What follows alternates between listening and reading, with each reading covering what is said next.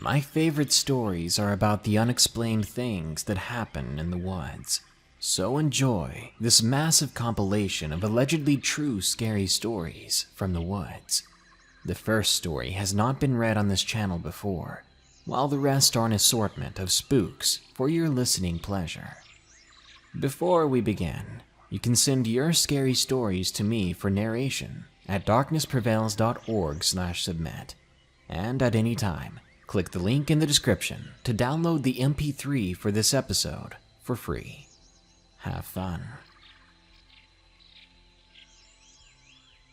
The Black Thing from the Forest by Brian Boru. When I lived in Chicago in the suburbs of Park Ridge in the mid to late 90s, I would often take a short drive to the neighboring suburb, Des Plaines, to a forest preserve area called Below Lake Woods, which is commonly known for its stocked trout fishing on the teardrop-shaped man-made lake, which is located between the 294 Expressway and Buse Highway and surrounded by very thick woods.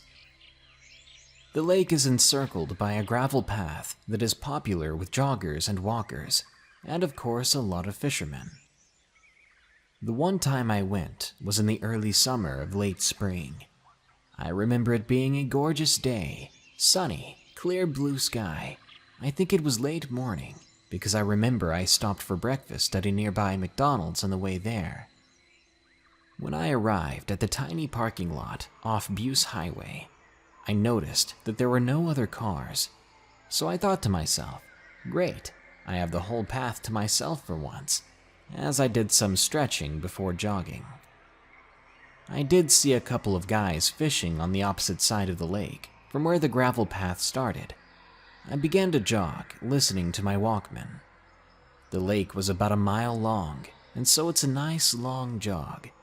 But when I was nearly to the far end of the lake, near the expressway side, I really had to use the bathroom, and the outhouse was back in the parking lot. So I found a dirt path instead that led into the woods along the path. I made sure I was far enough away so the cars and people from the expressway could not see me.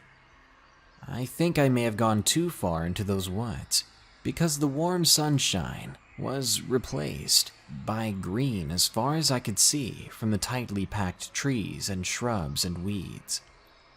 After a few seconds, as I looked for the right tree, a feeling of being watched from further down the dried mud trail in the woods, where the trail took a sharp turn to the right behind a couple of huge pine trees, came over me. I turned off my Walkman and took off my headphones, and yes, I lamely called out towards the distance, "Hello?" I finished up my business at the tree, and I began to walk back to the path. I scanned my surroundings right there, and that's when I noticed it. Down about 20 feet was a black shape. My first reaction was it was someone in a really dark hoodie, but as I looked again, it was all black and featureless, and about 7 feet tall. No joke, it looked like one of those old-fashioned white sheet ghosts, but solid black. It was so black, in fact, that it looked fake, like some sort of CGI in real life. It didn't move for a second.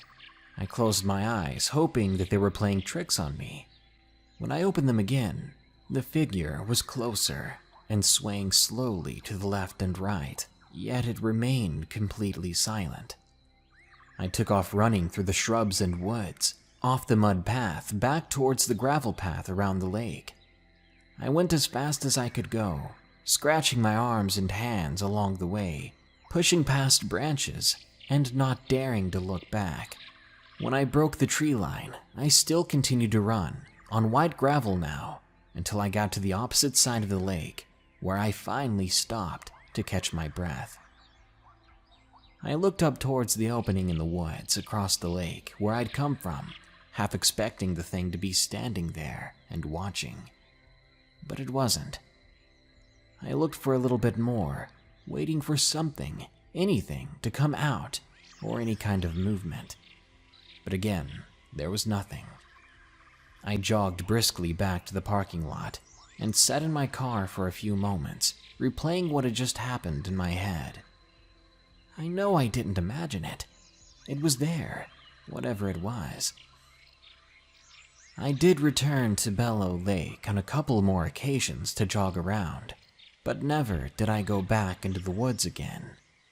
All these years later, I can still see that thing swaying back and forth, black as coal, silent on that forest path. And when I do think about it, it makes my palms sweat. I used to live in what was basically a cabin in the middle of the woods.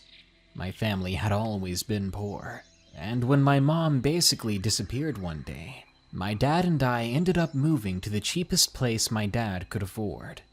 That was the old cabin. It was a backwoods single-bedroom home out in the boonies of Louisiana. We lived in Missouri before this, so moving to Louisiana was quite a big change for me. It was almost always so boggy or humid outside, and the bugs were relentless. I was miserable most of the time, but far be it for me to complain, as my father did absolutely everything he could for us. He worked full-time at some sort of metal production factory. I can't quite remember what it was exactly, but that's what my childhood memory is telling me. I do remember that when he'd get home, he'd head right back out, driving a limo for folks in the nearby town during his free time. It was a weird gig, but I had an aunt that lived in town, and somehow she had a spare limo. She said she had inherited it and never used it, so she was allowing my dad to drive it as long as he gave her 10% of the earnings, which sounds extremely fair to me. I always thought it was cool seeing my father drive that limo. Prom season was quite lucrative as well, and I remember my dad always took me out for ice cream and a movie during that time each year. It was a humble life, but it was a life that allowed me to get close to my father, a time that also allowed me to explore the nature around us. It was the nature part that scared me. I was terribly afraid of the dark. As I slept in a separate bed in my dad's room, it probably didn't help. Sleeping alone was something that I wasn't used to, especially being alone at night. I didn't like it one bit. What really creeped me out was the shed in the backyard. It resembled one of those typical outhouses from the Tom and Jerry cartoons. It stood just a few yards from the edge of the tree line, ominously, wood missing in places, and wasps usually overrunning it during the summer. Little did I know when we moved in that there was far more to that shed, but I would soon learn as the first winter at the cabin approached. Now, winter in Louisiana can be really cold at times, or even warm some years, but seemingly never in between from what I experienced. That year was a cold one, though. Around that time, Dad had begun construction on the side of the cabin, putting down rebar, then concrete, and in no time, my dad was putting the finishing touches on what was to be my room. Honestly, though, I wasn't excited. I should have been, but the thought of being left alone, especially on the opposite side of the cabin from my father, it didn't sit well with me. Yet, whenever my dad asked about me looking forward to my room, or how I was going to decorate it, I would always be sure to reply with a smile and a "thank you, Daddy." When my room was finished, I toughed it out and readily settled into my new room, moving my bed and blankets and pillows from Dad's room. The walls were bare and it was cold, but the room was much newer and nicer than the rest of the cabin. I was grateful. It was on that first night when I slept in my room. I was finally about to fall asleep when I heard something that woke me up into a cold sweat. The sound reminded me of our old dog that had passed away, the way he'd claw on the back door to get us to open it, except this sound was much heavier. There was far more weight behind it. I listened closely, my mouth opening further by the moment. Soon I realized it was coming from outside. My father had placed a window in my room on the north side, and I had made sure to sleep at an angle on a wall where I couldn't see outside that window.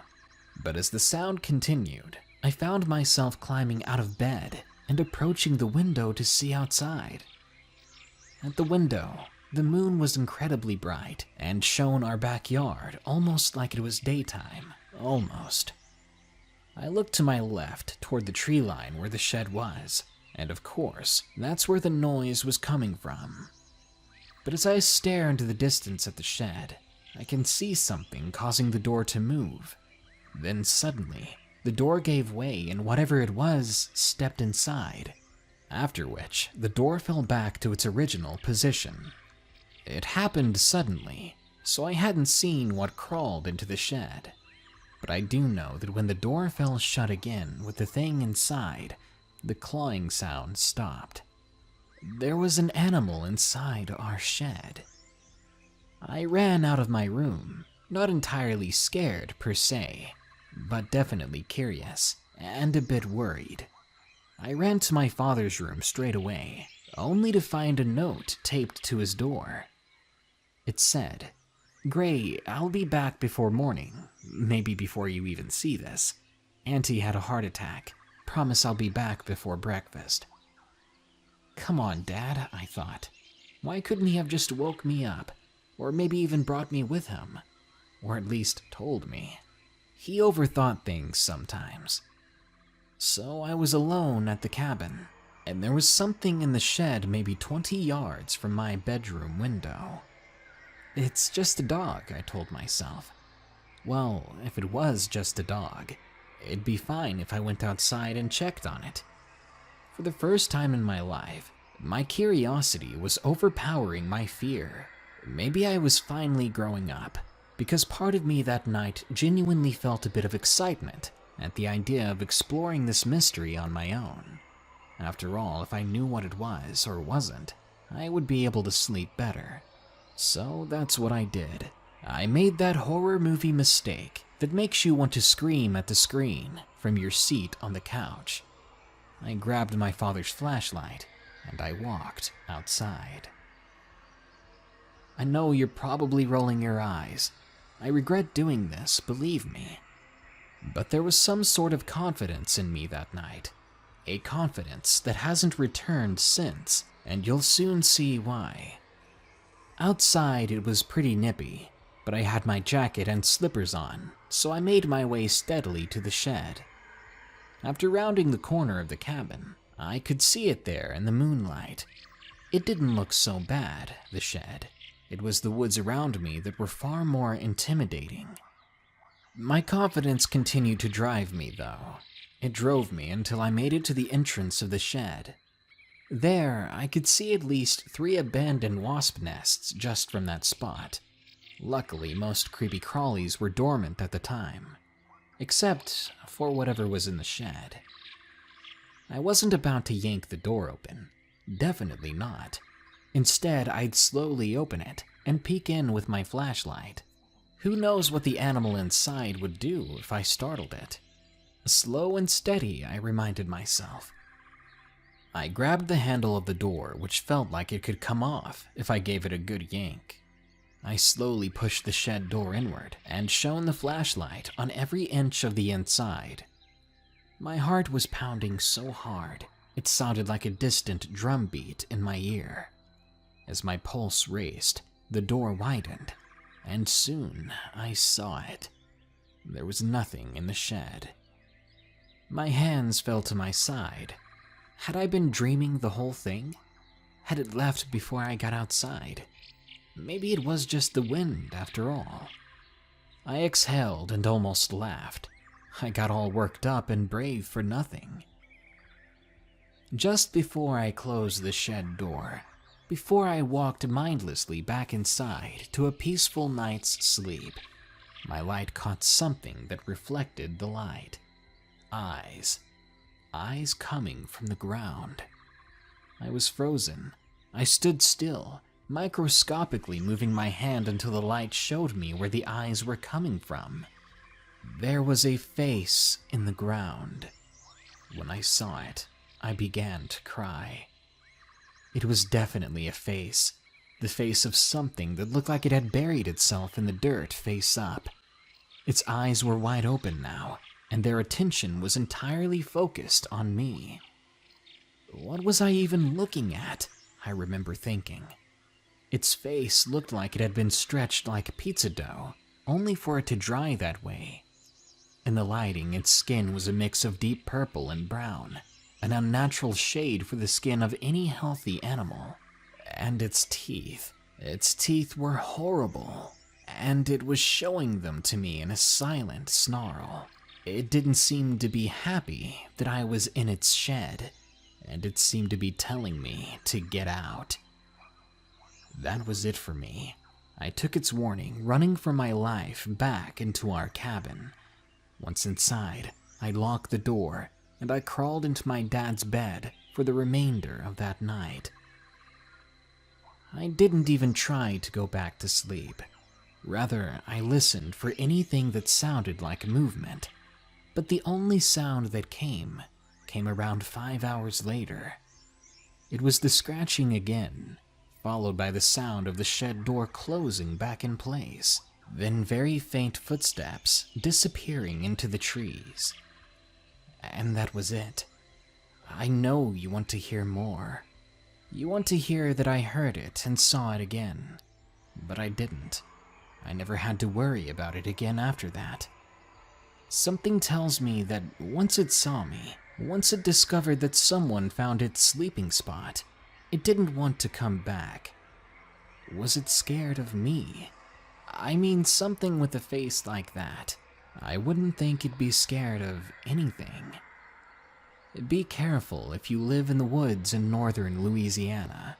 Something is looking for a place to sleep. Stairs.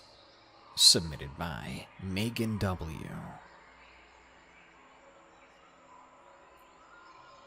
I have an uncle that used to work as a forest ranger in Michigan.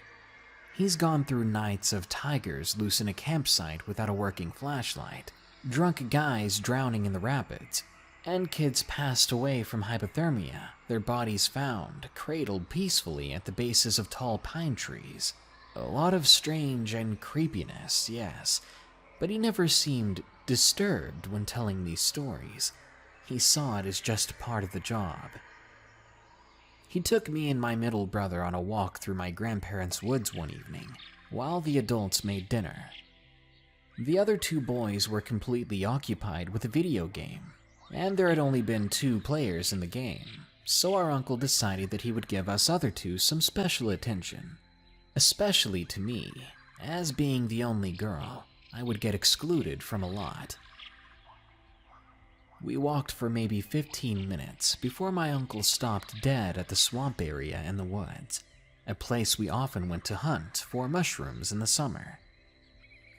But right in the middle of this soggy part of the forest, we saw something extremely odd and even more out of place. Particularly, we hadn't seen it there before. You're not going to believe me when I say this, but there was a staircase in the middle of the swamp. It was as if someone had built a house there, and everything but the stairs had been swallowed up by the swamp. At the top of the stairs was a very small landing where a welcome mat or carpet sat, completely clean and untouched from what we could tell. I felt my face twist with confusion and bewilderment, and I looked up at my uncle. But the look on his face struck me like a cold ice pick. My uncle was terrified, shaking like it was the middle of winter. His eyes darted around the tree line, like he was looking for something. Then he grabbed our hands and began to walk twice as fast. I've always been very short and unable to keep up, so I found myself being carried all the way back to the house. When we arrived, we stopped only when we were in direct sight of the house, and he told us not to say anything about it to anyone, especially the boys, and to not go out of sight of the house without him with us.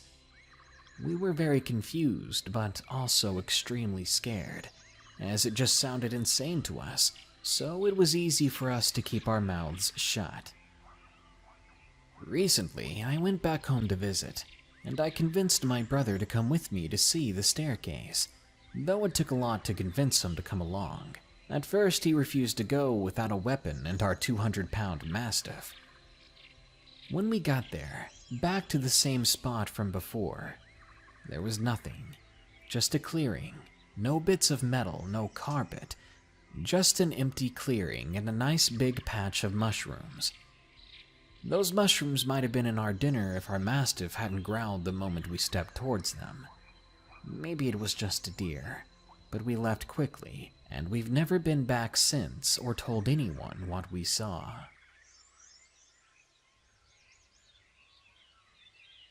Something put him up there. Submitted by The Devil's Bartender. I'll begin by saying my father runs a bar and grill in a small town in the northeastern US. Our town isn't very big, but most of our revenue comes from tourism, since we aren't far from a state park.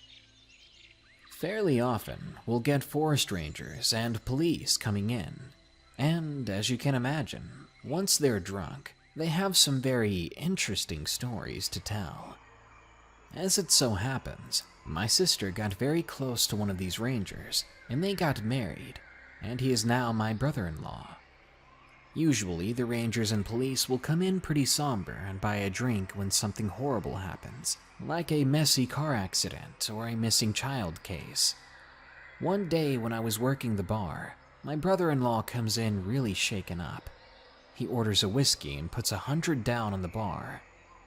Of course, I ask him if he's okay, and he gives me this look like he just saw someone pass away right in front of his eyes. Then he just asks for the whole bottle.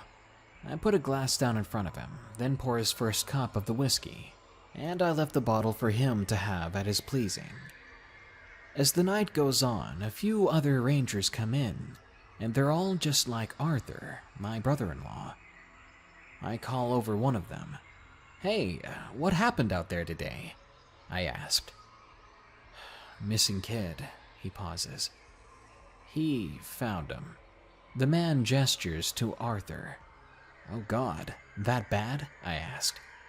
"Worse," he says, then goes to sit down with the others. I look down the bar to Arthur, who at this point has nearly cleaned out the second bottle. "Arthur, I'm going to drive you home when you're done, okay?" I tell him. He simply nods when usually he'd fight me on this. "Arthur, man, what's wrong?" I ask him. How did he get up there?" Arthur mumbles so low I could barely hear him. "What do you mean?" I ask, to no avail as he suddenly locks up. This really freaked me out, because as a bartender, drunks often want to talk you up the whole night. Even Arthur has done this from time to time. Later on, I end my shift early, handing the bar off to a coworker, and I begin to take Arthur home. In the car, he begins to open up. At first, he talks so fast that between the slurs and the pace, I have a hard time keeping up with him. But to my memory, this is very close to what he said. "I got the call. I got called and I went. The boy was gone and his mom had no idea where he was. Then I went out to find him because we couldn't leave him, but why was he there? How was he there? He couldn't be there, but he was. He was, but how? He was all bloodied and so high. Half of him was gone. I don't know where it is, but it's not there with him." At this point, he was crying, and I made the mistake I wish I hadn't. "Where was he, Arthur?" Up there," he said, looking up as if the kid was on the roof of my car. "In the tree, 50 feet up, I found him because the blood had fallen on me." Arthur locked up again, and this time I was actually glad he did. He kept staring at his hands like there was something there. When we got to his home, I was trying to find the keys to get him inside, when he grabbed me very suddenly and made me yelp. He looked me in the eye, his face serious, and I thought for a second he had somehow completely sobered up. "Something put him there," he said, staring into my eyes. What put him there?" I asked. I don't know. I don't want to know, Arthur said. My sister opened the door, having heard us outside, and she helped me get him in and lay him down. She asked me what was wrong with him, and I told her that she didn't want to know, to just believe me that he had a very, very bad day. That night, I lay awake thinking about what Arthur had said. To this day, he doesn't talk about it, and that's fine by me, but sometimes I wonder what could put that kid 50 feet up into a tree. But just like Arthur, there's a part of me that desperately doesn't want to know.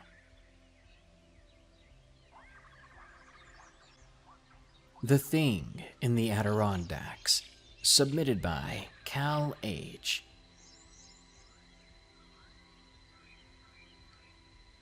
For the sake of the story, you can call me Cal. I worked as a police officer for the Atlantic City PD of New Jersey for 18 years. When I retired, I pulled some strings from my many years of service on the force and from cooperating with New York police officials to get a job with the Adirondack Park Rangers. I'd always loved the great outdoors, something I missed while working in Casino Central at Atlantic City. And what could be more outside the loop than 6.1 million acres of woods, rivers, lakes, and mountains? I was looking forward to it. A quiet bachelor's retirement, preserving the forest and looking after the nature I loved.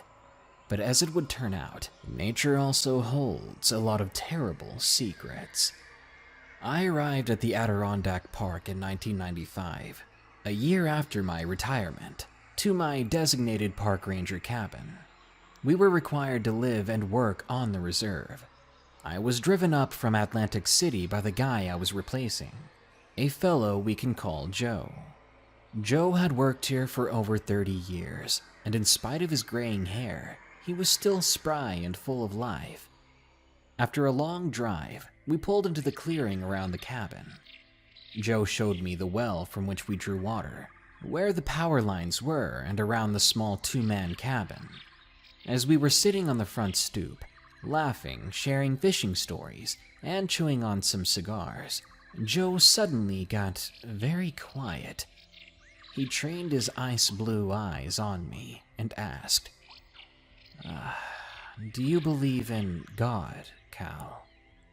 My family is Italian and Irish. We're about as Catholic as you could get. My answer was an instant yes. Joe grimaced, grinding the stogie on the wooden railing of the porch. "I don't know about God myself," Joe said, staring at the old growth rows of oak that ringed the clearing. "The devil I'm more sure of, because I've seen him. He lives in those woods." I thought Joe was being overdramatic, and I chuckled. But he gave me a look, a cold, dark, and foreboding look, and my laughter extinguished. "You'll see what I mean soon enough," he said, disposing of his cigar in the garbage inside the cabin. As he came back out with his fedora, he paused and looked at me. "I love these woods, but there are dark things out there you couldn't even begin to imagine." For the first month after Joe left, I could almost convince myself his terrifying words were nothing more than park ranger hazing. He was initiating me to the camp by scaring me. Yeah, that was it. I quickly fell into the rhythm of ranger life, patrolling the woods and clearing paths, participating in biomass surveys with people from Albany. It wasn't all sunshine, though. Poachers were rife, and the anti-government militias training illegally in the park aren't friendly at the best of times. But after 18 years on the beat, those punks didn't scare me. What did scare me, to the point of quitting this job, happened late one night. Part of my old life on the beat was being a night owl, and being a park ranger was no exception. It was late one August, and almost 10 p.m., when the ranger station called in. They said a family had been separated from their little girl, and they needed all hands on deck to mount a search. I was instantly awake, putting down my dog-eared W.E.B. Griffin book, and hauling on my park ranger uniform and donning my cap. I met up with my boss, Captain O'Rourke, and he assigned me to follow a tributary of Grindstone Creek, near where the family had last seen their daughter. I led a bunch of civilian volunteers down the creek, armed with flashlights and intermittent firearms. There had been black bear activity in the area, so packing heat made sense. As we fanned out along the creek, I gradually separated from the others, scanning the forest until my flashlight caught something pink, totally at odds with the summer ground cover. I yelled out that I'd found something, but then my flashlight panned up, and I wish to this day that I'd never done that. I'd found the girl, but she was in pieces, scattered across the clearing. What my flashlight had caught was her arm, no longer attached, with the stub of a pink t-shirt still there. I had seen horrible gangland violence, but nothing ever topped the brutality of this scene. I gagged, and that was when I heard it. It was a strange cooing, hooting sound. Something about the sound turned the blood in my veins to ice as I panned my light in the direction of it, and it felt like my soul died in my chest. Standing there, easily 7 feet tall, was this thing. That's the only way I can describe it. It was tall but heavily emaciated, about as wide as a lamp pole. I could see its ribs protruding out of its rotting gray flesh. Its feet were hooved, but it had hands like a man, albeit with long, disgusting black talons in place of fingers. Its head, that was what still gives me nightmares. Instead of a normal head, it appeared more as a buck's skull with a massive rack of 8 or so points. Its mouth was full of dagger-like teeth, which curved up and outwards the closer to the front of the mouth they got.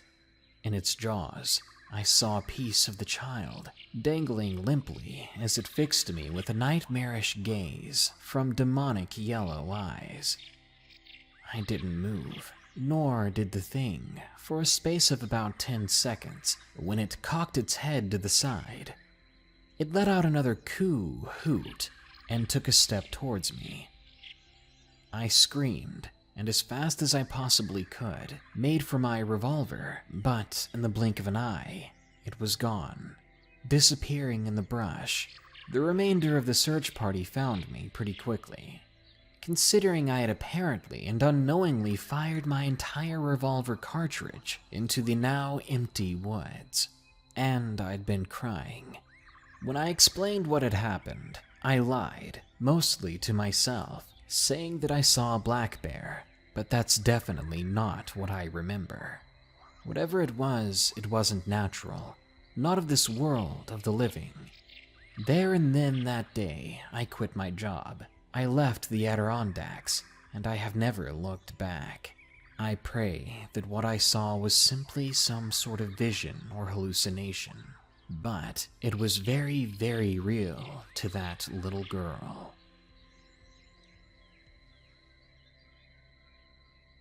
Haunted Forest, submitted by Matthew 2829. I lived in the Philippines. It's a beautiful country, but in my case I lived in the northern part of the Philippines, known as the Mountain Province, and though it was quite serene out there, as a child, I always felt like something was wrong in the forests near my house. The year was 1979, and there weren't many houses in our rural town. Only my relatives lived there, really, during the time. Back then, I was 9 years old, and I loved playing around with my cousin Brandon, who was 19, and worked part-time as a voluntary forest ranger.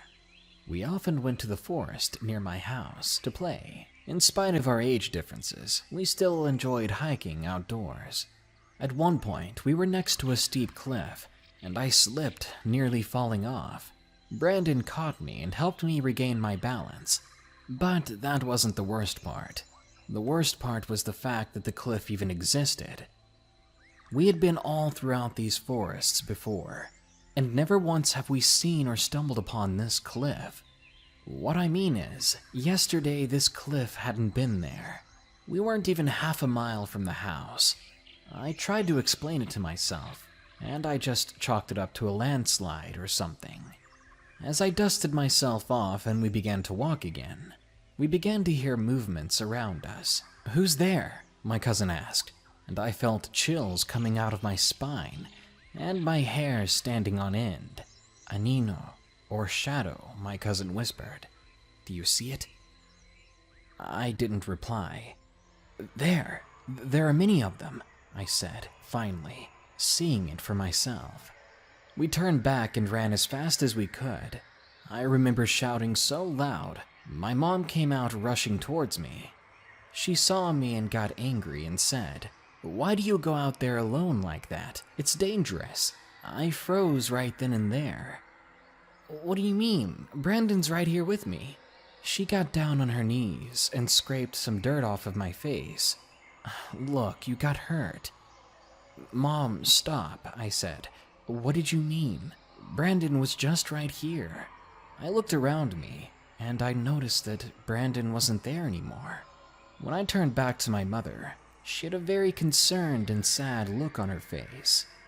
With hesitation in her voice, she had to remind me, "Honey, remember, Brandon passed away just yesterday." I was in complete shock. Turns out, way back then, I did that quite a lot. Because when Brandon was gone, it hurt me bad. It took me years to get over it. But that day I remember vividly seeing him, seeing the shadows, nearly falling down a cliff.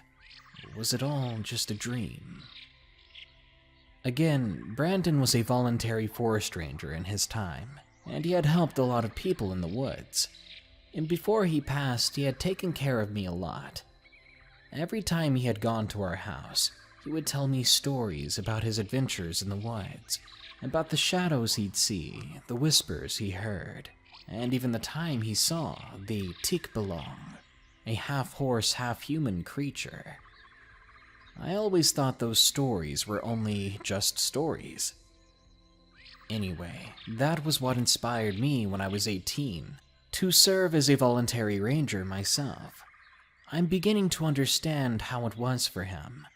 The nighttime whispering you could hear all around the woods. The strange movements you'd see out of the corner of your eyes. We used to have to work with partners. My partner, Andy, heard them too, the whispering. He was also very afraid to go out after dark and would try to get out of his duties at nighttime as much as possible. On one occasion when Andy and I talked about our girlfriends, just hanging out at the ranger station on a quiet night, we suddenly heard a terrible scream. Now, we would have gotten up and ran to the rescue as fast as possible. The thing is, it didn't sound like a man or a woman. It sounded like something else.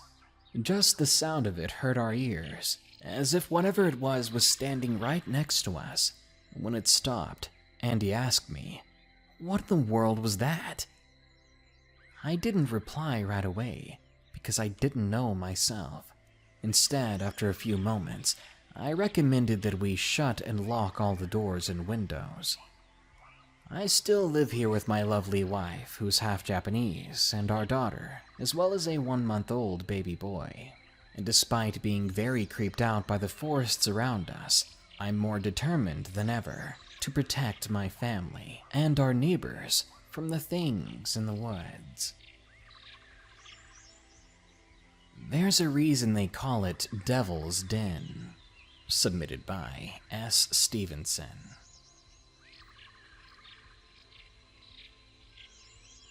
In the early 2000s, when I had just graduated high school, I was looking for any and every way to get into the Forest Service.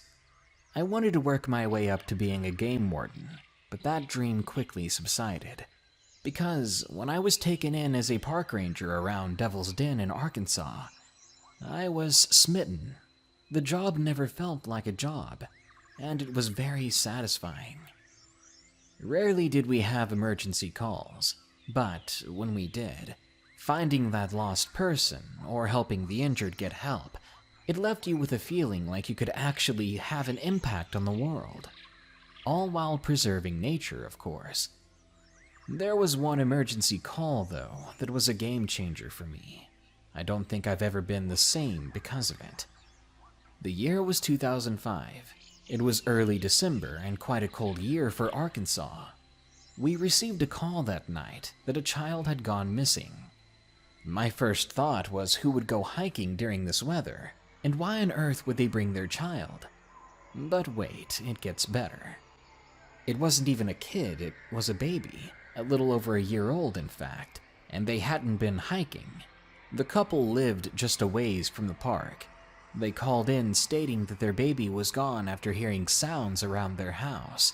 The window to the baby's room had been opened, and they heard footsteps heading in the direction of the park. Red flags were going up everywhere while I listened in on the details of the situation. Nonetheless, I grabbed my gear, and I set off to search my side of these forests and hills. 3 long, drawn-out hours later, and I was exhausted. I hadn't rested, drank much water, or eaten since I was back at the headquarters. The excitement and rush of quickly going to the rescue was fading, and I was ready to just sit down for a few moments. But that's when I heard the crying. Immediately, I ran toward it, straight uphill. The trees began to thin, and soon the tree line broke completely as I stumbled upon a clearing with a large flat-top rock in it. It was just one of many random boulders in the forests.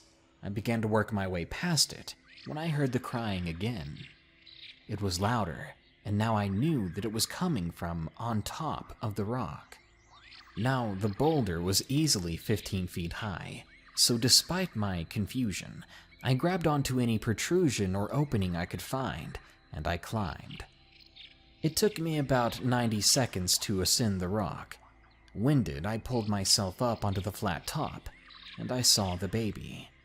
He was wrapped and swaddled in light blue, crying.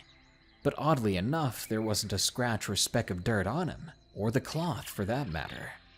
How in the world did he get up here in such a state?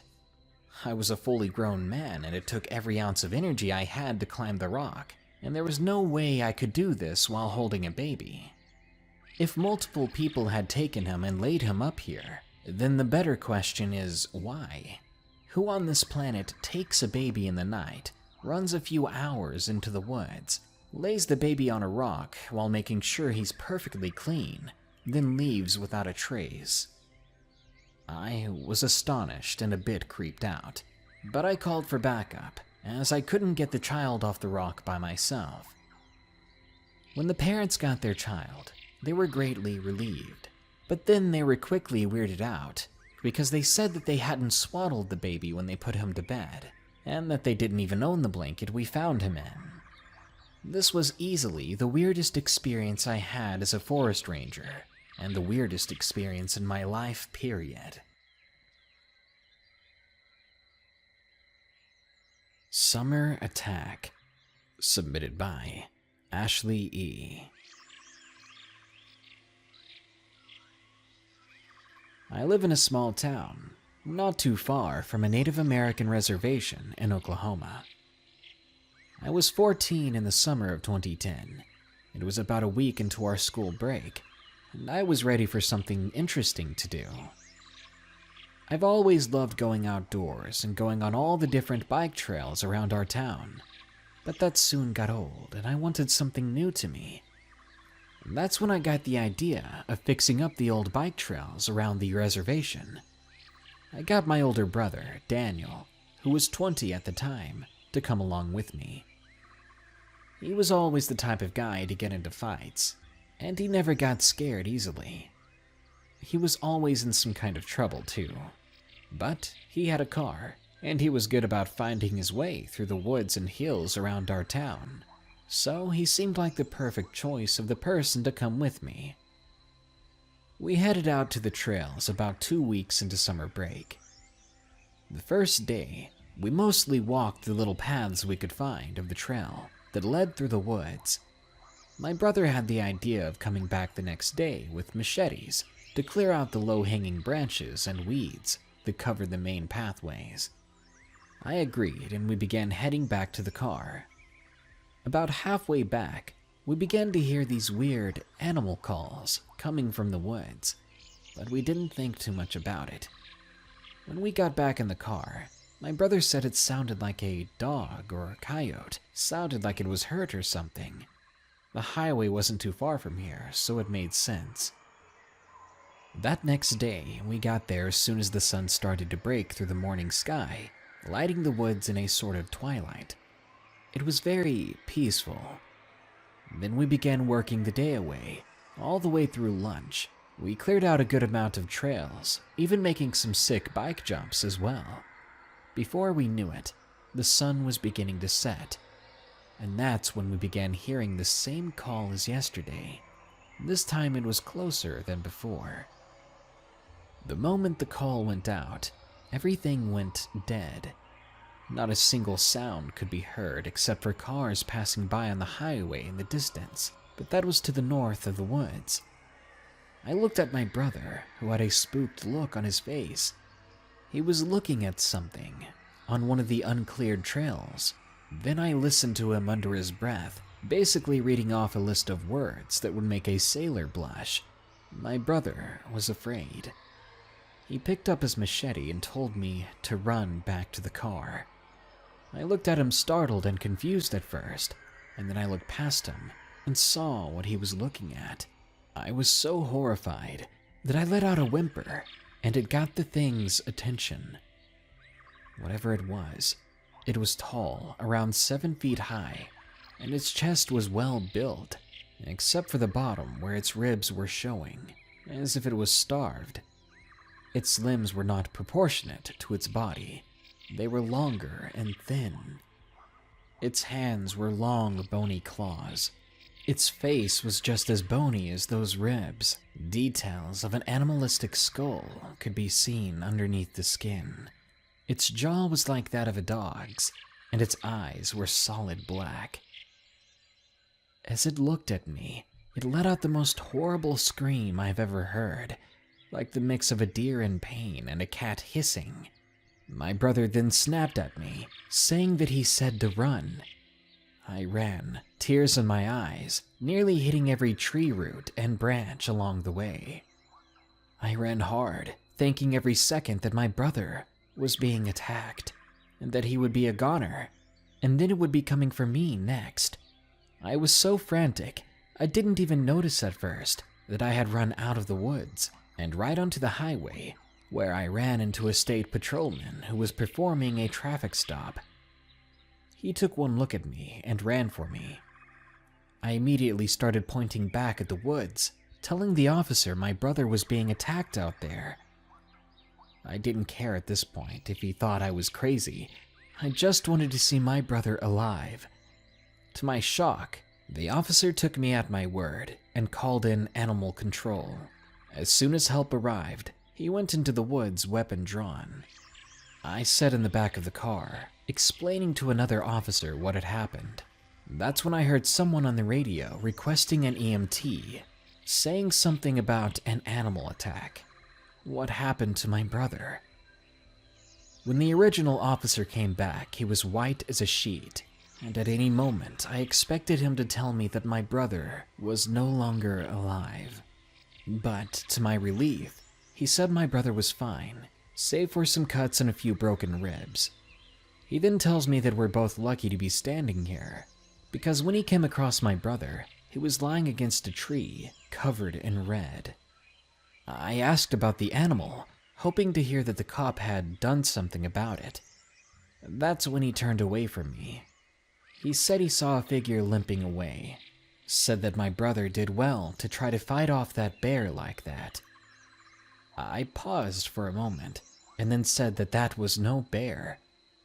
He looked at me and said you were just scared. So scared, in fact, that you didn't see it for what it really was. I tried to change his mind, but he got close to me and whispered, "Look, My grandma used to tell me stories about those things.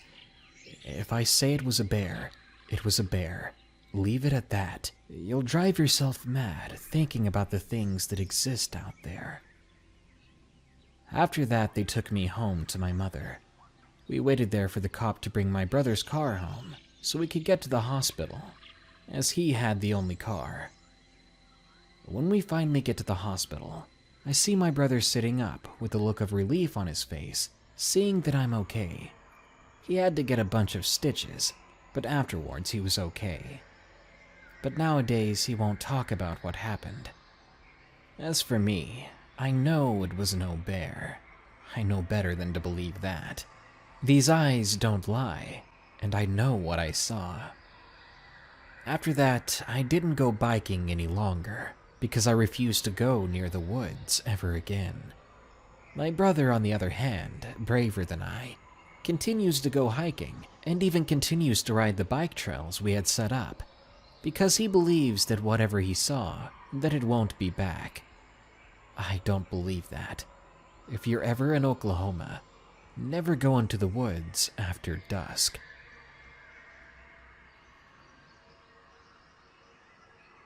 Night Bike Ride, submitted by Kiefer. Growing up, I always wanted to go on a bike ride at night. Something about the idea of it just seemed so cool and exhilarating to me. It wasn't until I was 13 that my mom finally thought I was old enough to do something like that. She told me to be sure to wear a helmet and to take a flashlight and my phone with me. After that, she told me how far I could go, which was around 4 miles from the house. But to me, that was a massive distance. And as you could have guessed, as soon as the sun went down, I was out there. I loved it. There were no people out, no one walking their dogs, no other kids running around and screaming, and the temperature was perfect. I was having such a good time that I completely ignored the limits my mom set. You see, where I was biking, there were all these walking paths. It was one of those grassy areas between two neighborhoods. There's this long path that went about 600 feet at a 25-degree angle. I was flying down a hill, having an absolute blast. It was like I was riding a roller coaster. I darted right through my limits. But though I wasn't thinking about it back then, I know now that my mom set these limits for a reason. Everything on the inside was close to people's houses. The outside of this perimeter, though, was more barren. I rode along this path for 10 minutes before I could only see some of the lights of the houses inside the limits. After about 15 minutes of riding along the dirt path, I began to hear something strange. Someone was singing. It sounded about 30 to 40 feet in front of me. I stopped where I was, and I began to listen. It was a woman's voice. She was singing Eleanor Rigby by the Beatles. But she wasn't singing the words, just the melody of the vocals, like an open-mouth hum. Her voice was strange. You know how you get phlegm in your throat, your voice gets scratchy. Well, that's how she sounded. I inched forward to try to see her. I got close enough to see the silhouette of hair bouncing up and down, like she was headbanging. I decided to get my flashlight out. I'm thinking maybe this person is in need of help or something. Or maybe she's just not right in the head. And if I point my flashlight at her, she will be scared away and I can keep going. So I take out my flashlight and I point it at her and I turn it on. The moment the light hit her, she stopped moving completely. She was facing away from me and I could see her now. Her hair was disgusting. Patches of it were sticking together in places. Some of her hair was ripped out as well. She was wearing a bright red hoodie that was 2 times as big as she needed it to be. I was so startled, I was too scared to move, and I think she was too. I conjured up as much bravery as I could, and I said to her, "I'm sorry," in a very oops, this is wrong kind of thing. She didn't respond, and she still didn't move. I then clicked off the flashlight, and I put it back in my pocket. Just as I began to turn my bike around, she screams, an awful high-pitched screech. It was so horrifying that it sent chills through my whole body, and my heart seemed to stop in that very moment. I got back on my bike. As I did, I heard her voice getting closer to me, but I booked it as fast as I could. I didn't look behind me, and I definitely didn't stop pedaling.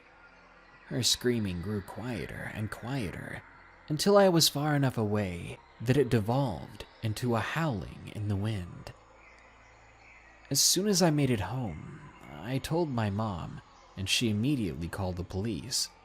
She also wasn't very happy that I had disobeyed her. The cops checked the area, but they didn't find anyone matching her description, which was odd because she stuck out like a sore thumb. I'm 16 now, and even to this day I get creeped out just thinking about that night. Even though it might seem cool to test your limits and all, you never know who or what is lurking out there waiting for you. Usually, when your parents tell you you can't go somewhere, it's probably for your own good. The Thing in the Woods, submitted by Connor H.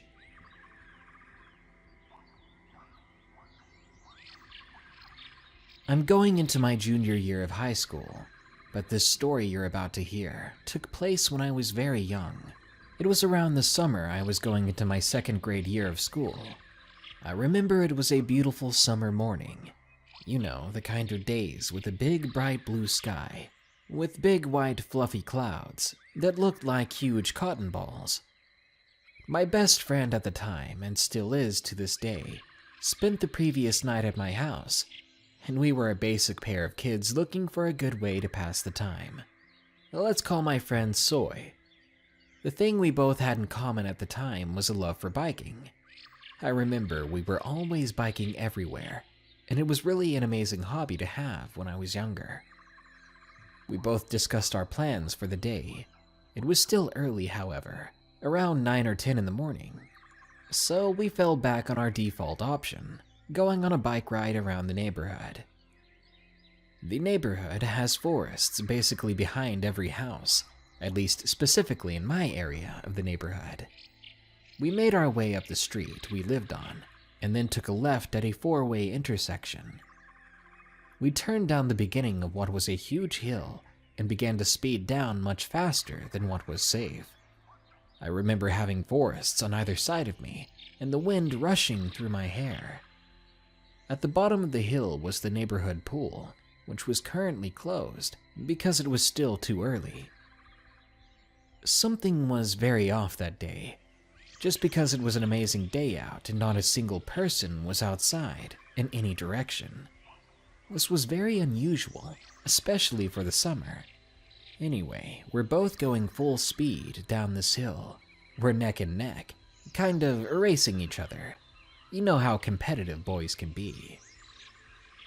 At the bottom is the pool's parking lot, surrounded by a dense forest, home to deer and beavers, which we would see occasionally. We are about to pull in the parking lot when Soy passes me and beats me into the lot. This parking lot has 2 exits leading onto the same road. What we usually do is pull into one and loop around, and go out the other one. That way we don't have to stop and then turn around. As we are doing this loop, I watch Soy turn his head casually in the direction of the forest, and then jump, as if he had just seen a jump scare from a horror movie. "What is that?" he said, and then continued to pedal full speed out of the parking lot, faster than I thought he could. For some reason, I thought he was pulling a joke on me. I laugh and say, "Shut up." But still curious, I then glance to where he was previously looking, and I see something. It's in the overgrown grass in front of the forest. The grass is around 5 or 6 feet tall and extremely thick, but what I will say next, you probably won't believe. That's okay, I barely believe it myself, because around 4 feet up in the grass, sticking out of it, was the head and face of some kind of hairy creature. I hate to say I can't remember the details, but I remember it had an elongated nose like a dog. Its hair was a thick dark brown, and it had very, very long teeth coming from its mouth. But the thing that stuck with me the most was that it had 2 bright yellow eyes. I swear, freaking yellow. Needless to say, I went as fast as Soy did, back to my house, screaming, "What is that?" and nearly wetting myself. As we pulled up to my house, I saw my mother planting flowers. We both explained to her what happened, but then she replied with, "Sounds scary. You boys should investigate." She thought we were freaking joking, but I can't say I blame her, I guess. But still, being greeted with that, the two of us looked at each other, visualizing what might happen to us if we did go back and investigate that. The next day, though, I did drive by that lot, and I looked out into the grass to see if it was there again, but I saw nothing. To this day, we have no idea what we saw. Night Chaser, submitted by S. James N. I was 14, and I was with a group of friends the same age as me. We had been biking around town, playing Pokemon Go. It was about 6 p.m. when this started. While riding our bikes, I turned my head to the side, checking to make sure there were no cars behind us. That's when I noticed a blue sedan. There was a group of about 4 in the car, it appeared, but that's really all I noticed. I shouted for everyone to get to the side of the road so that we could let the car pass. I remember that car making a very distinctive sound. I think the muffler might have been broken or something, as it was very loud. Although I didn't think that much of it, throughout the night I kept seeing that car. Sometimes it would be sitting at the side of the road, or it would turn onto the road we were on. Once we got to the park, I mentioned this to a friend, being the paranoid person I was. They told me to calm down, and that it probably wasn't the same vehicle, so no biggie. Easy for them to say, I thought. The park we were at was right next to a school, so sometimes cars would drive in and out of the parking lot. About an hour had passed before I heard the distinctive sound of the same car coming into the parking lot. It had circled the lot and stopped in front of the playground, where we were. It stayed there for a few seconds, as if they were watching us, before driving away. This made me very nervous, but as they had left, I calmed down a bit. A few minutes later, they came back and parked their car in the parking lot in clear view of us. We had 2 girls in our group, and they got kind of nervous. I kind of got everyone together and told them that I had seen that car earlier today. We all just stopped what we were doing and looked at the car. It suddenly started up, and they revved up its engine. It was already dark out, so the only light was from the parking lot. The men from the car started shouting things to us, but we couldn't understand what they were saying. The doors to the car opened. We watched 4 men step out, covering their faces with bandanas. I started panicking, and I yelled, telling everyone to get on their bikes. We all ran towards our bikes and left through a path at the back of the playground that led to the road. The 2 girls didn't have bikes, so me and one of the other guys stayed with them, riding slowly. Suddenly, we heard the car again. It kept getting louder and closer. Eventually, it slowly drove past us. One of the men was looking, staring at us, and waved. But it was in a creepy way, not at all friendly. And they made sure we saw them looking up and down at the underage girls that were with us. They just drove past us without another problem, and for a moment I was relieved. until I saw the other group of ours turn down a road and the car followed them. Next thing we knew, we heard one of them screaming. I knew exactly who it was. I bolted down the road and turned to see my friend lying on the ground, and the car was out of sight. When I asked him what happened, he said that they had told him to run for his life. Then they hit him, and they told him to never step foot in the park again, or he wouldn't survive being hit again. Many people don't understand how gangs have risen in this country. How many towns like ours are basically terrorized by gangs like this. We're just kids wanting to play at a playground, but now we can't do that without fear of being run down on our bikes. My weird experience in Russia, submitted by Lulu. Before I tell you this experience, I'll give you some information about myself. I am 18 years old, and I have grandparents that live in Russia. I was very excited to go to Russia for some reason.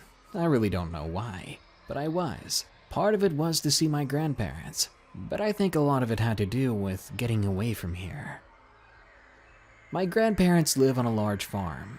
I'd only seen them once before, and that was 2 years ago when they visited for Thanksgiving. When I met them, they seemed a bit deranged and weird, but I loved it. I didn't pay too much attention to it at first. Let's fast forward to when the plane landed. I got off and headed to the exit of the airport, and I met my grandparents at the entrance. They did the usual grandparent thing, saying, "Hey kiddo," along with cheek kisses and hugs. Then we walked over to the car. The drive was about 30 minutes to their house, so I was playing on my phone until we arrived. We pulled into their long gravel driveway, and I saw some cows grazing in the fields, a few sheep, cows, and pigs, and other animals. My grandparents and I didn't really talk much that day. Mainly, I settled in and chilled out in the guest bedroom. Around 9 o'clock that night, I began to hear something scraping at the door. I got up and creaked open the door. I audibly gasped when I saw my fully unclothed grandmother sitting in the middle of the floor. The house was one floor and my bedroom was down a long hallway. There my grandma was, just sitting there, not moving. Her back was facing my door, so she couldn't see me. I was so creeped out that I shut and locked the door, then ran and hid under my covers, already regretting coming here. I couldn't get the vision of my grandma on the floor out of my mind. I had noticed earlier that day how long she let her nails grow, and I thought that was gross at the time, but now, seeing them silhouetted in the darkness, they horrified me. Suddenly, I heard the door creak open. I thought I had locked it. Instead of walking, I heard someone scraping across the floor inside. The sound was a sort of shuffling. Slowly, I peeked out of my blanket. I could see her, my grandmother, crawling around the floor on all fours. She was chanting something, walking slowly, toenails and fingernails clacking on the wood. Then she'd stop and growl occasionally. After a few minutes of this, she crawled out of the room, stood up, turned around, and closed my door. For a couple of hours, it was silent, and that was long enough for me to somehow fall asleep. The next morning, I completely avoided my grandparents. Instead, I went straight outside. I needed some fresh air. I decided to take a walk through the woods. There was a path behind the house that led into the woods, and I figured it would help me get my mind off of things. Several minutes into the walk, I began to see these red patches of fluid on the ground. They were in splotches here and there, and as I went along the path, they got more thick and frequent. They were attracting flies, and soon I heard a familiar growl that stopped me in my tracks. I ran for a nearby tree and hid behind it, trying not to breathe too heavily, but it was no use. As I grew quiet, I began to make out other sounds, a squishing noise as if someone was playing in thick mud, as well as an occasional huff and gasp. Slowly, I peered around the tree in the direction of the noise. Only a few meters further up on the path, there was my grandmother. She was crouched down on the ground, her hands and feet covered in red, and lying on the ground in front of her was what used to be one of the cows. I nearly threw up. I held it in and ran back inside to get my grandpa. When he found her, he nearly threw up as well. He grabbed her by the wrists and basically dragged her back inside. He locked her in their room, then called the hospital. When Grandpa got back from the hospital, he looked like a nervous wreck. He was crying and rubbing his eyes and head. Apparently, they had been dealing with the onset of Alzheimer's for my grandma. But as soon as we arrived, something just snapped and things escalated heavily. She didn't just forget some things, she was acting like a deranged animal. Currently, my grandma is staying in a mental hospital, and from what the doctors say, I don't think she's going to get any better. But even still, I can't help but think about what could have happened. What if it was me on the ground in the woods in front of my grandma, and not the remaining pieces of that cow? Mississippi Wampus Cat, submitted by JT. This story comes out of northern Mississippi, where the Tennessee and Mississippi line meets. I'm 14, and I've been hunting all my life, but this experience has put me well over the edge. It was last December, around the end of the month. The day started out with waking up around 6 in the morning. I wanted to get out there to the deer stand as early as possible to have a good start. I packed up my Browning 243 lever action, and I headed out on my ATV. When I entered the pine thicket, which leads into the woods, something felt off. I had this feeling where something bad was about to happen, but I ignored it, which no one should ever do. When I got to the stand, the feeling I had earlier had only gotten stronger. About an hour in, there were no deer to be found. 30 minutes passed, and I heard something coming towards the stand. I waited for it to come out of the brush, so I could see it clearly. When I did, without a doubt what I saw was no deer. What I saw was not normal. It was about the size of a cheetah. It looked to be a cross between a badger, a wildcat, and something that sort of resembled a lobo wolf. It must have been attracted to the call I used for deer. What came to mind was the Wampus Cat. I've heard stories from my granddad about the Wampus Cat, and I'm pretty sure that's what I was looking at. The beast walked toward the stand, and I was freaking petrified. I couldn't move. Even if I tried, I was frozen. Something was telling me to fire at it. Now I'm young, but I'm not stupid. There was no way I was going to risk not taking that thing down with the lack of firepower I had. I'm pretty positive that it hadn't seen me yet. About 15 minutes later into looking at this thing, still frozen, it must have lost interest in the call that it had heard. In an instant, the creature turned tail and ran back into the woods. I kept waiting though. Another 15 minutes passed and I made sure the creature was absolutely gone. Then I gathered up my courage and I slowly climbed out of the stand, then booked it back to my ATV. When it started, I turned around and at the corner of my eye, I could see its black velvet fur in the distance. Without hesitation, I booked it out of those woods full throttle until I saw my grandparents' house. When I ran inside, my grandpa immediately asked me, "Are you okay, JT? You seem spooked." "Yes, sir, I'm fine," I replied. I unloaded my gear and ran up into my room, and I just cried. My grandpa came to check on me and again asked if I was all right. I finally broke down and told him my experience, and he believed me. I haven't gone back in those woods since. Hunting. Submitted by Ronald.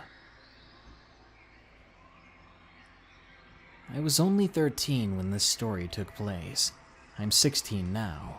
This happened when me and my Uncle Frank thought we would do a late-night raccoon hunt. We loaded the dogs into the truck, as well as the 22s. We took a nice drive from his house to a disclosed hunting spot. We unloaded the dogs and watched them run into the forest to find the raccoons. Me and Frank loaded our 22s. We turned on our flashlights and headbands, then we walked into the forest and already felt a creepy vibe. At least I did. We began walking in the direction where we last saw the dogs running. I think we walked for at least an hour when we began to hear the dogs barking at something. We started walking in that direction. We were maybe 100 feet away from the dogs now and could barely see them with our flashlights. My uncle looked at me and said, "Turn the lights off." I replied, "Are you crazy? It's too dark out here." He told me to just do it, so I listened. As soon as I turned my light out, I felt that same creepy vibe that I felt when we walked into the forest. I was trying to walk behind my uncle because I couldn't barely see where I was going. I kept feeling like someone was watching me, and I was a little creeped out. I decided to stop and see if I could see who was possibly following us, but I could see no one. I whispered to my uncle, "Can I at least turn on one light?" I waited at least a minute to ask again, because he never answered. So I started to ask, "Do you even know where we're going?" Then we heard a noise coming from behind us, and in front of us, all around us. I just stood there and stopped. I tried to do something, but no matter where I tried to go, the sounds were coming from that direction. Something was cutting me off. As soon as I felt there was no hope, my uncle came running at me saying, "Ron, what's going on?"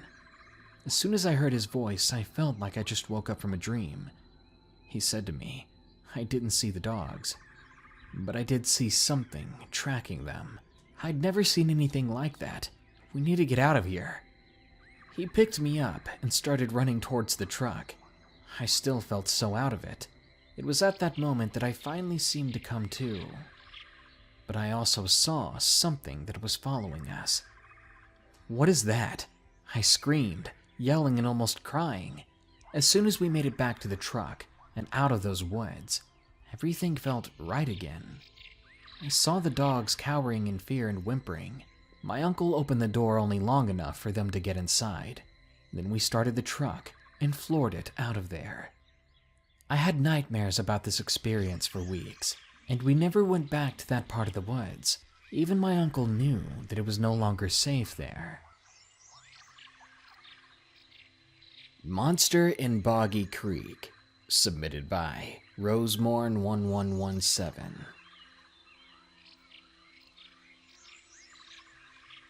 I'm from a small town in southwest Arkansas called Fuke, a place that's famous for the Boggy Creek Monster.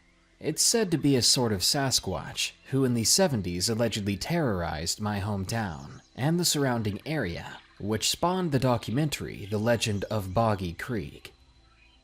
I've sadly never seen this large ape-like wonder, but have seen first-hand evidence of it, and far worse monsters out in the swamps and hills, the land my family and I have hunted our entire lives. When you're out in the woods as often as I am, you're bound to see some very scary things.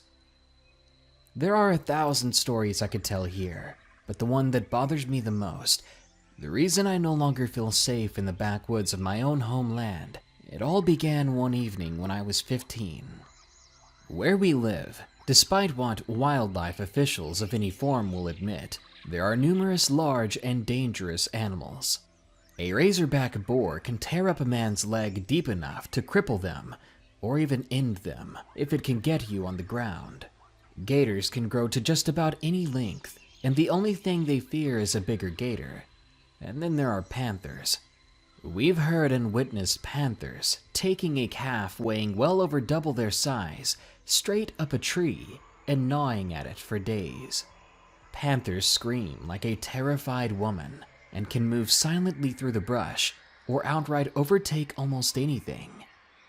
Quite frankly, They unnerve me, but what I found on my own deer lease close to a decade ago has shaken me ever since.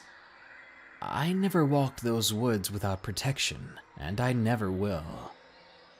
Now, I'm a big guy, maybe 200 pounds or more, and an easy 6'2". While hunting, I always carried a Winchester 7mm, a Taurus Judge, and kukri for brush or emergencies. Nothing, I believed, could stand back up from a straight round from my Winchester. But whatever the heck this thing was, it didn't even notice it. Anyway, I followed what I thought to be a hog trail up a hill near a distant stand we used during the second day of deer season. I'd never seen such an easy game trail in my life, and to be honest, I was relieved, as I only had about an hour of daylight left. And then I saw the splotches of red. Not much, but enough to know something was hurt. I could physically see the signs of the poor thing being goaded along with bits of tissue and sizable amounts of that red coating the ground every few feet. I hit the crest of a hill, and at the bottom I found what thought was going to be it. But there was a leg, mangled and red, lying there alone. From the amount of viscera around this area, I deduced that it was over right here, that it had been put out of its misery. Worse still, the mess was so fresh that there was still steam coming off of it. The hog's tracks showed less than 2 hours, and it had to be more than 100 pounds. I fired the Winchester in the air twice to signal for help, and then I began to search the area. Whatever did this, the poor hog had no chance of putting up a fight. The thing that had taken it didn't leave a single track of its own. I soon found a small red trail leading off from the area and left something personal there to clue the others. By this point, I had half an hour of daylight, so I used my kukri to mark a tree every few feet as I walked. Within 10 minutes, I found the rest of the boar, and it wasn't alone. There were dozens of other remains, ranging from deer, pigs, cattle, dogs, and even a panther. The panther's head was missing from the rest of it, and the remains and pieces of the remains were strewn about as if tossed all over the place, like some sickening display. Remembering it as I am now, I make the joke that it was a garden, a crimson fetid garden, made in the deepest part of the woods, where no man would be foolish enough to wander. Suddenly, I heard a noise and snapped out of my horror-stricken state. I chambered around and caught a glimpse of it. It was thin, pale, grayish-white skin. Its eyes were black, and it had long claws that were still dripping with the hog's innards. It tucked behind a tree and appeared 10 feet closer without making a single sound. It was like it just materialized right there 20 feet in front of me. I didn't want to give it a chance to get close, so I fired and hit it in the chest. But either it went right through, or it didn't hit at all, because there was no hole, no recoil from the thing, just the flash of the muzzle. It was only 20 feet. I knew I had hit it, so I tried again, and still nothing happened, except for the smile that grew on its face. I kid you not, it grinned at me. Its hollow eyes stared at me with a big razor-toothed smile, with a mouth bigger than a man's, at least twice as large, and then it began to move. I can still see the thing in my nightmares even now, so when I say even its movements were unnatural, I mean it. It shuffled, I think is the word, forward with a strange posture. I could see now, its arms were almost double the length of a man's, though its legs were more canine-like. It moved almost awkwardly, while walking on its feet and knuckles. I dropped the Winchester, and I reached for my revolver, but the creature was within arm's reach before I could even blink. I fell over, and I could feel urine soak my pants.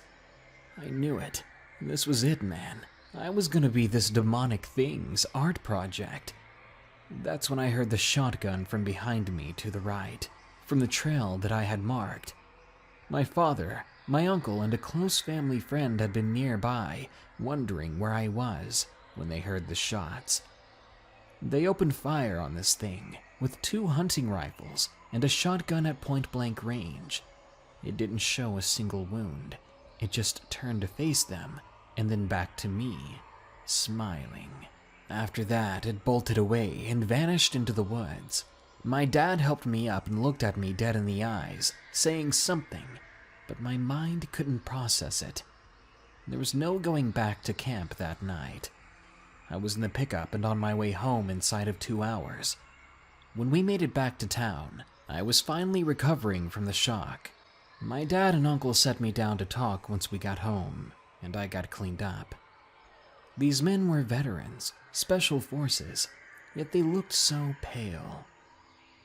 My dad gave me a cup of coffee and said that none of the rest of the people I know on this planet need to know what is out there. He knew the game warden, and they would take care of things. As for what I saw, he only had this to say. Your great-grandpa knew the Indians that lived in these parts, and they used to warn us of evil spirits. Your grandpa won't hunt anymore because of something he saw as a young man. I've seen men die firsthand, and yet something I saw when I was just a boy wakes me up at night. All of us have seen things we can't explain. You got lucky. I got lucky, and didn't lose my son tonight. So you take as long as you need to talk about it, all right? The next day, 30 armed men, including a preacher, scoured those woods as my dad picked up our gear and told them where he had last seen it. Officials bought and closed off the land without saying a word to anyone as to why. It all disappeared. After a few months of therapy, I was doing pretty well. I only wonder what could have happened to me. That and when I'll stop dreaming of whatever it was. A popular internet phenomenon dubbed the closest thing I've ever seen to its description was the rake, or even a wendigo. But none of that matters. Now that I'm a father myself, neither my boys nor I go out into the woods alone, because I personally know somewhere out there that thing is waiting, and I'm gonna make sure my son isn't its next victim.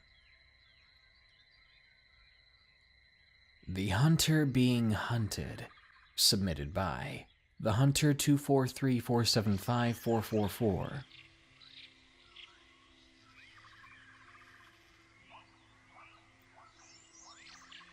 When I was 12, I got my hunting license for hunting deer, and I would go hunting with my brother as often as possible. Now, before this hunting season, a fire swept through the area, so everything was wide open and easy to see through.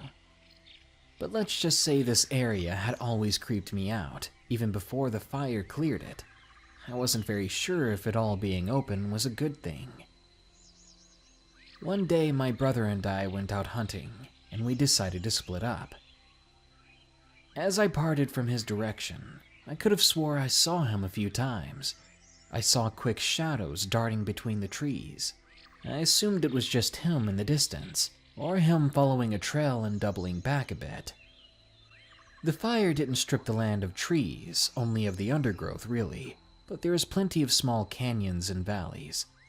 As I approached a nearby creek, I continued to see a shadow between the trees, and I assumed that my brother was trying to sneak up on me. I acted like I didn't see him, and I made my way up a small ridgetop. When I got up there, I suddenly heard my brother on the Motorola radio. He asked if I could hear him through it.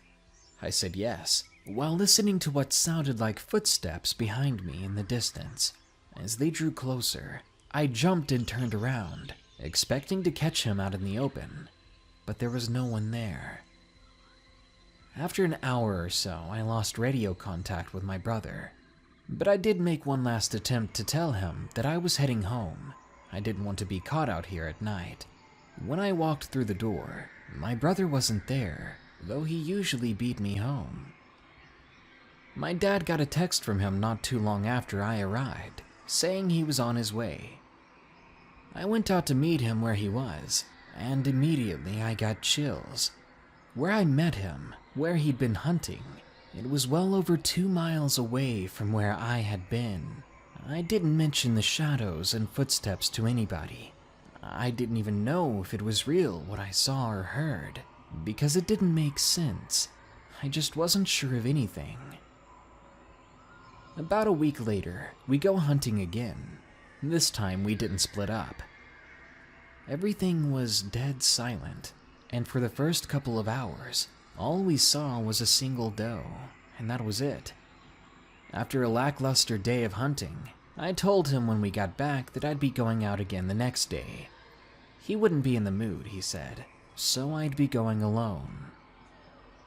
The next day, I left for the woods around 5 o'clock. I entered that valley area, and it was getting cold and windier by the second. After about a half hour, I began to hear the same footsteps I'd heard before. They were maybe 100 yards back, but with the leaves on the ground, I could very clearly hear human-like footsteps.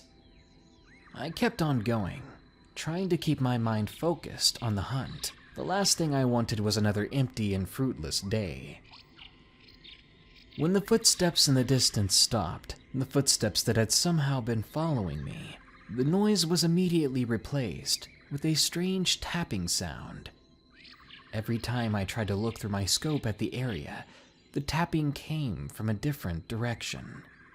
Even though I hadn't found my spot yet, I was considering loading my weapon, just in case I needed to be ready for anything. Maybe 20 or 30 yards away, birds rushed out of some bushes, and I jumped. Something had spooked them. Something incredibly close. I began hearing movement and the snapping of small branches and more footsteps. Right away, I decided to head back to the top of the valley. When I get to the top, I hear footsteps following me still, but I didn't look back. It seems now, every time I go into those woods, something follows me. Something keeps me too scared to try to hunt at all. Whatever it is, I don't think it wants me out there. Later on, I ended up talking to some people about my experience, but nobody had any similar stories or explanations. When I talked to my grandma about it, she said that the valley does not give her a good feeling, though. So, I wonder, what is it that's in that valley that despises hunters? The Forest Behind My House, submitted by Norman.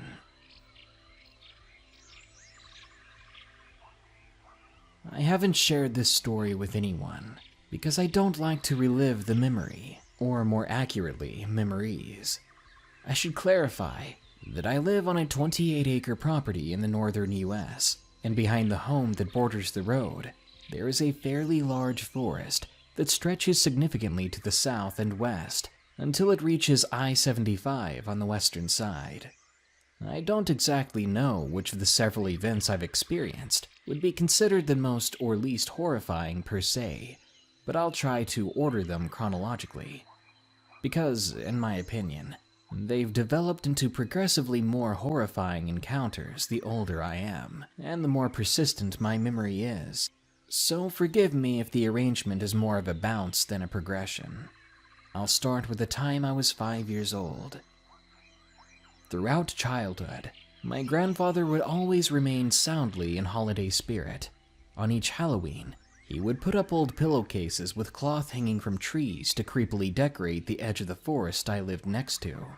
On Christmas, he would strictly enforce the English tradition of telling ghost stories, and in the summer, he would eagerly anticipate the arrival of Independence Day, solely to set off some M80 firecrackers, the big ones, at midnight. Although the dogs didn't like this, nor our sleeping neighbors, I always found contentness in his will to have a good time. This is besides the point. Let me get back to that point.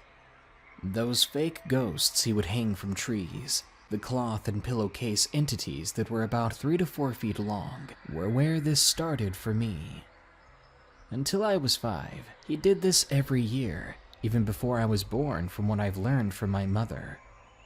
On Halloween of 2005, after returning from school, As I was being driven towards our house, I saw the human effigies he hung, and I was excited that another year of tradition was condoned. Upon closer inspection, I noticed one of the ghosts had red spots on its left torso, with a little bit of staining on the right shoulder. I asked my grandfather, "What did you use to make that blood that's on them?" He looked at me kind of silly as he opened the truck door. When I got out, he responded in a voice you'd use to treat a child babbling nonsense. "I didn't put anything on them." At the angle the truck was now at, where we had driven up the lane, our house was now obstructing the view of the forest, so I asked him to walk around the home with me to see what I was talking about. I know what I saw, and I was absolutely positive it was a red shade. When we got to the other side of the house, around a spot where today a magnolia tree stands, I pointed at the effigies, but before I could mutter my brag of being right, I was horrified to see that there was no such effigy with blood on it, and even more chilling, there was one less effigy than there was before. Because originally, there had been 3 hung, always 3. It was a simplicity thing. When I saw the blood-tainted effigy earlier, there were 4. I thought nothing of this, but now it had become ironic that I paid no attention because of how bizarre and creepy it was. Because as an adult, as I look back on it, I know what I saw appeared to be a hanging child, which is a thought I do not fancy entertaining at all. It was so disturbing. Every time I recount my original view of the 4 effigies, I think about how real the bloodied one looked. Every now and then I have nightmares of it lifting its head and seeing myself with a noose around my neck. Anyway, I'll tell the second encounter I had with the forest, which occurred when I was 9. This one is slightly less clear, but more memorable. Every August, my grandfather would take me deer spotting in the forest. This was to get an idea if it was worth hunting back there each season, or if it was too much trouble. On this particular day, we were about 200 meters into the forest, lying atop a log, concealed by a small hill. We had been there for at least 4 hours now, just sitting. As a 9-year-old child, I was definitely tired. I went to sleep, and to my terror, I had one of the recurring dreams I described earlier, of the boy hanging from a tree. Only my grandfather was the one hanging now. This troubled me deeply, and I woke up. As if things couldn't be worse, it was dark when I woke up. I don't even know how. My sleep felt like a power nap at most, nowhere near long enough to put daylight in the grave. I reached for my grandfather and found to my relief that he was still there, but he was asleep as well. Older folks easily drift off. I shook him awake and told him I needed to go home. I developed an overwhelming feeling of dread, but before I could convey that to him, he shushed me and said, "Be quiet." I asked why there was no sound in the forest anymore, which I had only just noticed, which was entirely odd on its own. After a very quiet moment, he agreed that we should return home, so we began the journey back, ending the hunting day early. Luckily, the return was uneventful until we came upon the remains. They appeared to be dog bones. There was even a skull, which was odd for me to see, because in the forest when we stumbled upon bones, the head was always gone for whatever reason.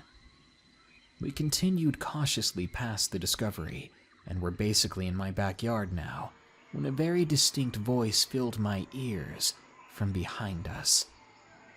"Be quiet." I turned to the forest expecting to see my grandfather behind me, but instead, there was no one there. But it sounded exactly like him.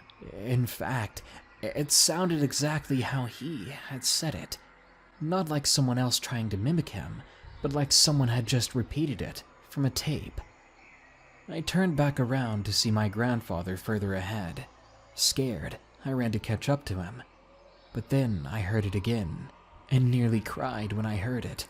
It repeated the exact same words from last time so perfectly, like a recording. So I just power walked to my home and pretended nothing happened, even when my grandfather asked why I had just stood there for a moment. The next day, our neighbors that live north beside the church graveyard called and asked if I had seen their dog Josie that had went missing. Not wanting to crush their hopes of finding it in a slow and drawn-out way, my grandfather informed them that we had seen bones the last night. This is important, because later that same day, they claimed their dog Josie had come back from the woods, but it was behaving extremely weird. And though it looked like Josie, they said it didn't act like Josie anymore. What did that even mean? That's all we ever heard of it, but it sounded more terrifying than anything yet. I'm pretty sure they never had the dog after the following of winter 2009. Fast forward 6 years, my sophomore year of high school. Me and a couple of buddies of mine had passed a college-level exam for an advanced placement class, so with it being halfway through our high school life, and that success being announced, we invited some more friends to see who was interested in having a party at my place. Most of the party was uneventful, just my family cooking in front of a bonfire on the side of the house closer to the church and graveyard. It was boring until we decided to play manhunt. Sometimes I look back on the decision to do this and don't comprehend how stupid we really were. I guess I just pushed the past out of my knowledge, rolling it all out as my childhood exaggeration and distortion of fact. It is an important detail to add that one of my friends, the main two being the friends I'm referring to, was playing my Xbox earlier without my permission, and often treated my house like it was his own, putting his shoes up on furniture, etc. I wasn't happy about it, but I figured I'd get him back someday. Now on with the story.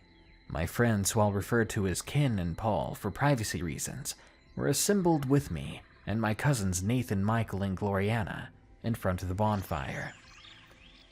Before we ran across the property, I made it abundantly clear and painfully obvious I did not want anyone going in the woods. I voted myself to be it first, since I was hosting, and I got a flashlight. Forget how the round played out and what order I found people in, but for context I'll say Ken was hiding behind a chimney, Eric was inside eating leftover hamburgers, Gloriana had stayed cleverly next to the fire, blending in with the crowd that was observing our game. Nathan was in a tree, and my friend Jake, who apparently joined mid-match, was under my grandfather's truck. I'd found them all, and they joined me for my search. After scanning basically the whole property, it became more worrying for me that Paul had probably once again defied the rules of my house and went into the woods. Before we could line up at the tree line, Paul came to us with a worried look on his face. Of course he had went into the woods, but seeing his face, I was no longer mad. I was concerned what we were about to learn, judging by his petrified stance and his whiter-than-snow skin. After questioning him, he explained he had indeed hopped into the forest and recounted a totally different version of events than the other players knew to happen.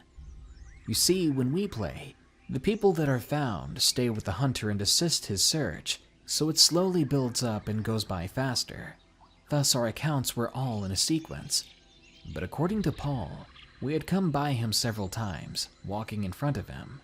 He said at one point, he threw a stick to draw our attention somewhere else, and instead of following it, the person who saw it looked right at him and stood next to him.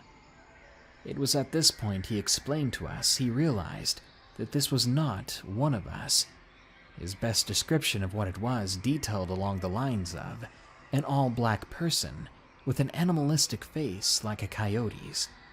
He claimed when he realized this, he hauled himself out of the brush and eventually ran into us after hearing no pursuit.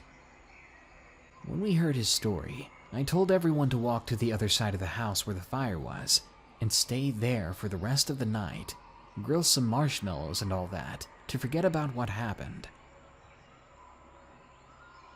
Sometimes over Xbox, me, Ken, and Paul talk about this experience, but each time it becomes less serious to them. However, whenever we do have a meeting at my place from time to time, we still feel very on edge about something in that forest. From the research I've done, I'm almost positive that the dark entities in my forest are skinwalkers. To say the least, I don't venture out there anymore, and I keep my grandfather from doing the same. I hope anybody who has the experience for themselves has a great faith in God, because without religion, I don't know how you would protect yourself from things like that. That forest is pure evil, and I am happier every day knowing I don't have to go back out there again. But sometimes I still have the dreams, but I'm safe in my home. It's been consecrated. And while I'm safe, I want to tell as many people as possible to know that these monsters, or rather the paranormal, are all too real. Stay safe. Scary Camp Experience, submitted by Ikmik L. Last summer I attended a camp in Maine called Lakeview Summer Camp. This was my first year at Camp Lakeview, and nothing extremely scary happened to me personally.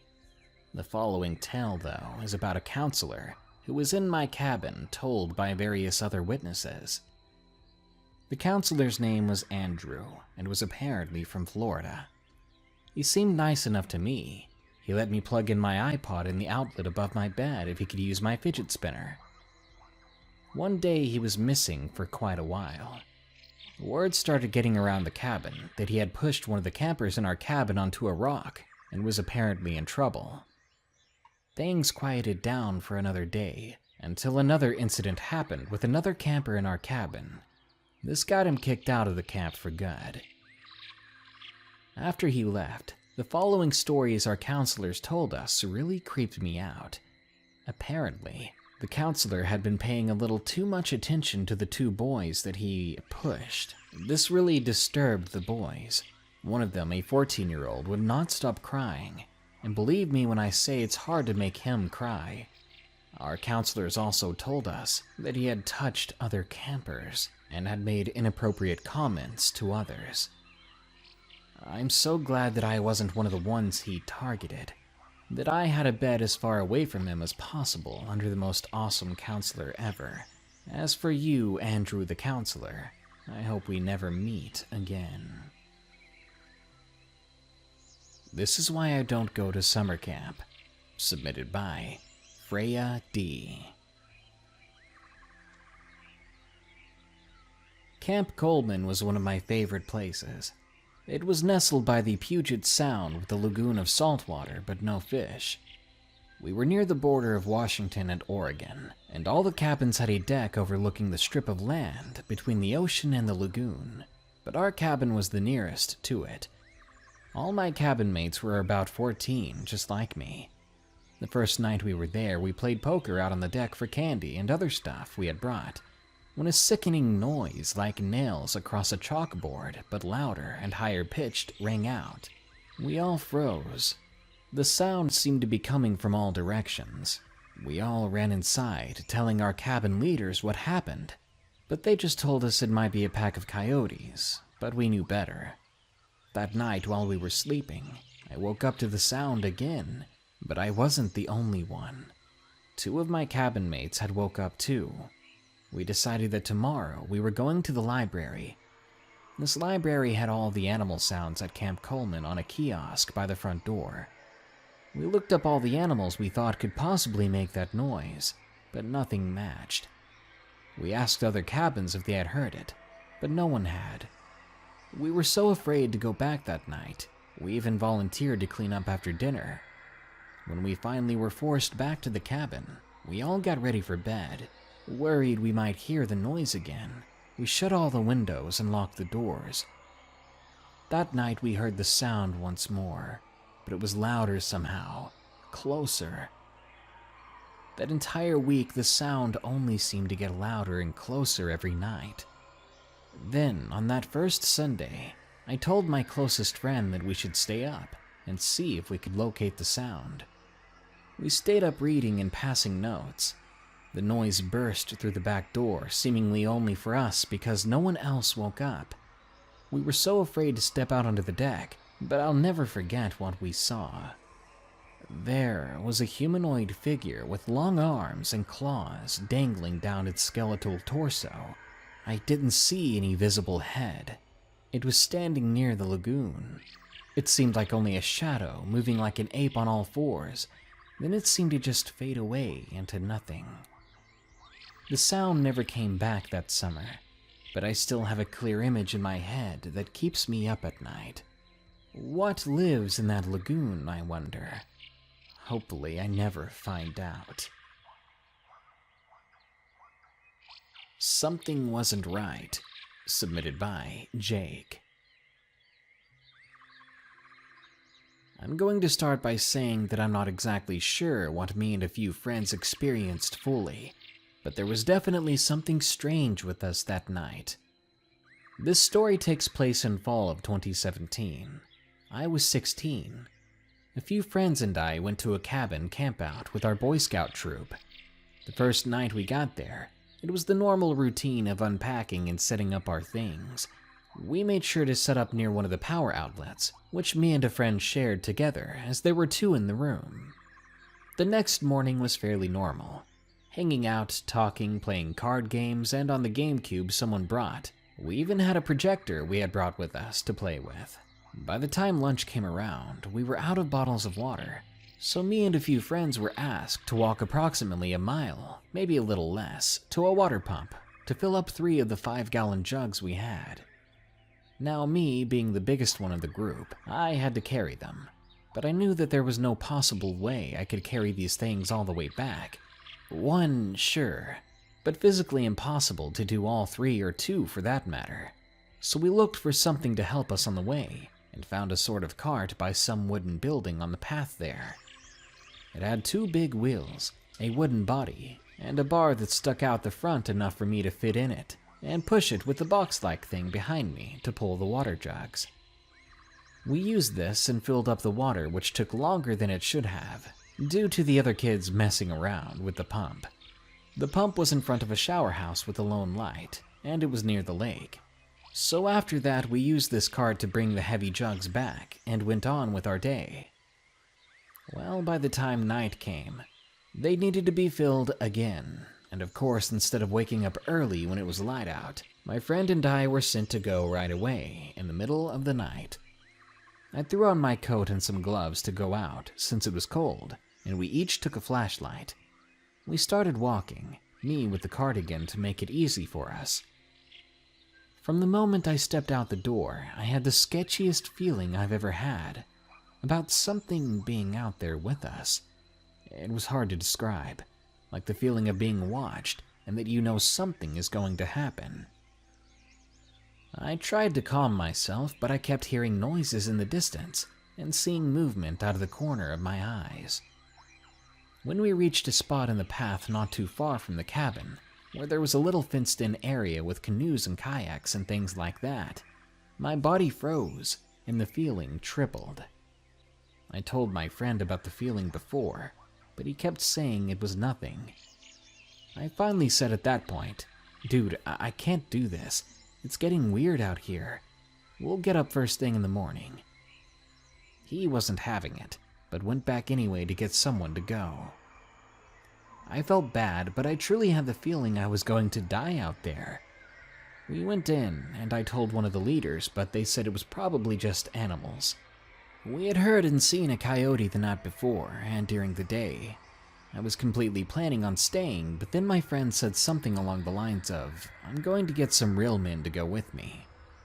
Well, right then and there I knew I couldn't let him insult me like that, but we figured a couple more people wouldn't hurt. Supposing we were attacked, we'd be able to team up on it. So with a couple of more people and an extra powerful headband flashlight loaned to me, we went back out, but the feeling soon came back. We started walking, and again by that fenced area, the feeling tripled, but we just walked faster past it. Now everyone started sharing my feeling, but we all kept an eye out and noticed animal tracks that weren't there before. We reached the pump and filled the water, while me and my friend loomed around. The lone yellowish light from the shower house left huge areas of creepy shadow, and there were noises coming from the lake. Just bullfrogs, I think. The feeling never left, but wasn't as strong as by those canoes from earlier. I kept seeing things lurking in the shadows and didn't trust it at all. As we head back, we kept observing strange things all around, and as we were walking, we would stop occasionally to hear distant footsteps. As we neared the canoe area, I hear my friend, the one originally with me, yell, "What the hell is that?" And we all bolted. At the time, I had a jacked up knee, with an additional 30 to 40 pints of the cart and water jugs with me. I still made sure not to be the last one in line. We made it back to the cabin in one piece. After we set the water down and my friend went just outside to get some air, I asked what he saw that made him react like that. He said when we reached the building I found the cart at, he saw a man in his peripheral vision sprinting at us in full speed. But when he blinked, the man was gone. I believed him since I thought I heard the running back then, and when I looked back I swore I saw the resemblance of a man's silhouette. The next morning we checked it out, but saw nothing but a few worn-out looking footprints.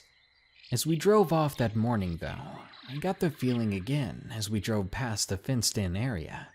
To this day, I'm not sure what happened that night. Was it all a strange coincidence, or was there some man stalking us? I don't remember the name of the place, so I couldn't even look into it if I was curious. But I do know I'll never go back there again. Because you never know who or what is lurking in the shadows. Creepy Hermit Encounter. Submitted by Jordan. I live in Burlington, Ontario, a nice lakeside city near Toronto. This story happened to me during a school trip when I was in the 8th grade. At my elementary school, which by the way was Catholic, everyone in grade 8 would get to go on 2 trips as part of their final year at the school.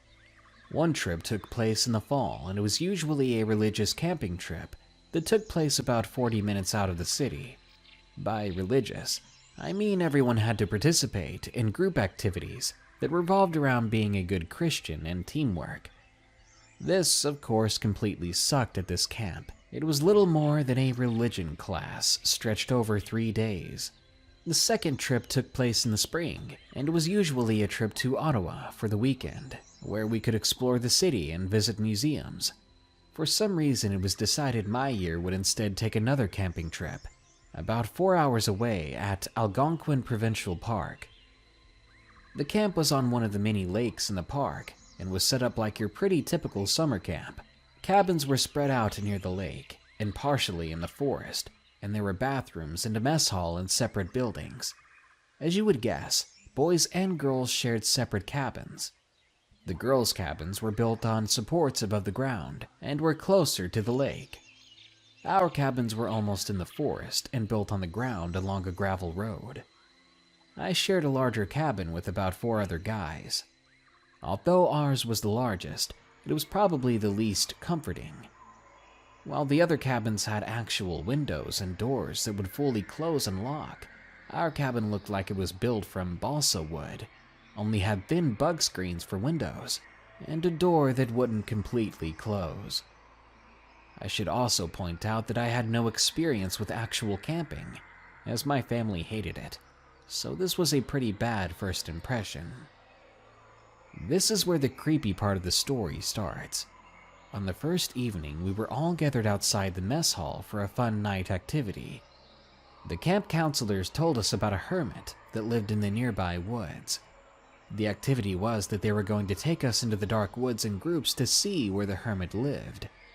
This kind of caught us by surprise as it was kind of random, but intriguing at the same time. As you would expect, everyone was pretty much screaming as we were led deeper into the woods with only our flashlights, looking for this hermit's house.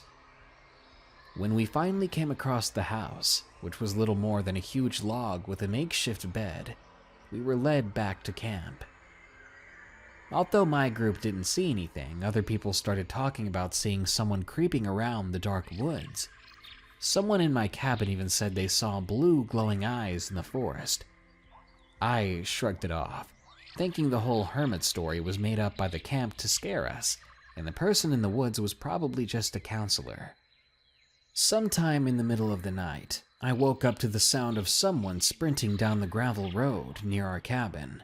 At first I was startled, and then a little creeped out, but then I thought it may have just been some animal. That wasn't until I started hearing the gravel crunch around our cabin. It was very soft, but definitely a person outside. I was suddenly terrified. My bed was right beside the door that didn't lock. An animal could have easily pushed the door open on its own and walked inside if they wanted to. There was also nothing covering the screens, so the person outside could clearly see in. I was ready to scream as loud as possible if someone entered the cabin. I had my eyes locked on the door, anticipating to see it slowly open, but it never did. The sound outside slowly disappeared into the woods. Immediately, I thought it must have been the hermit. I ruled out the possibility of it being a counselor or teacher, because it was at least 3 in the morning, which was a terrible time to check on the students. Surprisingly, I was able to fall back to sleep a short while later. That was the only interesting part of the camping trip, unfortunately. The rest of the trip was pretty dreadful. It rained non-stop for the remaining days, and a few people from my class caught the flu from another school that was sharing the camp with us, so the bus was partially quarantined on the way back home. As time passed, I mostly forgot about the creepy encounter, giving in to the possibility that it was just a counselor checking on us. The story doesn't end there, though. The following year, it was my younger sister's turn to go on the same 8th grade trip. Just like for my class, she also had to go on the weird hermit expedition during the first night. Although she initially thought nothing of it, during one of the other days when she and a few friends went exploring in the woods along the lake, she described seeing a small hermit-like person sitting on a log in the distance.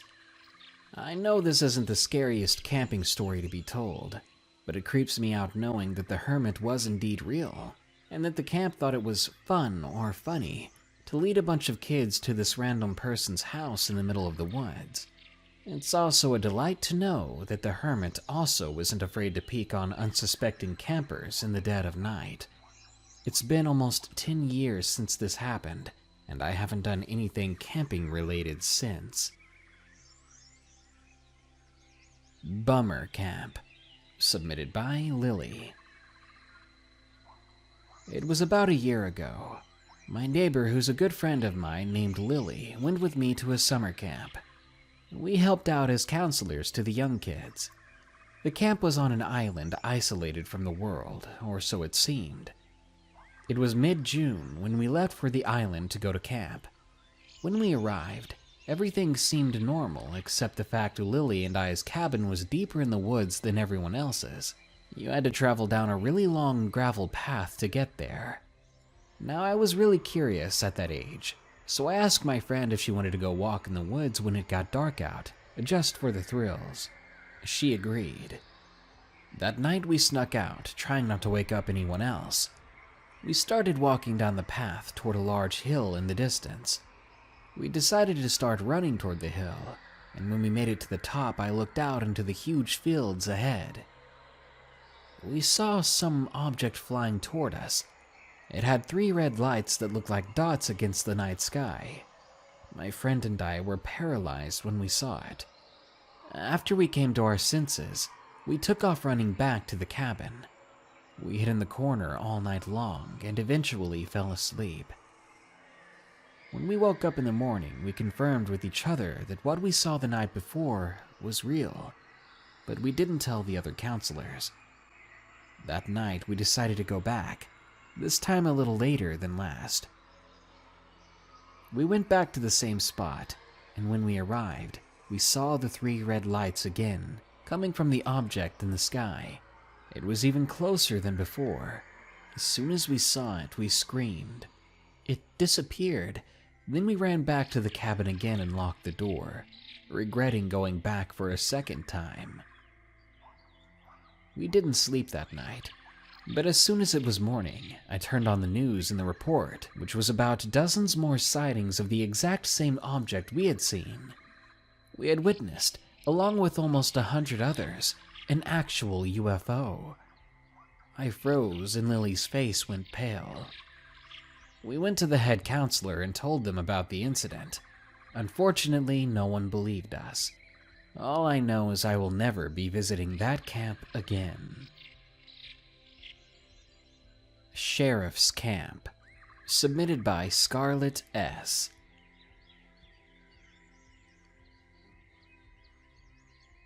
Over the years, I would normally go to Sheriff's Camp in the summertime. It's a summer camp where you get to experience cool simulations of real situations, like tornadoes, fires, etc. The camp is split up between girls and boys. The boys sleep in tents near the lake, while the girls sleep in cabins in the woods. After we arrived that year, they did the "Welcome to Camp, here are the rules" speech. Then we proceeded to split up into our cabins and gather our things. We walked up to our cabins and got settled in. Then we walked down to the fire pit. The girls who were in charge of our cabin decided to tell us a ghost story. A story about a girl named Sally who had drowned in the lake, saying that she walks up the camp every night, blah blah blah. I was 11 at the time and I knew they were just trying to scare us, so I acted brave and pretty much blew them off. Later that night, we were in our cabin, windows open and everyone sleeping, and suddenly, Mal just started going ballistic, like she was freaking out. One of the older girls had to calm her down, and we finally understood what she was saying to us. She was still crying and said, "There was a girl in the window." At this point, I'm thinking she's going crazy. I ignore it and go back to bed. The next morning we get up, and Mal has all her stuff packed. She was leaving that day. Me and Nikki asked her why, thinking it was probably about the girl she saw, or claims she saw. She then lifts up her shirt. I found it hard to breathe. There were dozens of scratch marks all the way down her back. Me and Nikki are looking at each other, asking ourselves, what are we even seeing? Mal leaves, and I can't say I blame her. Later that night, we were talking about it, and Kate says, "Yeah, that's a little odd. Last night I thought I saw rainbow boots walking outside the cabin window." Me and Nikki think she's going insane as well, so we play it off. I didn't talk about it again. Nikki ended up leaving camp early because of a family thing, leaving me with Kate. The rest of the week goes off without incident. Now, at the time, I had a dog at home who would be having puppies at any moment. This will be important later. On the bus ride home, I had to sit with Kate. She was really talkative that day, until she suddenly just stopped and got dead quiet. She was just staring out the window. Her head wasn't moving. I ignored it because I was tired anyway. And then she suddenly says in a really, really deep voice, a voice that did not match an 11-year-old, "Something bad is going to happen." She still doesn't turn her head for the rest of the ride, so I switched seats because I'm so creeped out. I got home, and about a day later, my dog has her 12 puppies, but they all didn't make it. They were doing fine. There was no explanation as to why they didn't make it. And as for my dog herself, she passed away too, with no obvious explanation. The Monster of Camp Road, submitted by Not Telling 27.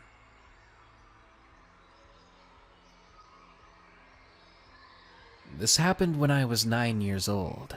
I was home alone, and it must have been 2 in the morning when I woke up from a deep sleep in our cabin. I was with my friend Luke at a summer camp.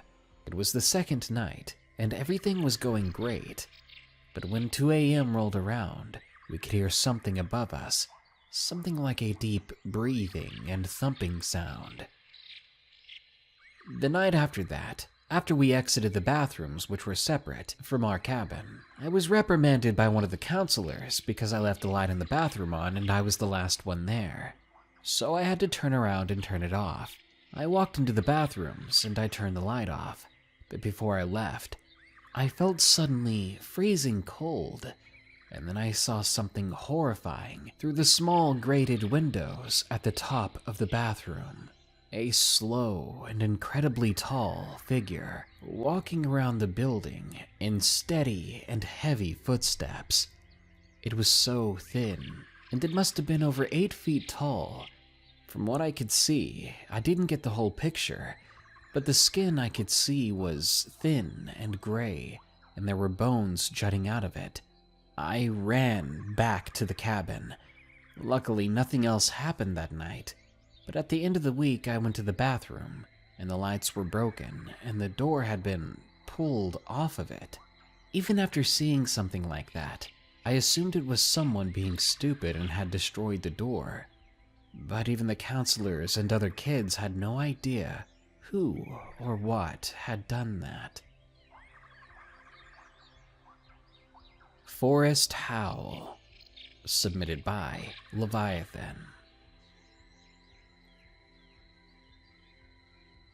My family and I visited our cabin for spring break last year. It was on top of a hill in Indiana, surrounded by forests throughout. On a side note, I've always been fascinated by the creatures I find, like snails and bats flying overhead at night. This year, however, it was far too cold for many of these animals to be out and about. So this time around, we stayed inside the cabin for the most part. No forest exploring or hiking. On our first night there, we lit a fire to enjoy our time there before the incoming rain the next few days. Since we were bored and had no s'mores to cook, we decided to tell some scary campfire stories, like any sane person would. My mom found one on her phone and began reading it, and I decided to close my eyes and relax next to the heat of the fire. It was comfortable, the perfect temperature, and a story to fall asleep to, with the background noise of a crackling fire. I was in a state of perfect relaxation when we all heard a howl of something outside. I snapped up, startled by the noise. My mom went quiet for a moment, shook her head, then continued to read, and my niece next to me simply listened. No one seemed too bothered by the howl. It could have been my imagination, but it was so real and vivid. Plus, I don't remember ever hearing a howl like that one. It was such an odd moment. But then, my mom asked me if I had heard something. What? Of course I had. She was suddenly acting like she didn't hear it. And the others were in agreement. Why had they reacted to it before? How could I have been the only one to hear something like that? This really bothered me, but I tried to shrug it off, and I went back to relaxing next to the fire. But then my dog started to growl at the door. She was staring upwards, as if ready for some intruder to burst in.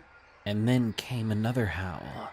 It was much more clear and close than before, like it was right outside the cabin. And it wasn't coming from the height of my dog. It sounded more like something the size of a person was walking around outside. And when I looked toward my family in a panic, they all pretended not to hear it. What was happening? Why was this happening? Was there something I didn't know? Something they thought I didn't need to know? For the rest of our stay at the cabin, even though I didn't hear it again. I couldn't enjoy myself or relax. There's something out in those woods, and I think it wanted in our cabin. The Thing in the Woods, submitted by Alex.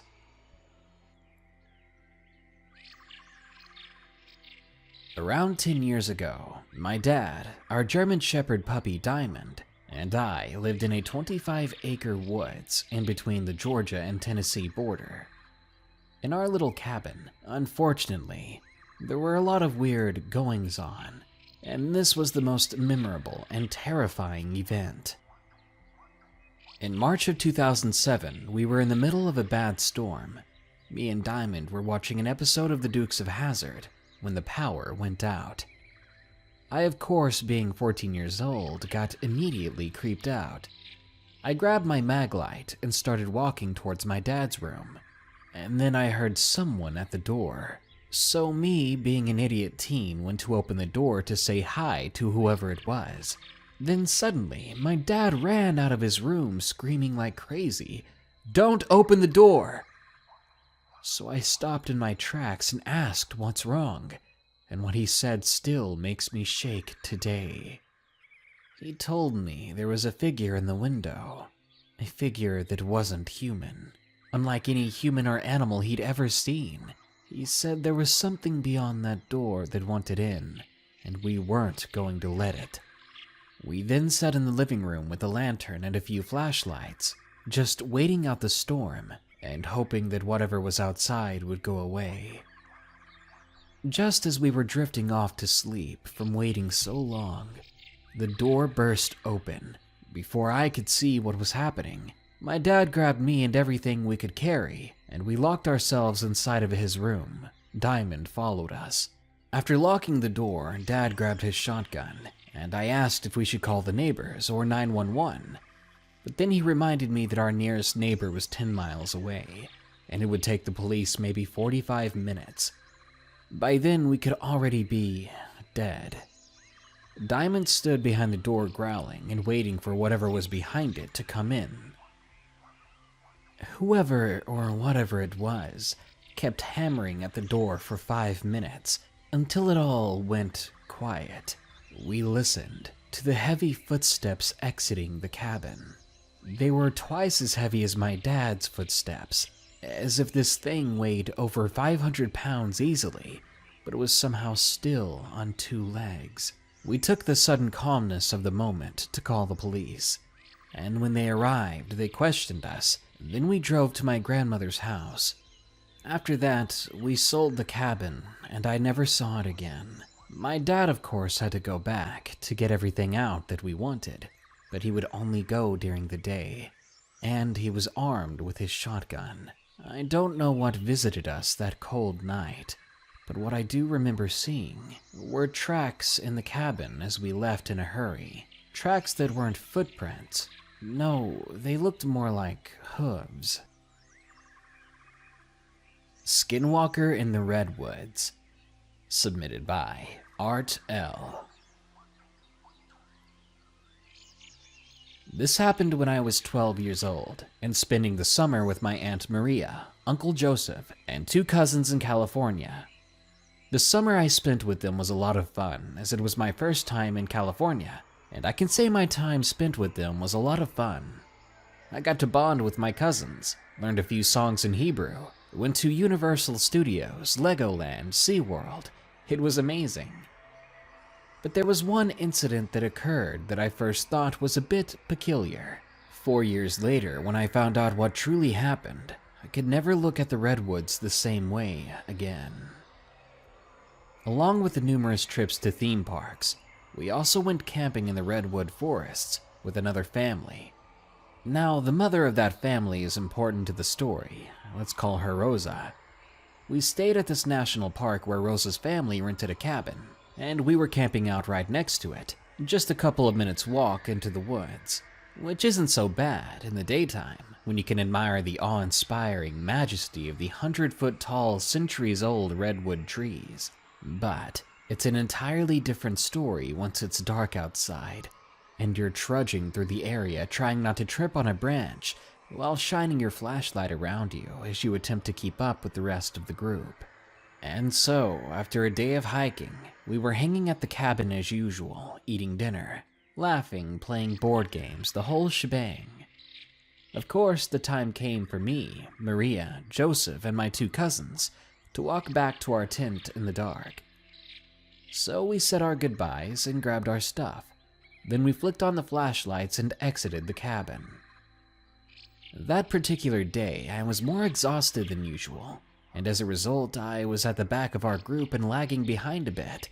I'd say we were about 3 minutes into our walk when I heard a very faint voice behind me. Andy. I stopped for a moment, wondering if I really heard someone calling my name, or if I was just succumbing to my fatigue and imagining things. But then I heard it again. Andy.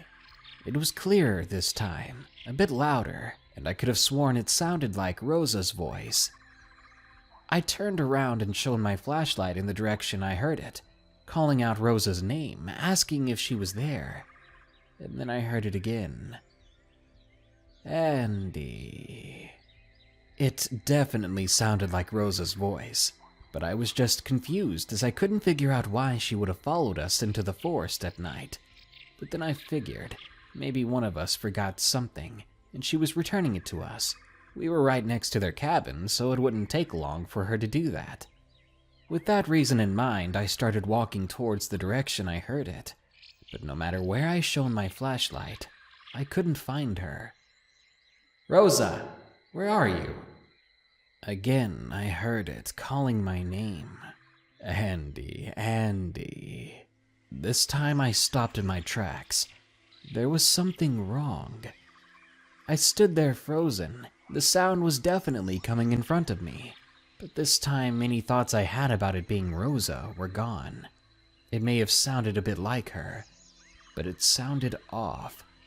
The best way I can describe it is as if Rosa was talking through an old TV or a broken radio. It was staticky and distorted. I could feel there was something in front of me hiding from my flashlight, but it didn't feel normal.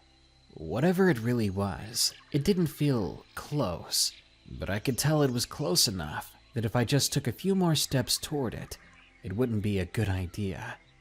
Contrary to what you might be thinking, I didn't feel scared, but confused. I definitely knew its intentions weren't to my benefit, but for all I knew, it may have been someone playing a prank on me, but I wasn't sure. Andy, what are you standing there for? The voice startled me a little as I spun around to see my Aunt Maria lightly jogging towards me. I let out a big breath. I didn't even know I was holding one in. She caught up to me, tugging at my arm as we power walked to catch up to my uncle and cousins. I turned around and I didn't see you. I thought you got lost or something. Under normal circumstances, I would have responded with a sarcastic remark, but I was still in shock about what just happened, so I just mumbled out an apology in Spanish. But my aunt must have noticed how terrified I looked and stopped. Hey, are you okay? You look like you've seen a ghost. Seeing no reason to lie to her, I told her what happened, from the voice to it sounding strange, to the malevolent feeling I got when I walked towards it. You see, my family is Mexican, and as a result, we're very superstitious, and often believe in the supernatural around us. But not in a, we fear them and demand the spirits leave this room before I shove this rosary down your throat kind of way, but in a, we respect it kind of way. And we often came to each other for advice if we were dealing with something we expected was supernatural, or things we didn't know better about. I was just hoping that maybe she'd give me an explanation as to what happened or what the thing may have been, but she just shrugged her shoulders. Your guess is as good as mine. Maybe it was a camper playing a trick. Yeah, I guess, I said. I glanced back one last time to see if I could spot anything, and I swear, I could see the leg of something like a dog disappearing back into the shadows.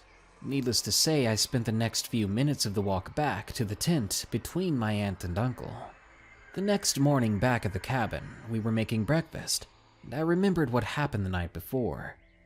I asked Rosa if she went out looking for us last night. No, silly. After you guys left, me and the kids sat on the couch watching TV until we fell asleep. Why? Did something happen? I shook my head and said to forget I asked. She gave me a weird look, but didn't ask me anything more.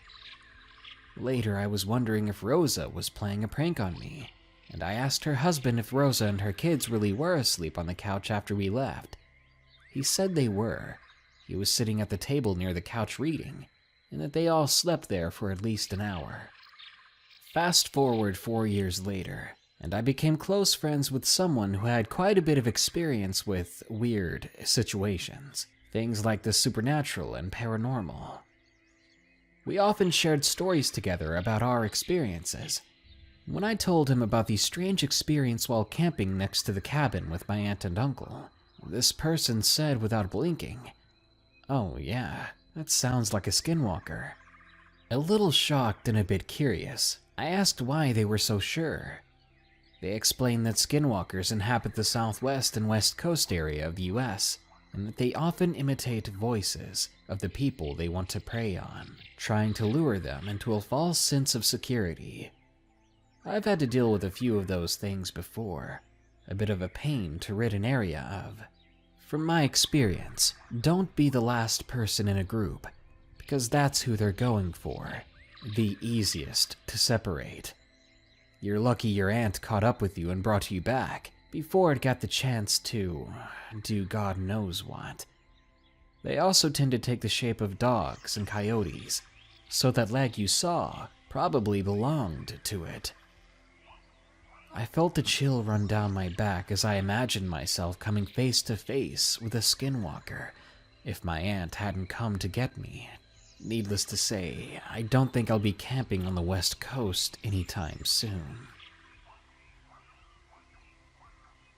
Terrorized Alone in the Woods. Submitted by Fig Wiggle. Here's my story of when I drove off the beaten path to end up being possibly the most scared I've ever been. At the time, I was 26 years old, and I loved traveling around Australia, camping in my van, usually by myself. And 99% of the time, these were all amazing experiences. On this particular trip, I was heading from Mount Kosciuszko in southern New South Wales, north towards the Blue Mountains, but I wanted to break up the drive for a night by camping in a state park, and maybe take a shot or two at some rabbits with my longbow. I found what I thought to be the perfect isolated state park where hunting was allowed, and since it was midweek, the weather wasn't amazing. I figured I'd have the mountains mostly to myself. I'd not taken into account the quality of the back roads to access the camping site. They were very badly maintained rock and dirt tracks that my tiny Toyota van struggled with. It took me over an hour to travel the 30 kilometers to the campsite, swearing to myself often as I rattled over yet another patch of corrugated dirt with the rear end of my van spinning out behind me. I was feeling grim and tense when I finally pulled up into the site, but I relaxed pretty quickly as the site was empty of people, and I could see rabbits hopping around about 200 meters away in a meadow. As soon as I pulled up beside a designated fire pit, I strung my bow and headed after them. The little guys had obviously already been hunted a few times before though, as they were too skittish to get close enough for a confident shot. After some tries and fails, I let the rabbits go about their rabbit lives and headed back to the van, where I started a fire, poured a glass of whiskey, and lit a cigarette, enjoying being out here in solitude and knowing that the closest population of people was over an hour's drive away.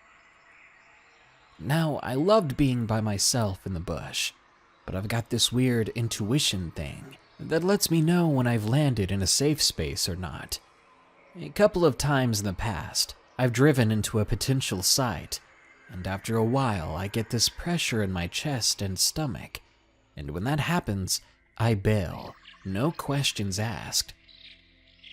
After sitting around my fire for a while, I did begin to feel this pressure slightly, but after another whiskey, I decided to ignore it this time. It was far too late in the evening to tackle that road, and I was over the legal driving limit by now, after that second whiskey. Truth be told, I was probably over the limit after my first glass, so I just sat there drinking, smoking, and watching the sun go down.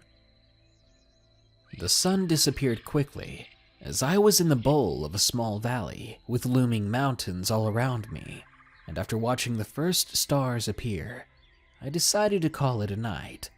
I dropped 2 pairs of shoes outside my van door. One was a small pair of sandals, and the other was my massive hiking boots.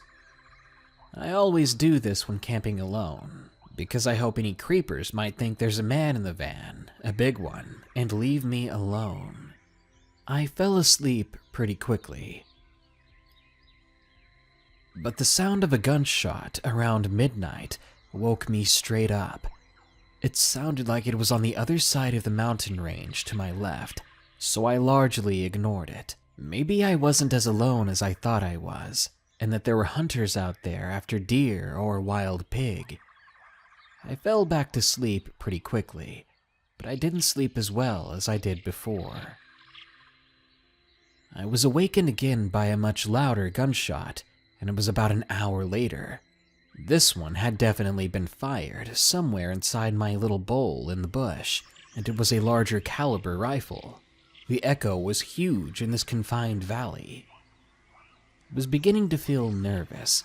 What if they were taking shots, and my van happened to be in the way if they missed their target?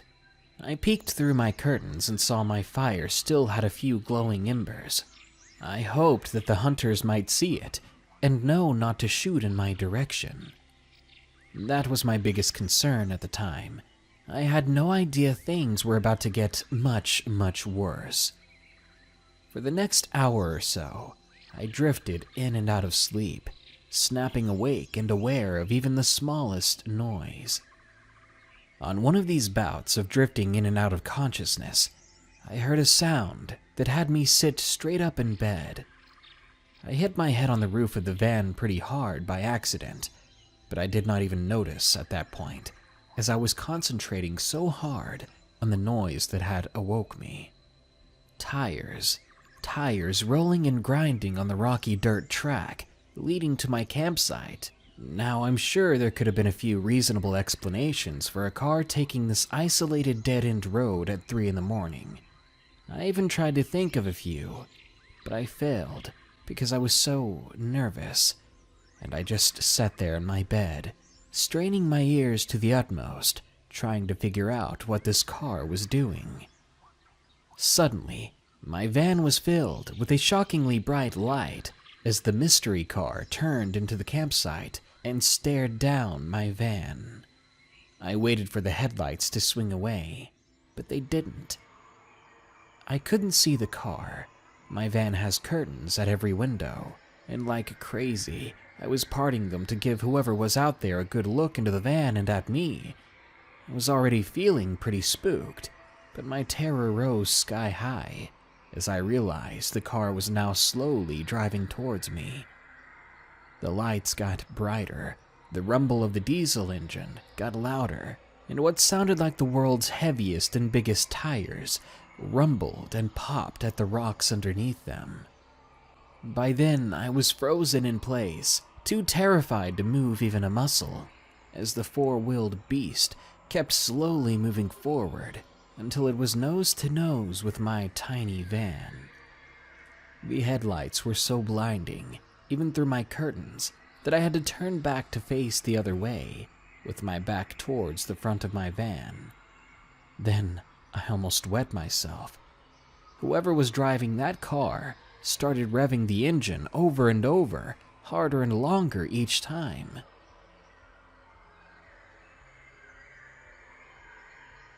It was the most aggressive sound I'd ever heard coming from a machine, and I honestly can't tell you how freaking scared I was. I didn't know it was possible to feel more terror than I was already feeling, but I found out quickly it is always possible to reach higher levels of fear, because that was when the doors opened. They had exited their car, and they were coming closer. I broke the trance of fear long enough to grab my 6-inch hunting knife from the shelf above my head. I gripped it with white knuckles as I listened to a pair of heavy footsteps start to walk slowly towards my van.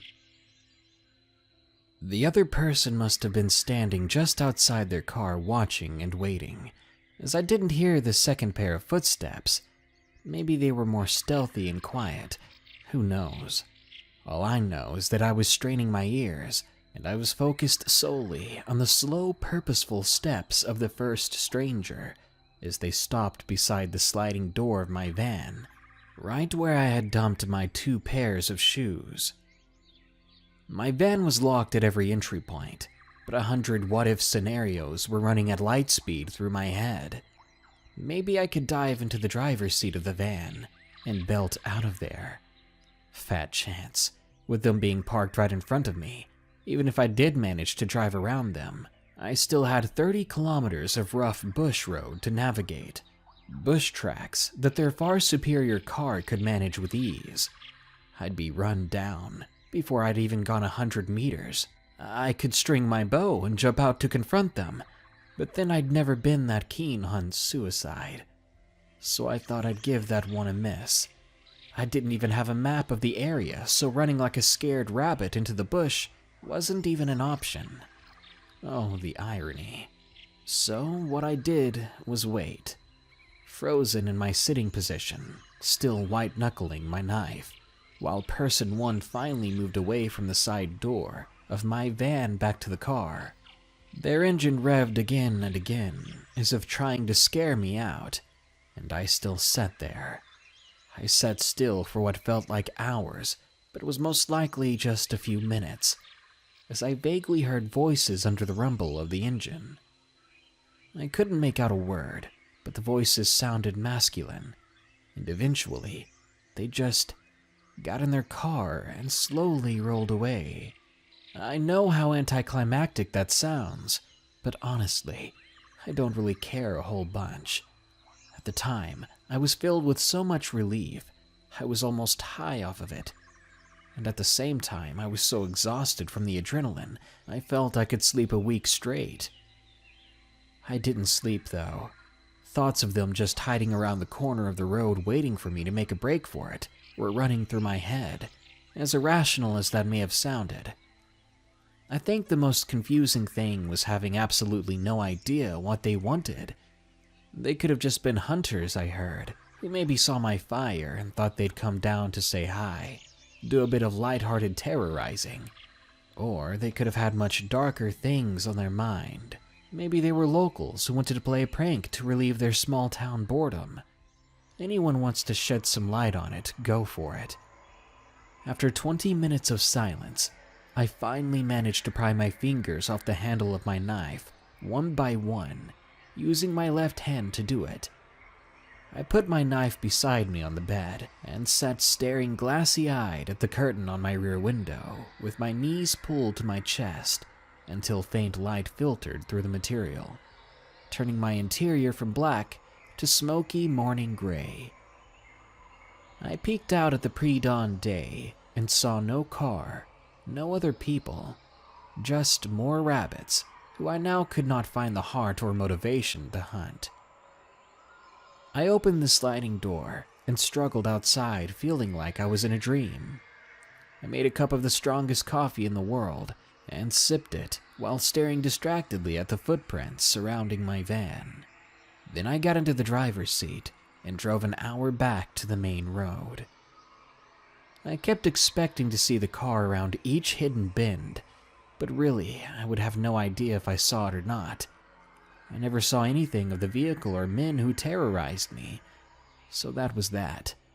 I drove up to the Blue Mountains and met up with some Belgian friends, and ended up sticking with them for the rest of the 6-week trip.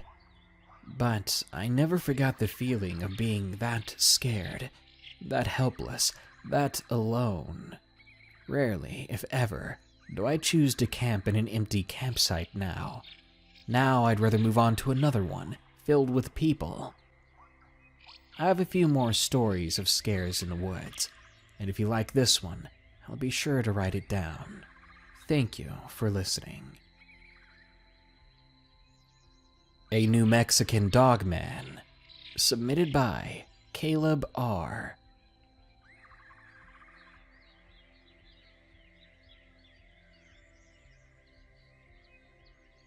I've heard of the Dogman, even before this experience. And even if I did have a camera at the time that this took place, I'm not sure if I would have had the courage to use it. It was during a camping trip at a place here in New Mexico called Oasis State Park. Back then, my church had many children running around, and I made good friends with one of them. I was close enough with him to be invited on a camping trip with his family. It was 4 of us, his father, his little sister, him, and me. Of course, I brought everything from a Bible, I don't exactly know why, spare clothes, a small pocket knife, a lantern, my sleeping bag, and my own tent, along with the basic essentials like socks, toothbrush, and toothpaste. Everything I thought I'd need for a good 3-day camping trip. It probably doesn't bear much importance, but out of the kids, I was the oldest at the age of 12. Ryan was a few weeks younger than me, and his sister was around 8. I'm 19 now, so this was several years ago. The first day we set up our tents and proceeded to have a fantastic time. Me and Ryan finished setting up our stuff and walked down to a pond not too far from the tents. The trail to it was literally next to the campsite. I find it important now to mention that yes, there were trees, but not in the same way as a forest. These were small, feeble trees, clearly recently planted, and obviously barely surviving. I only remember them faintly, as I really didn't focus on the shrubbery, short of collecting sticks and watching out for cacti whenever me and Ryan explored the trail.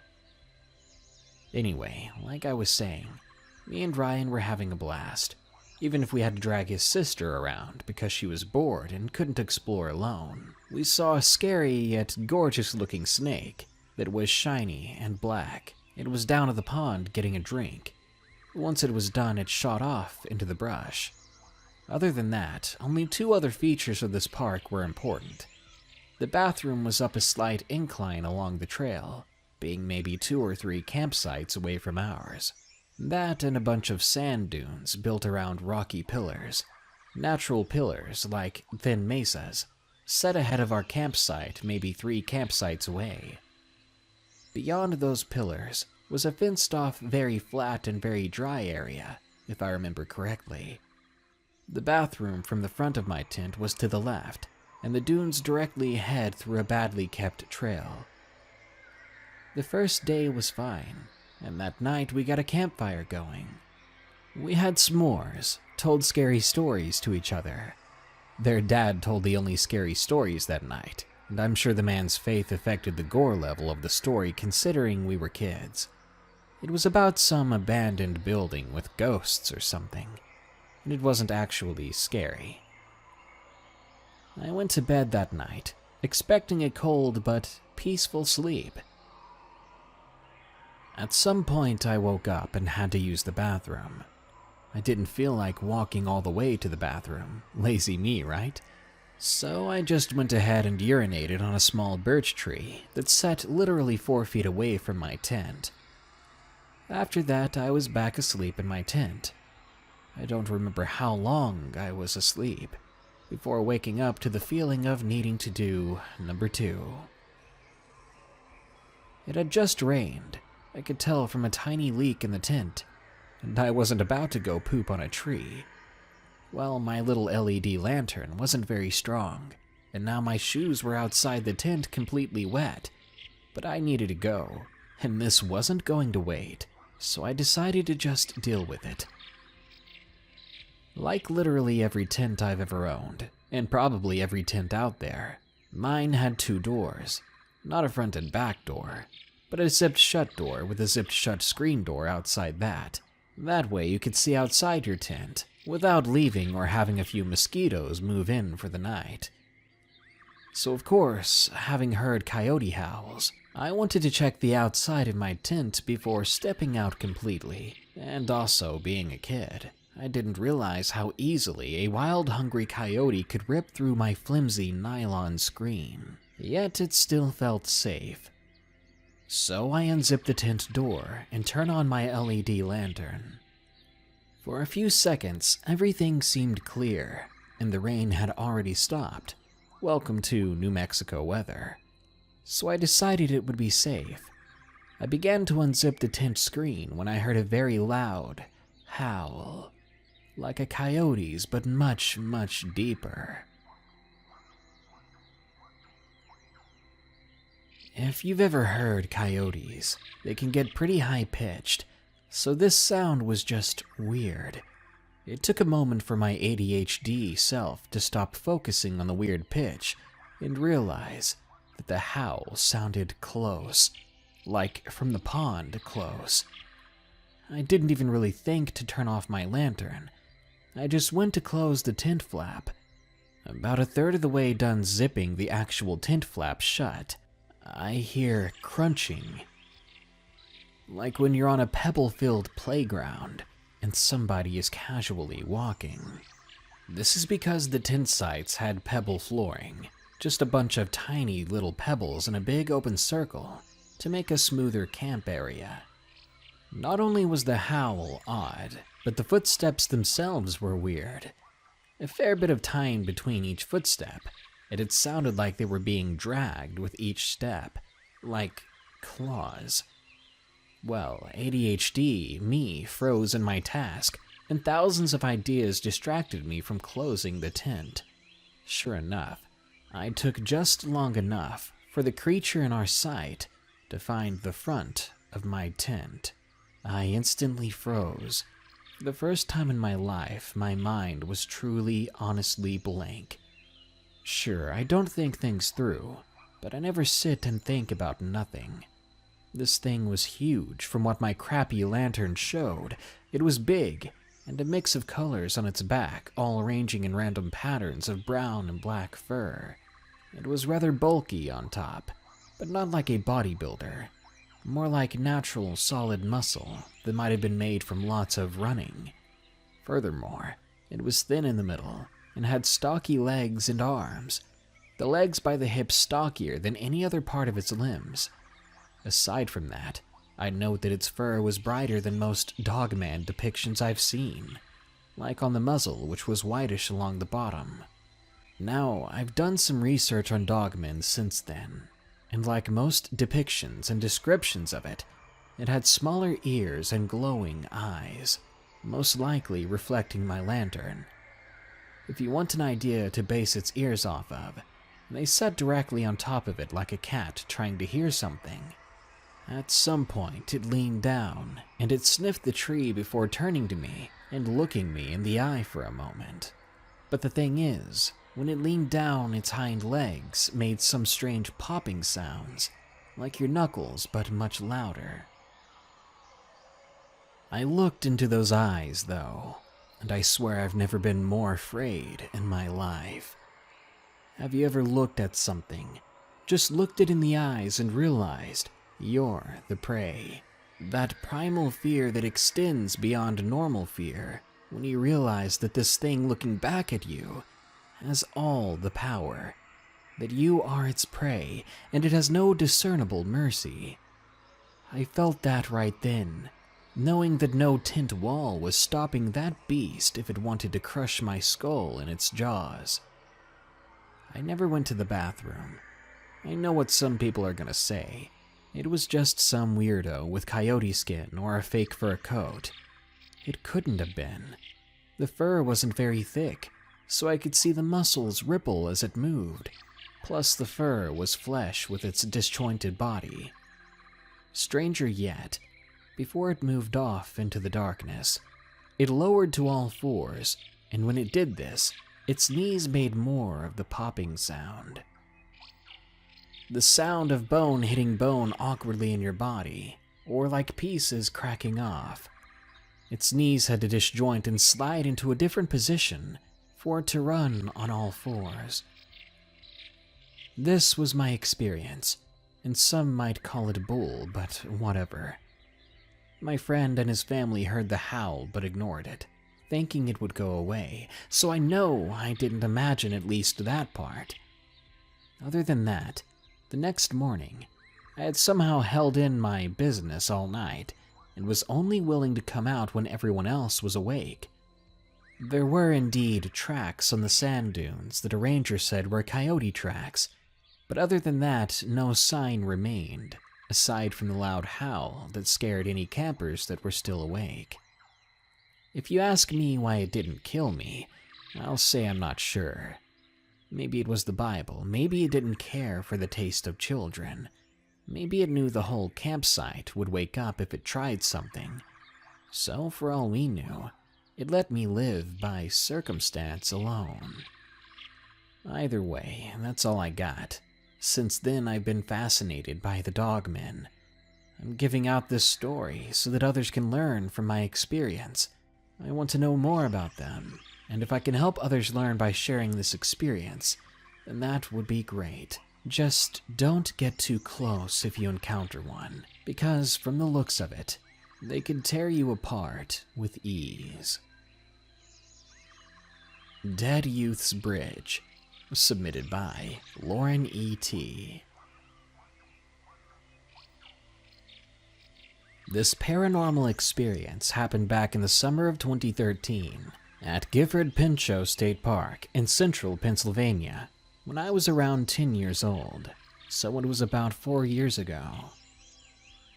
The park's geography had a giant lake in the middle, surrounded by heavy woods that went into nearby properties and farms. It was a smaller park in size, with one small bridge for cars that went over the water in a little bay on Route 177. Next to it was one of the canoe launches, where families would launch their boats into the lake.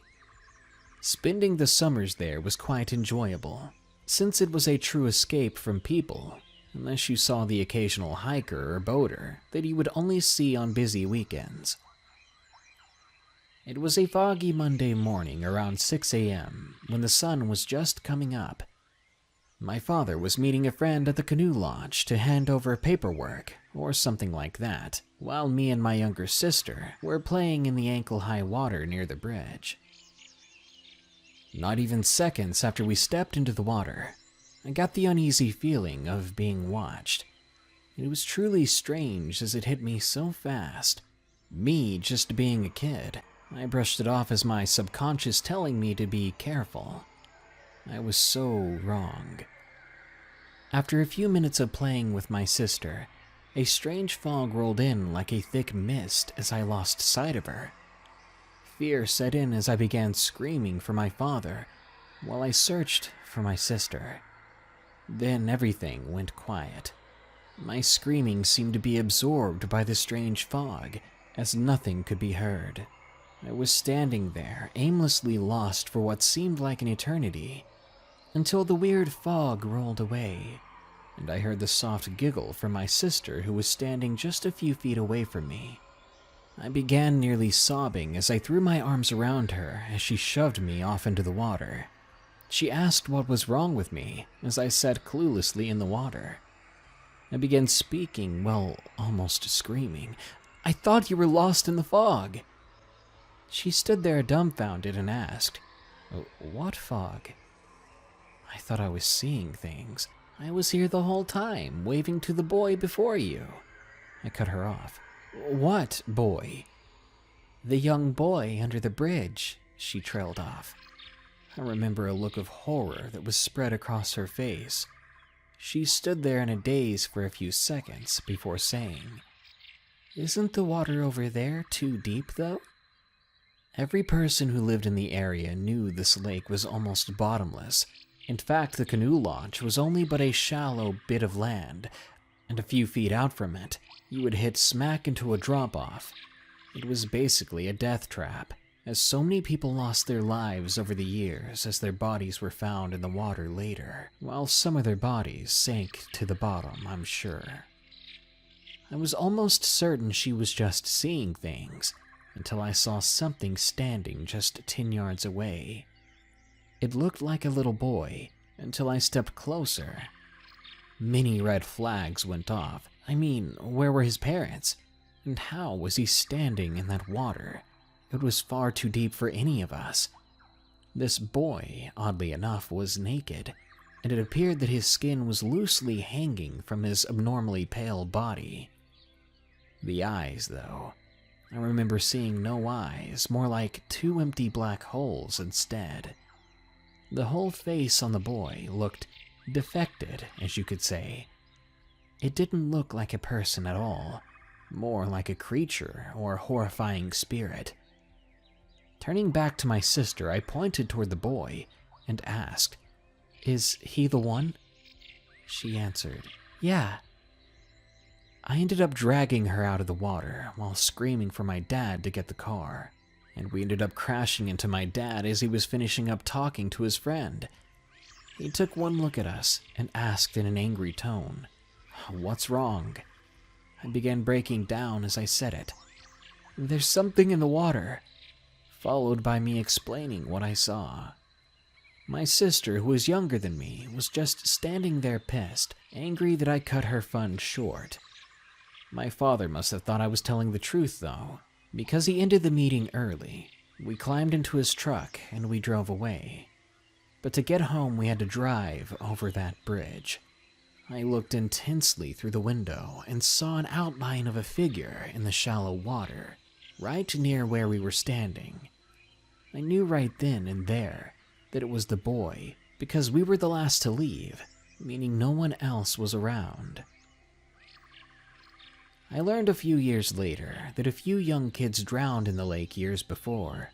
As far as I know, there have been 3. The boy could have been any one of them. I don't see this experience as a death's wish or an angry spirit looking for revenge, but instead maybe the remnant of a tragic end and a child who still wanted to play. Something liked my music. Submitted by Morali Go Mental. This story took place in a state park in Tennessee on my 12th birthday. We were having my birthday party out there. That year I got a load of gifts, including something I thought was awesome. A wireless keyboard that had batteries and a wall hookup, so you could play it on the go if you wanted to. That being the case, I quickly asked my mom if I could play it, and she said yes. I headed out into the woods away to be by myself, so that the noise of the party didn't distract or overtake the music. It was beginning to get dark, but I was so excited that I thought I'd get back in no time. I found a huge, and I mean huge, tree, and I sat down next to it. I began to play some keyboard music. Before attempting to play Heartache from Undertale, since it was one of my favorite songs, I was having fun until I began to hear something. It was like a scream, but not from a person. It was one of the most horrifying things I'd ever heard in my young life.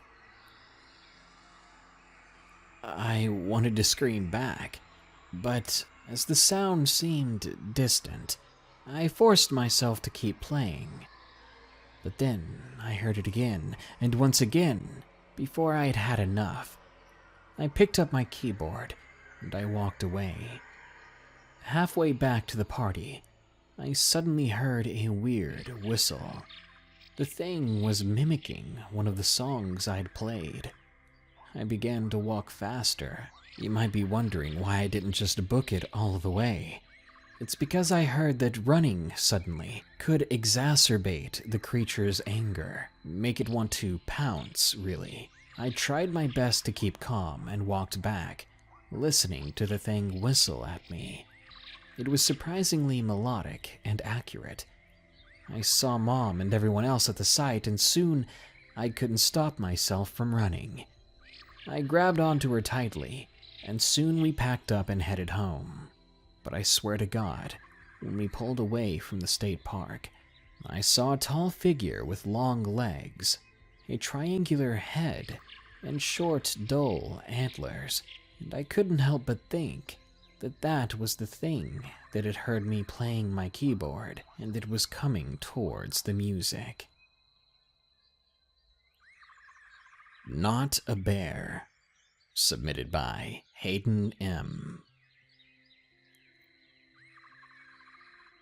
Although this will be a short story, I feel it needs to be shared. To jump right in, I didn't believe in the paranormal or werewolves or Bigfoot, In fact, anything of the sort was just strange to me. My family and I go to Little River State Park every summer, located in Vermont. And this was the first year I've seen anything out of the ordinary. It was 5 a.m., and I was down by the beach, sitting in the sand. I was soon terrified to see a large figure crawling out of the water. My instinct to run over took me, and I bolted back up the hill hoping that I could outrun it. To my absolute horror, the thing was almost on top of me before I got anywhere. It was about 2 feet taller than me, standing at around 9 feet tall on all fours. It was an unnatural crimson red, like an apple, with absolutely no fur. I was paralyzed with fear, and I could feel its warm, deep breaths on my face.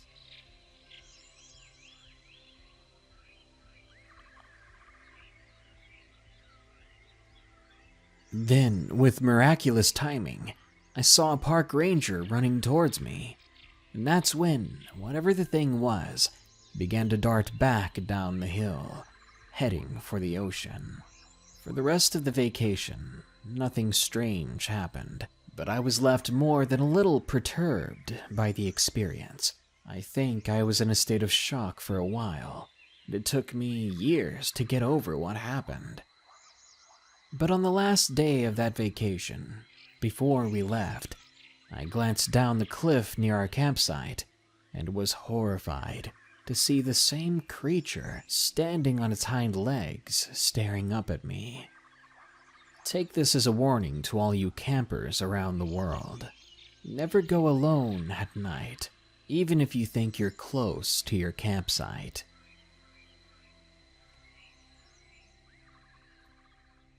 When you've got some free time, I highly recommend taking you and your family out to a state or national park to become one with nature for a while.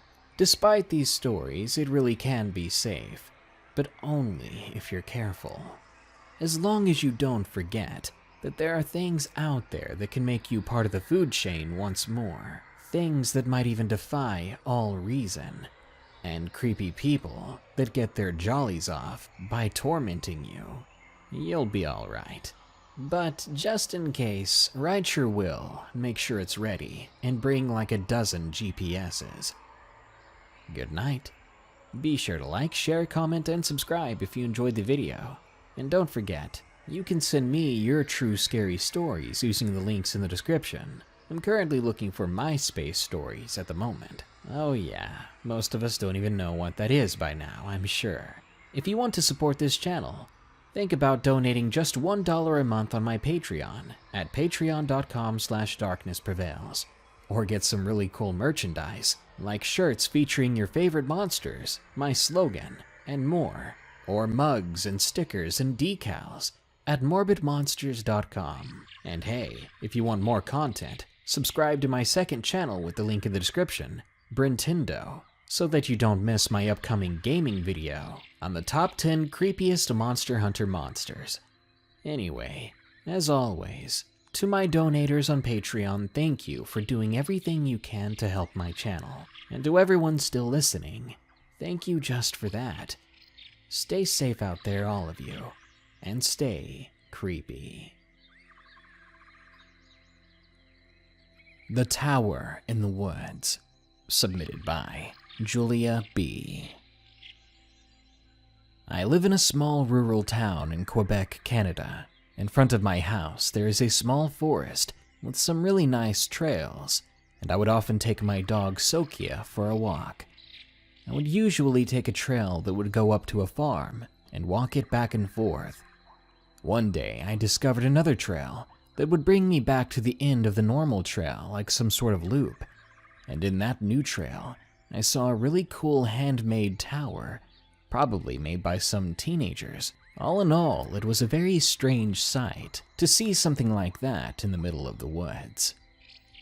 It had 2 floors and was decorated with some road signs, which made it look even weirder. One day of October 2017, I took my 7-year-old brother out with me for a walk with the dog. because my mother wanted him to go outside instead of playing inside with his tablet all day. So we got out in the woods, and I decided to show him this tower because I was sure he would like it the same as I did.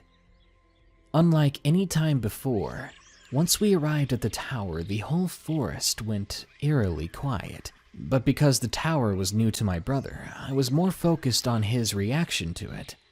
He seemed amazed. We took a few more steps towards the tower, and I noticed the silence. Never before had being in these woods felt so wrong. Something didn't want us there. I hated the feeling, and I wanted to just leave. Trying not to sound scared, I told my brother that it was time to leave. We had to get back home before it started getting dark, and I didn't want him or the dog attempting to climb it, as there were thorns around it, and I didn't want them getting hurt. As we were leaving the place, I started to hear some music coming from inside the tower. And no, it didn't sound like a radio or a CD player or anything like that. Nothing like a teenager would be listening to. Instead, it sounded like an ancient music box, ticking its tunes over a metal cylinder. I was hoping I was just hearing things, but then my brother asked me what was making the music. I didn't want him scared. Again, it would make it easier to go home if we were all calm, or at least if he was calm. So I told him that it was just my phone playing the music, because I probably pressed a button by accident. Then I pulled him along with me, speed walking, trying to get us both away from the tower. I felt like someone or something that was there at the tower was trying to scare us, and it was working. When we got on my usual trail to go back home, my dog stopped right in his tracks and stared into the woods we had just exited in the direction of the tower. I called out to her, told her to keep going, and then I heard the sound of footsteps and branches breaking. The sounds were coming towards us. I was horrified, and I pressed on even harder and faster, telling my brother that we were going to run back home, make it a race just for fun. I was going to let him win because I wanted to keep an eye on him. As we were running, I started to look around to try to find the person or thing that was pursuing us, and I never saw anything. When I was looking in the general direction of the sounds, my dog was following us, but she would stop sometimes to once again look back into the woods where those sounds were coming from. Usually, she would bark at the sounds from the woods, but all she would do was cock her head to the side and stare as if she was hypnotized or curious as to what they were. As we exit the woods, almost home at last, I hear something clear as day. The low, raspy laughter of an old man coming from the trees. Chills and goosebumps erupted all over my body. I turned in an instant to see what it was, but there was nothing there. Just my dog bursting through the tree line in order to catch up with us. When I told my mother what happened in those woods, she told me that someone was probably playing a prank on us, and that the music was probably just a sensor that we triggered while leaving the tower. But I know what I heard in those woods. I still go back in them to this day with my dogs, but I only take my trail. I want to go see the tower again, but part of me knows, for some reason, some way, the tower won't be there when I go back. Monsters in the Forest, submitted by Johnny. In all of my life, I've never encountered a thing quite like this. I live alone, just me and my boxer named Dutch. I'm 26, but I'm taking a few years for myself. At the moment, I live in a cabin, only a few miles from the nearest paved road. It can get very lonely out here.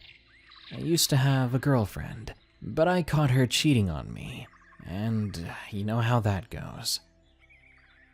Not much happens out here in the cabin, but I was on my way home one day from doing some shopping in town like I often do. Dutch was riding up in front with me. We got home and something seemed off. I walked up to the front door, and I saw clear as day that something had been scratching at it. There were claw marks all along the side of my house and on the front door. Now, I'm 6 feet tall, and these claws went up about a foot over me on the walls, and with how deep they were, I immediately assumed that a bear had wandered by. It wasn't the first time I'd found claw marks like that, usually on trees, but never before on my house. But it didn't bother me. I would just be more careful when I stepped outside. You didn't want to run into a bear without some sort of protection. Later that evening, after dark, I took Dutch out to go to the bathroom. That's when I heard a scream. A blood-chilling scream. I grabbed Dutch immediately, and we ran back inside. I locked the door and grabbed my .50 cal, a little memento from my days in the military. I turned off all the lights and I stayed quiet. I didn't sleep that night. I heard whatever was outside instead. I could hear it walking around in my yard, shuffling past trees and making its way around the house. When it was in front of me, right in the view of the window next to me, I needed to satisfy my curiosity, so I looked through my blinds, and there I saw it. The most inhuman-looking thing I'd ever seen or imagined. It was tall, at least 2 feet above me. It looked hungry, starving. It had that deranged look in its eyes, like it needed food, and it would do anything for it. But that wasn't the only thing about its eyes. Its eyes were solid black pools. But when it turned its head and looked right into my eyes, my heart felt crushed. Instantly, I pulled myself away from the window, praying under my breath that it didn't see me. But I know it did. I was speechless. I sat there for a good hour. Then, suddenly, Dutch began running to the back door, and before I could get the courage to lift myself up and to go get him, I heard something tear through the thin wood of the door and the screen beyond it, followed by the disturbed screams of my dog in pain.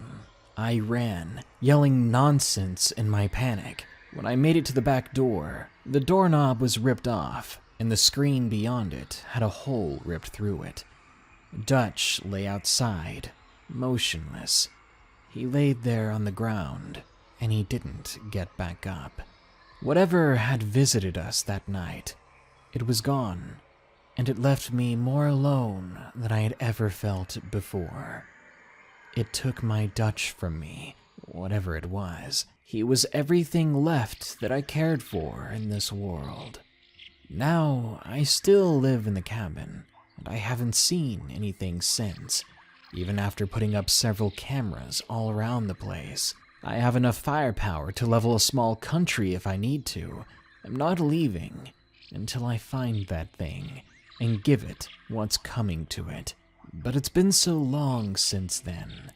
I don't think it's coming back, and I'm starting to doubt my own sanity. The Grinning Men, submitted by Saxinia. I'm 26 years old, and I live in Germany. By the time this story happened, I was around 11 or 12. But still, thinking about it, it sends chills through my back. I lived in a city that was supposed to be quiet, but apparently not safe. I was used to it, and our apartment is at a safe and nice place. Right in front of the apartment is a forest. Back then, we loved to play out there, my friends and I. The only rule was, we could only play within our mother's eyesight. One day, me and my two friends, Dome and Alex, started to play hide and seek, one of our most popular games out there. Dome started to count down, and Alex ran into the direction of the straight. I ran around a corner into the forest, and there I saw him. A tall, pale man. He was extremely skinny and had long silver hair. His clothes looked like they came from an old noir movie. He had a dirty coat and a hat. His eyes were bright green, and they had a crazy look in them. When he saw me, he began to smile. It was such an evil-looking grin, showing his disgusting yellow teeth.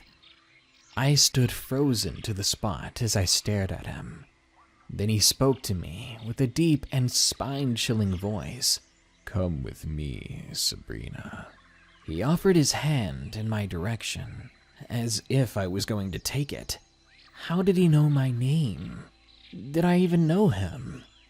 He never stopped smiling, and I felt like I would cry at any minute. My mind was reeling, and I was too terrified to move. What did he want from me, this stranger? Then I heard my friends behind me. Alex called to me, "Fast, over here, Sabrina." I turned around in an instant, and was so happy to see my friends.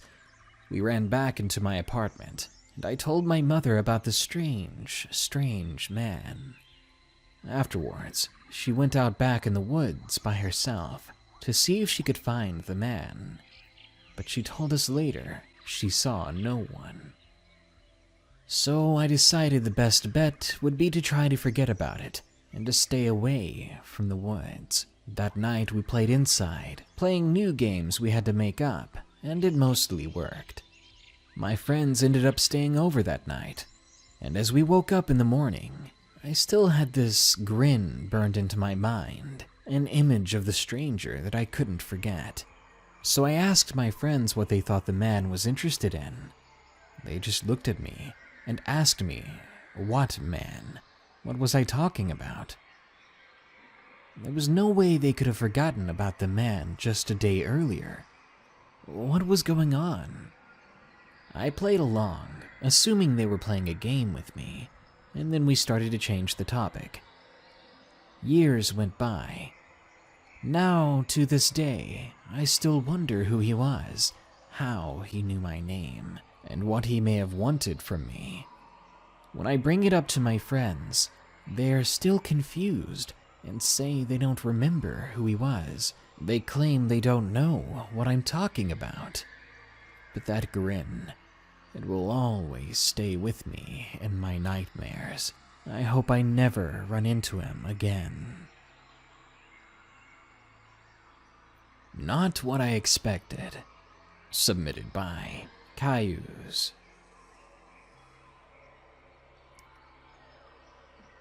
I'm from Poland, and for the past 6 years, I've been a member of one of the biggest paranormal investigation teams in my country. Sometimes people call to us and ask for help with things they think are paranormal.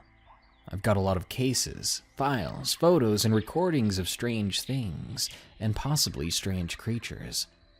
But this time, I'd like to tell you about one of the weirdest cases I've ever seen. It was 4 years ago.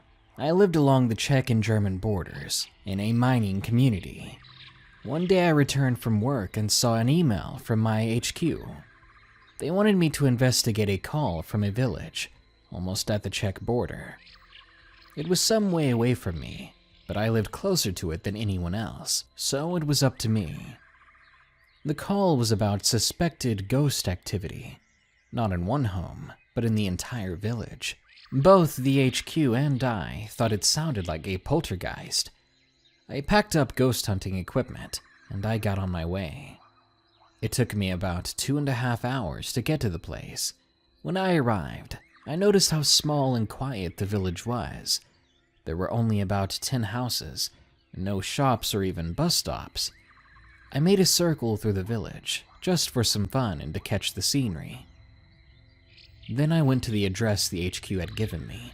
It was a pretty wooden house in the middle of the village. When I knocked on the door, a young man opened it for me. He said that he and his wife moved in about a month earlier. He was a writer, and this place was perfect for him to work at his books. But there was something that made him and his wife scared to live there. They said that at night, they would always hear noises coming from the nearby woods, and that this ghost was making things around their home disappear. As we finished talking, I went for a walk. I walked around near the forest's edge, looking for anything strange. I found some wolf, deer, rabbit, and even fox prints. Nothing special. But then I saw something rather strange. At one tree, there were large, deep scratches, sort of like a bear's. But there weren't bears at that part of the country.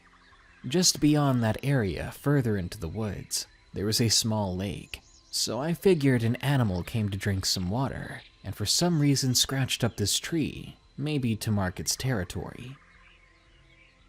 After a while, I came back to the village. I set up some cameras, hid some of them in the trees, put some sound recording devices and set them up at the base of their barn. I was sitting and watching the cameras, drinking on an energy drink, when suddenly I saw something strange on one of the cameras. Like something crawled through the grass. It moved toward the house exiting the woods. I grabbed my knife and began to move toward the couple's house, where the unsuspecting couple was sleeping inside. At this point, I was thinking that this ghost is just someone kidding around. But that was a huge misunderstanding. I crawled to the end of the rooftop and started to observe the area. For a moment, I didn't see any movement. But then I finally saw it. It was indeed inhuman. It was a humanoid-looking animal, though. Its skin was pale, almost blue in a way. It looked skinny and starved, and it had very long fingers.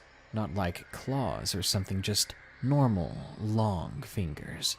It really did look like a person, but I knew it wasn't. Not after seeing the way it moved, the way its bones were shaped unlike ours.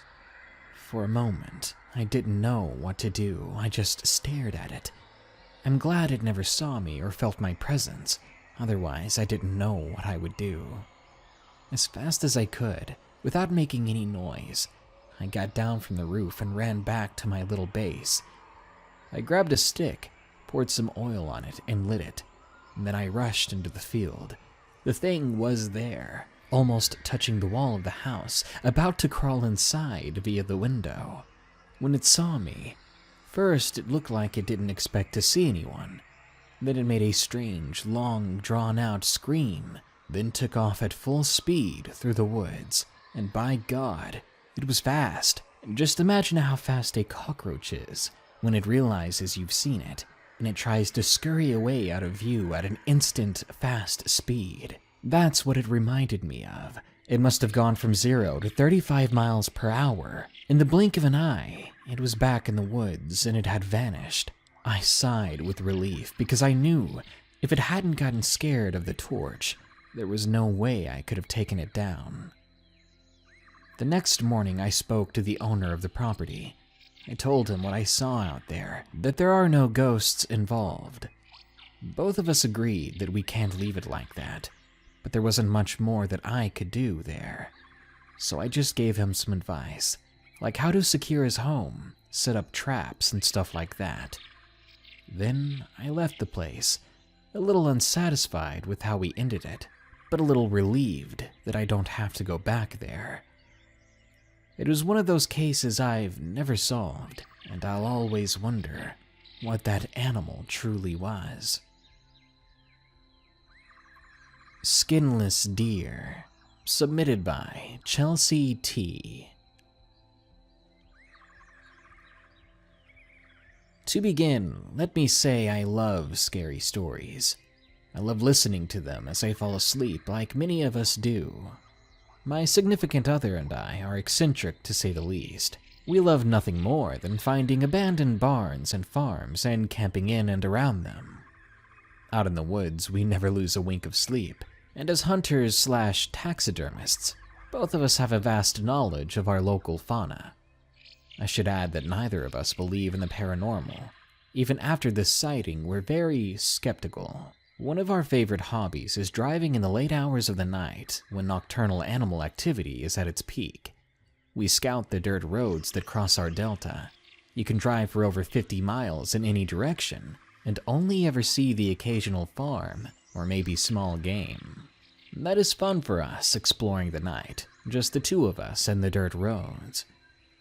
It was around 1 a.m. We had our eyes fixed on the road, keeping a keen eye out for any eye shine of the typical possum or skunk.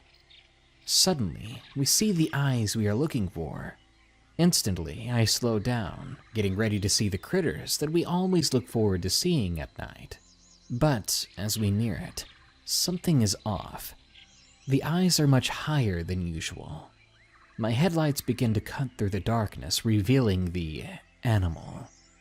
It's walking on the passenger side of the road towards our vehicle slowly. It seemed to be completely unfazed by us or the vehicle, and it was determined to continue walking towards us.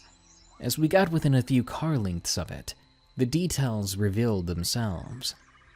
It had some of the usual attributes of a deer or a goat, but it was slender, almost too skinny, like it was malnutritioned. It was taller than a coyote or a dog. Its feet came to points instead of paws. It had a small opening for a mouth, but there were things wrong about this creature. Very wrong. It was fleshy and pink and had no ears at all. It never blinked or even looked at us. Its snout was shorter than normal, giving it a much more rounded, semi-human shaped face. I heard myself say loudly, "What the hell is that?" As we began to pass it, my significant other turned his entire body to follow it. He kept its eyes locked on the strange thing. Noticing that he had also seen it, I responded in turn. "You saw that too?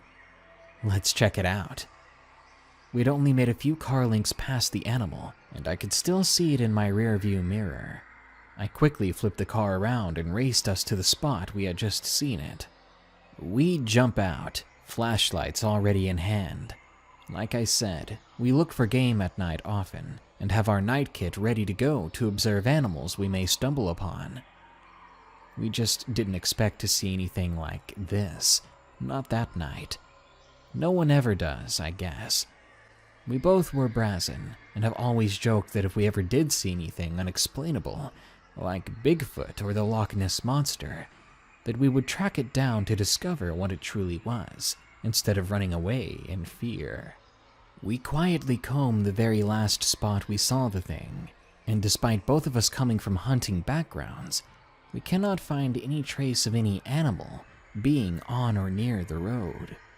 We stand silently, listening for it, and hear nothing. It had vanished into the night. "What did you see?" I asked my significant other.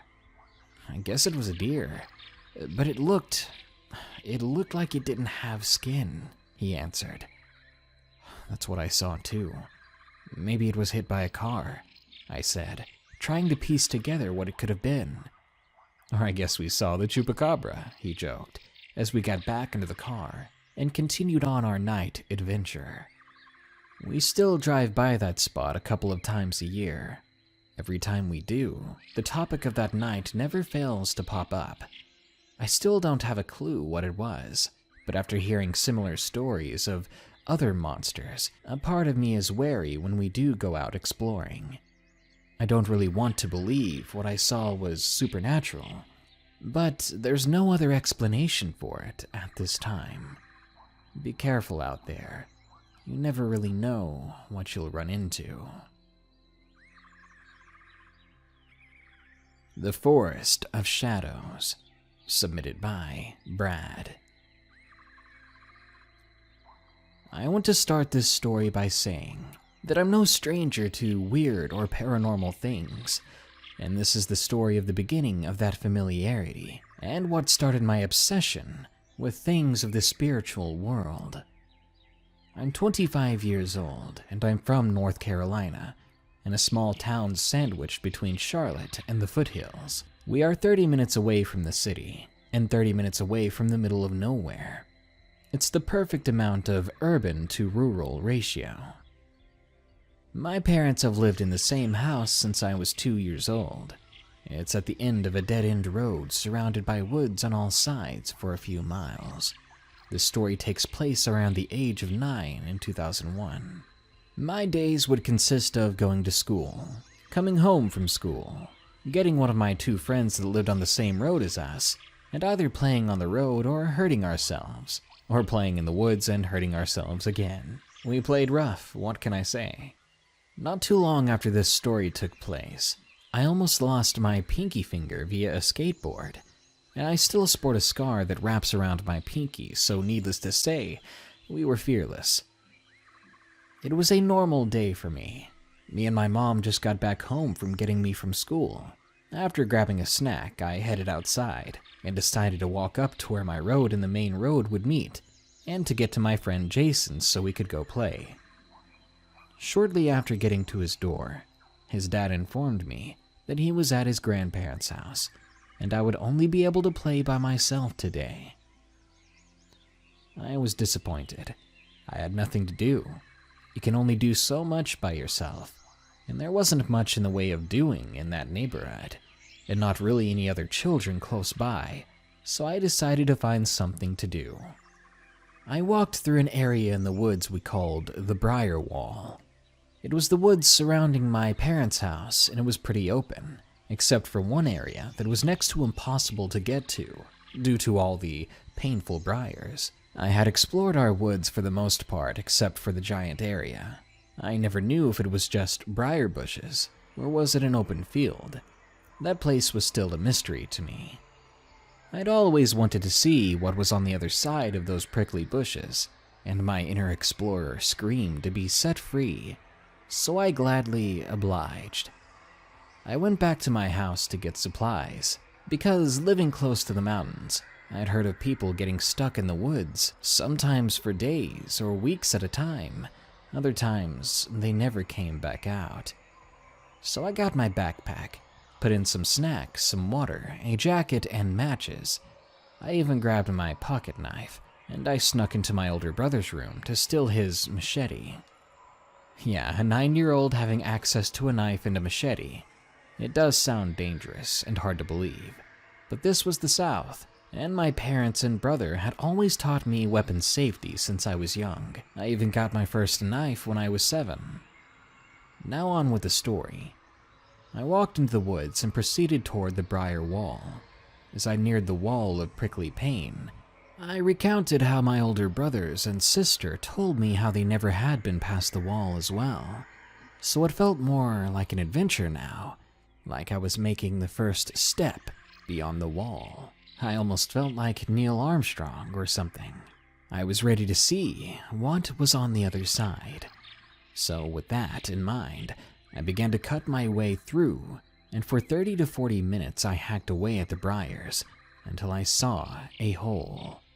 And being impatient, I took my jacket and put it over my face, and I ran through the briars. Some of them sunk into my flesh and pulled at my clothes, ripping them. It was painful, but my need to explore was much stronger than the stinging sensations. On the other side, I pulled out the stickers that broke off the vines, and the ones that had stuck into my skin. After a moment or two, I resumed my course, undeterred. The trees in this part of the woods were massive and spaced far apart.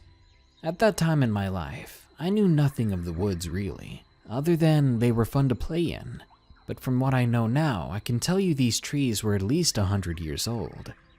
Each one was around 2.5 feet wide, and they were spaced 30 feet or more apart. Most of them were oak trees, white oak, ash, and poplar, which are super common here, but the age and sheer size of them was amazing to behold.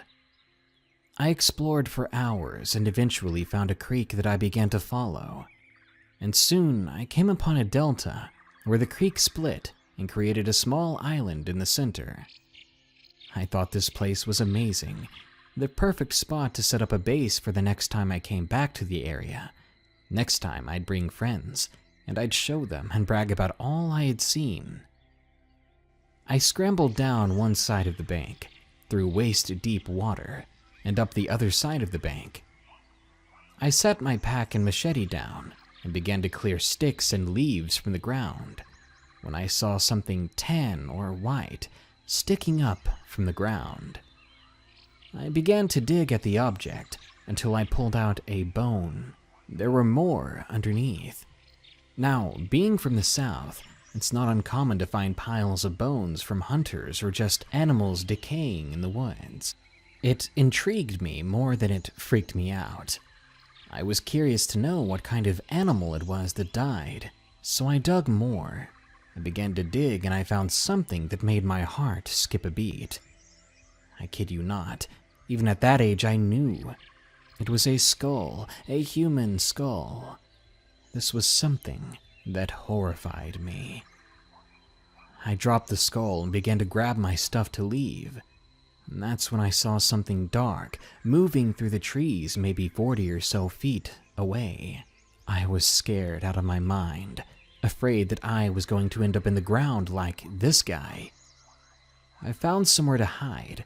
I covered my pack with leaves and got down into the creek, and I backed up underneath the edge of the bank, which had an overhang. I watched as I saw something moving through the trees. It seemed almost like it was floating. It was human in shape, but blacker than black, almost like what you would think a black hole would look like. I'd never seen a spirit before, but I believed this was one, and it scared me more than anything I'd seen before. When it finally passed where I thought it wouldn't see me, I made a break for it.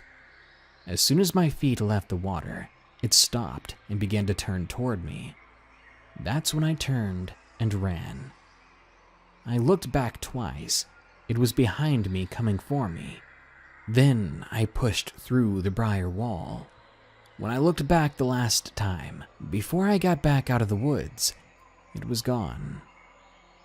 When I was finally out of the forest, the sun was starting to go down, and I had cuts and scrapes all over me due to my mad dash through the woods and briars.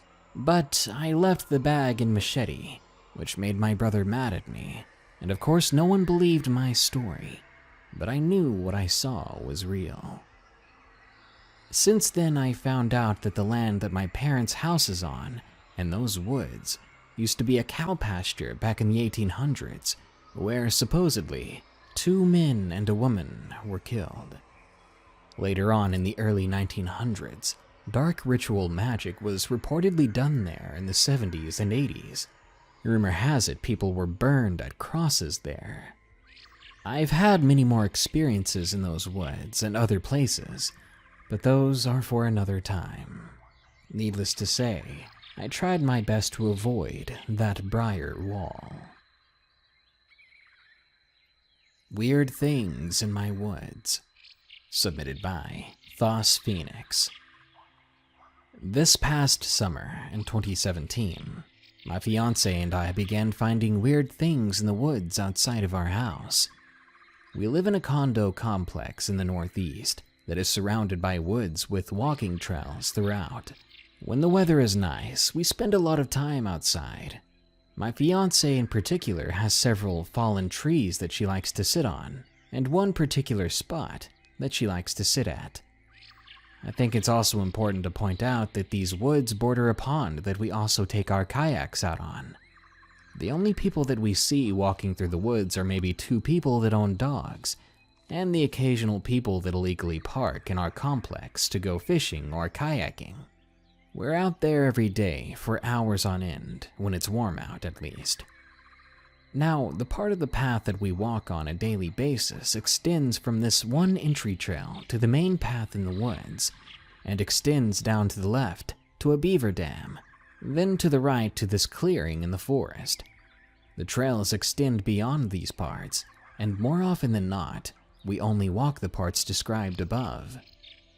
One day during the summer last year, we noticed that someone had placed playing cards throughout the path. They were definitely not haphazardly thrown around. They were delicately placed next to fallen logs, nestled in tree branches, inside logs, and placed face up between varying plants along the path. These cards only extended as far as we usually walk, all the way down to the beaver dam to the left of the entry path, and to the right of the entry path by the clearing that I described. In the particular spot that she likes to sit at, we found 2 king cards and a jack perfectly propped up in the tree. Now, this particular spot is a little outcropping into the water from the path that has a tree in the middle and unless you walk out into the outcropping, you wouldn't have been able to see the cards that were nestled in the tree. So whoever placed these cards also placed queen cards in each of the fallen trees that my fiancé likes to sit at. I have a disability with balance, so I never go on them, making them her spot. In the same outcropping, we found a blue rubber ball and an hourglass that had magnetic lodestone on the top of it. We have no idea what the purpose of these things were. We took the cards, the rubber ball, and the hourglass back to the house, and we put them in a bag. About a month or two later, when my fiancé was out of town doing an herbal training thing across the country, I made it a point to continually walk the woods and see if I found anything else suspicious. Sure enough, I found cards in her favorite spot again, now written on with Sharpie and a notebook-sized paper note. I was out there every hour patrolling the day before, so the note must have been left out there when I wasn't there. Maybe in the middle of the night. I don't know. I'll type up what I can make out of the note here, but some of it is difficult to read because of the handwriting, and also because I found it the day after it rained. To my dear friend, who I love and care about so much, please take the time to undo all the things that have caused me pain through waiting to get out of this maze of the heart and battle. The mind no longer needs to suffer every time another heart goes astray, as needs wait upon the carnage of the battle. Peace waits and suffers with you along with those whom care in a truly meaningful way.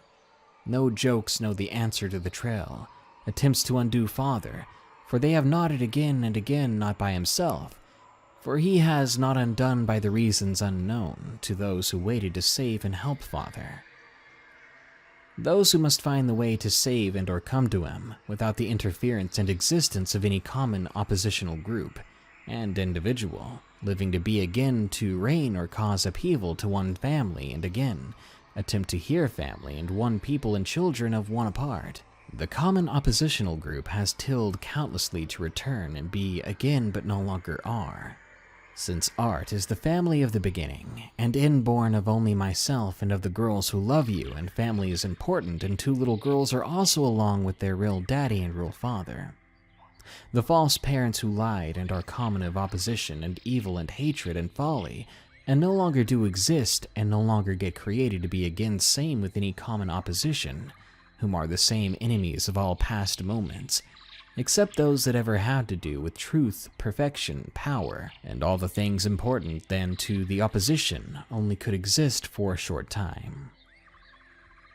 When reviewing and scanning all the things I found, I did find a second page of the note, which I forgot about, so I'll try to write that here. Along the left side it says, "You all seem very friendly and beautiful." Along the top it says, "Just say friend, invite me in, or for auth e vactlun." And on the other side of the note, he says more mindless things, along with referring to himself or themselves as the Lonely Walker. Several cards had also been thrown into the water near the clearing that is to the right of where we enter the woods. I hopped in my kayak, picked them up, and called the police about it. When a cop showed up, he took a look at the note and the cards and told me what he thought. The cards said things like, "Love you girls. If you need a friend to talk to and walk you to places that are fun to drive. You're so pretty. Call the number if you want a true friend. My words are my words, none can be true. I'll be watching and waiting." He said it was probably somebody watching us and was looking to make a friend, albeit creepily. But because the note and cards did not contain threats, there wasn't anything he could do, and he advised us to just be aware of our surroundings when outside. The cards also had a Latin phrase and a phone number on the back. The police officer called the phone number, but nobody picked up, even though whoever left the note and the cards had written to call the phone number if you need a friend to talk to, or something along those lines. There were Latin phrases as well. Ipse et ipse solus scit omne verum. Amor fortior est quam mors, omnia visit, amor ad infinitum oesus. Duenos infinitum, duenos nas adoramus quod Celsitudinem. When I tried translating it, I got something like, he knows the truth and only the truth shall make you learn how to see it, to believe love is stronger than death. Love conquers the infinity. Good we know what highness experience, good infinity, good we know what highness. Nothing occurred after that. I mean that I didn't find anything further, but it still really creeps me out.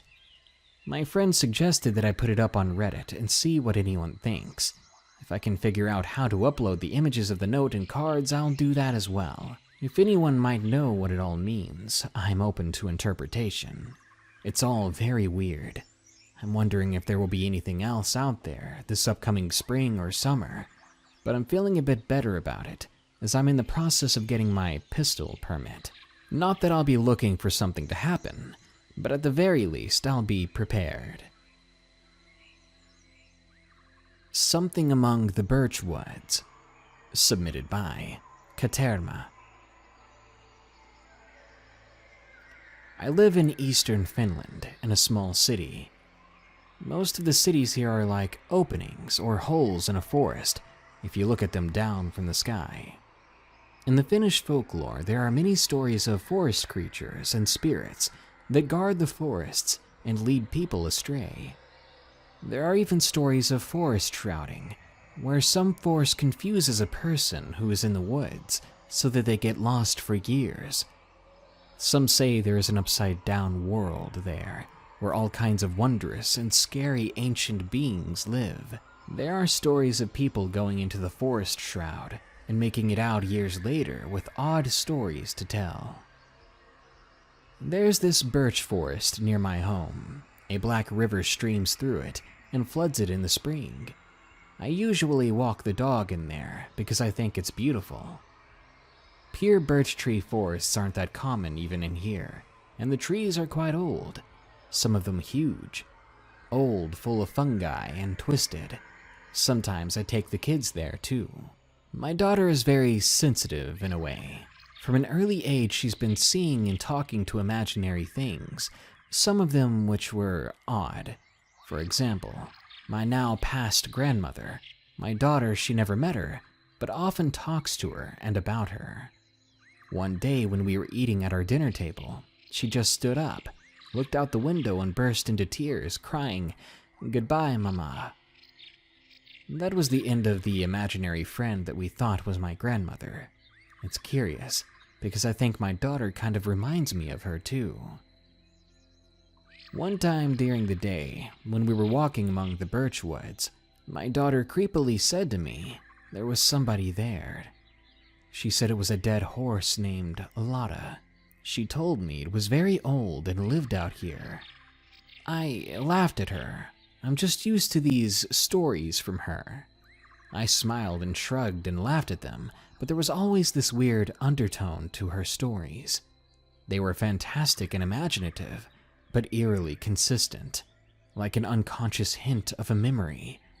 I think she's a smart child with a good imagination, but when she cries at night and I walk into the room to find her sleepwalking and pointing at an empty chair in the middle of the room, it feels uncanny, like there's something between the lines.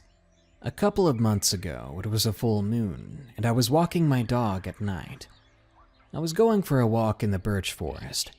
The moon painted the frost bluish.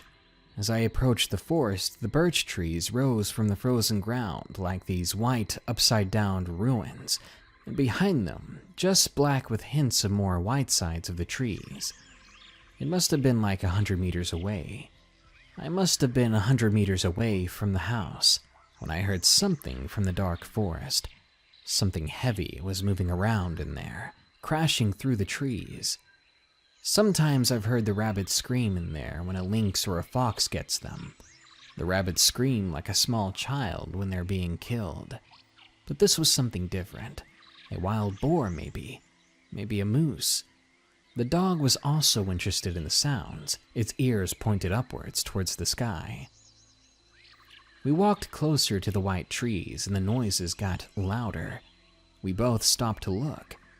The dog didn't bark, it just pointed its nose towards the sound. As we walked back and made it to about 20 meters away from the tree line, the sounds stopped. For a while, it was just quiet, and then it started again.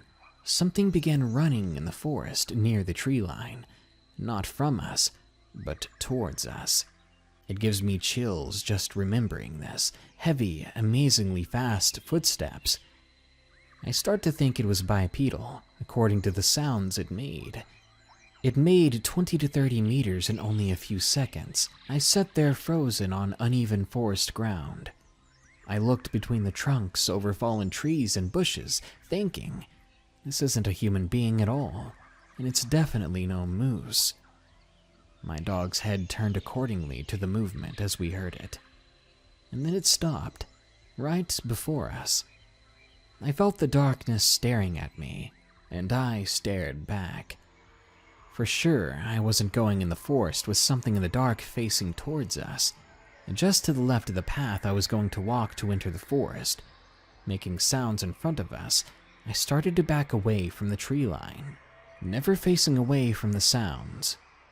Whatever was in there, it was interested in us, but didn't seem to want to come out of the forest. I wasn't about to turn my back to it, that was for sure. My hands curled into fists. The dog's tail was between its legs as we backed away. The sounds kept going, and I could hear them even from over 100 meters away. It was then that I turned my back on it and began to walk faster. I thought of all the possible forms the darkness could have taken in there if I'd went in, or if I had a flashlight with me. The terror I felt that night was more real than I'd ever felt before. I rushed home and locked the door. Even my wife got nervous seeing me spooked like that. I've been in the forest almost every night since then, walking my dog as usual, but we haven't heard anything like it since. I've always been on high alert since that night. Wondering about what was in there that night might just be better than having found out.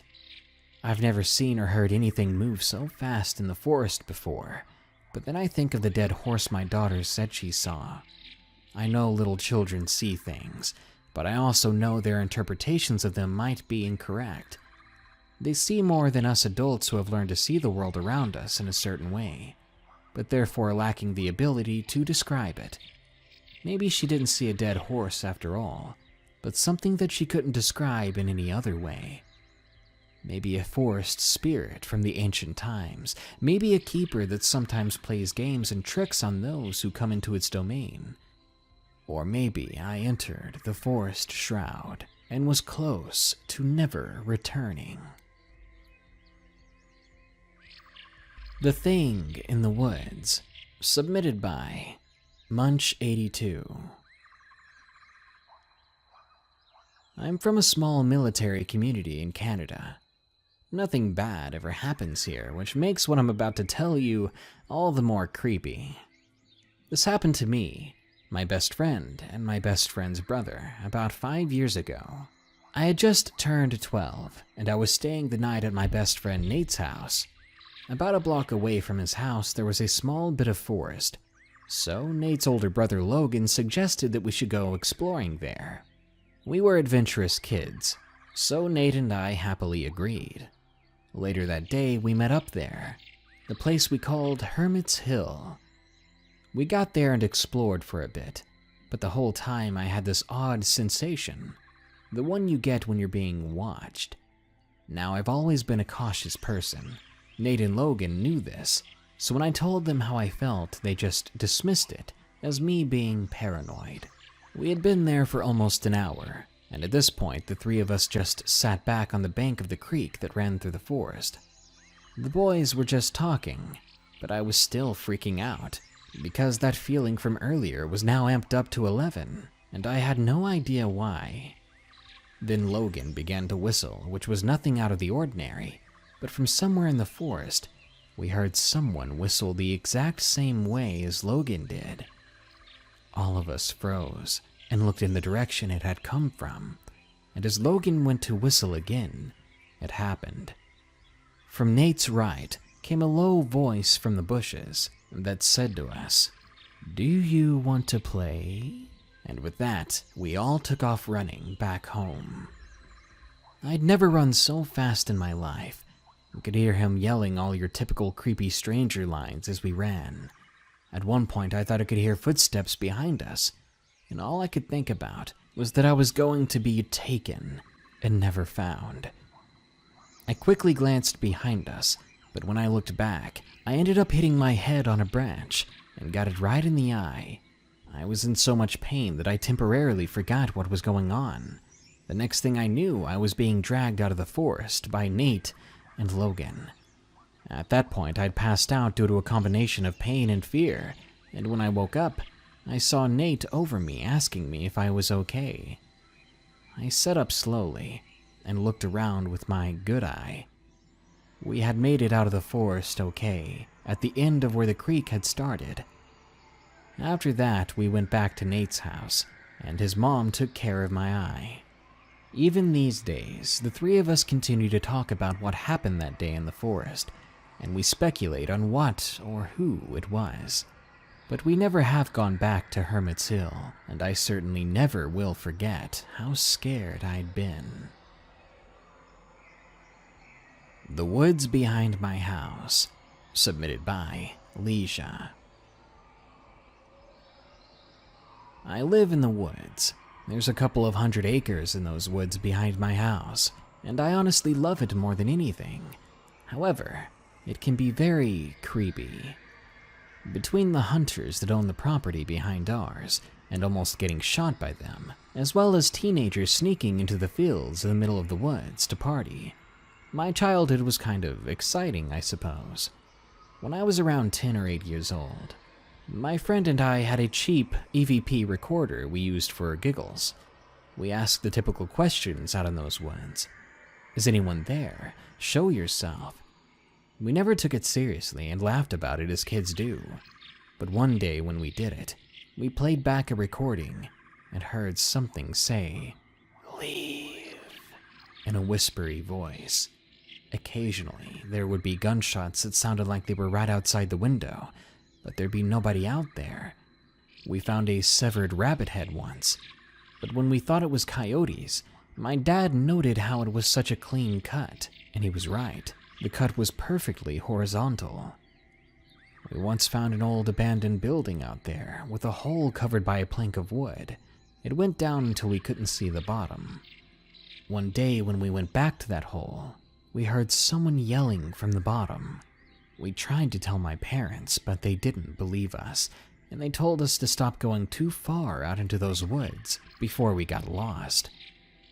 The place was full of creepy things, and I do believe that it may have been haunted. But I loved going out there. Maybe the horrifying parts added to my curiosity.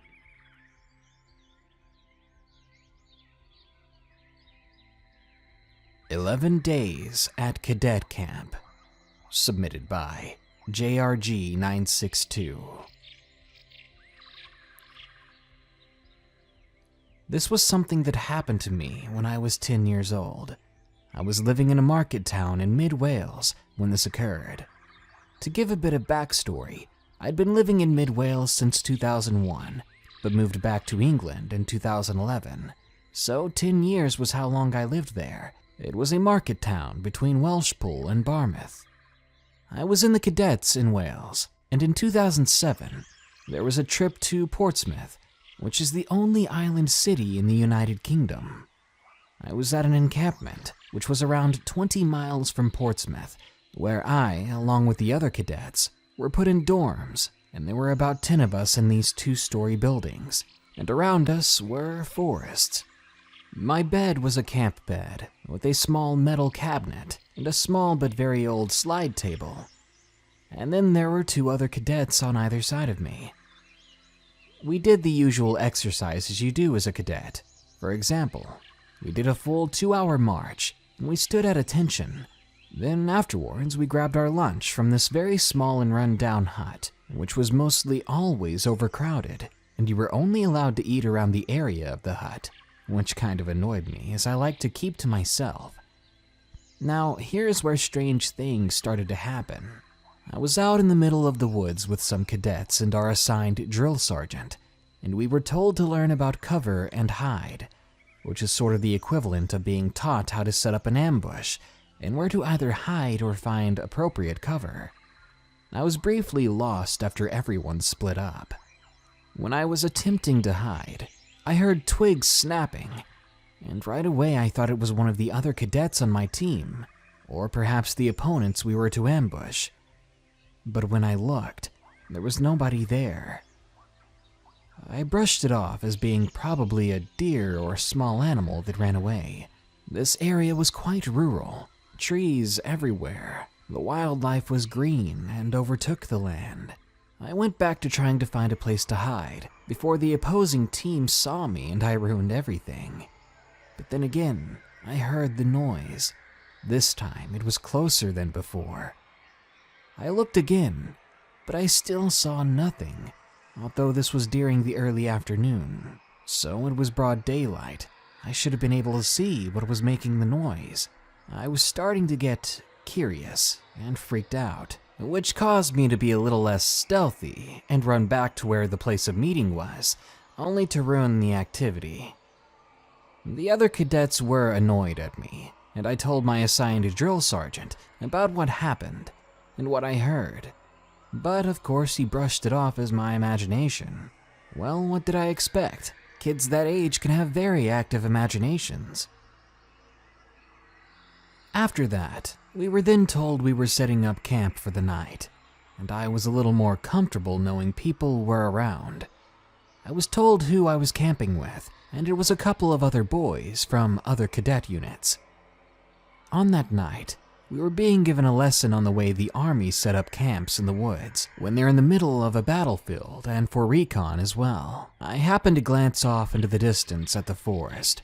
Under the dimly lit moonlight, the trees and the grass and everything, it looked like it was something from a painting. I wasn't paying attention to anything else. I could barely hear the lieutenant talking to us, trying to teach us new things. I was so distracted. That's when I saw the outline of a shadowy figure walking across the grass from one side of the forest to the other. At first, I thought it was probably a reflection off the trees and the moon, but it was in the form of a silhouette of a man. He looked towards me even, and in a sort of low, echoing voice, the silhouette spoke to me, or called to me. "When you die, you will burn in hell." My eyes widened so far, it felt like my skin was going to rip. I couldn't breathe. What I was seeing and hearing was so terrifying. I thought I was living a nightmare. I trembled and gasped, causing one of the sergeants to look at me and saw me looking out of the camp. She came over to me, worried, and asked me if I was all right. Now, I was a quiet and sensitive child. I could get upset fairly easily. Out of the sight of the other cadets, I was weeping my eyes out as I was overcome with emotion and fear. But I was able to make it through the rest of the lesson. Afterwards, I found my dad and spoke to him, and he told me I was just being overreactive, that I needed to calm down and think about what I thought I saw. But I couldn't. I told him I wanted to just go home, but I had missed that opportunity. A former friend of mine went home earlier with his mom. They lived in the same region, and I could have hitched a ride. But now I was stuck here for the 11-day stay. 2 days later, there was a party in the hall of the complex, and I was there for a couple of hours, as it wasn't really a disco party with a DJ and a bar. Just a drink stand and a CD player hooked up to speakers, playing some new albums. I then headed back alone to the dorm I was sleeping in, while the others were at the party or around the complex having a good time. My dorm was on the other side of the complex, and I knew I had a walk ahead of me. As I headed back towards my dorm, I saw a woman in a cadet uniform looking away from me near the girls-only dorms. I asked her if she was all right, to which she replied to me in a similar echoey sort of voice. "You shouldn't be here." And if that wasn't enough to scare me out of my mind again, that's when I saw it. Her bottom half was almost entirely invisible, transparent, see-through. I started to panic, freaking out, making a run back to the door, pounding at it, until finally a cadet who I spoke to let me in, and I went straight to the dorm, staying there the entire night. I didn't catch any sleep that night. Can you blame me? It was the 10th day, and the final night before I went back to Mid-Wales. I was relieved and decided to make this day count as it was my last day. That day was fairly relaxed, like a reward ceremony and a raft trip, including canoeing and rock climbing. The day flew by, and it was almost night. I walked back to my dorm feeling happy it was the last day, and that everything went by much more smoothly and less horrifying. When I got back to the dorms, I saw that the other kids, to my dismay, were having a go at a Ouija board session, and they even invited me along, which of course I said no. I've had enough of strange things happening, no thank you. So instead I just went to sleep. Over 2 hours later, after falling asleep, I woke to the noise of footsteps on the wooden floor and tapping on the walls, which I thought was the other dorm being in a wind-up mood, as they had shockingly shared a spliff although they were between 12 and 14 years old. So it wouldn't have been a surprise if they were making all that noise.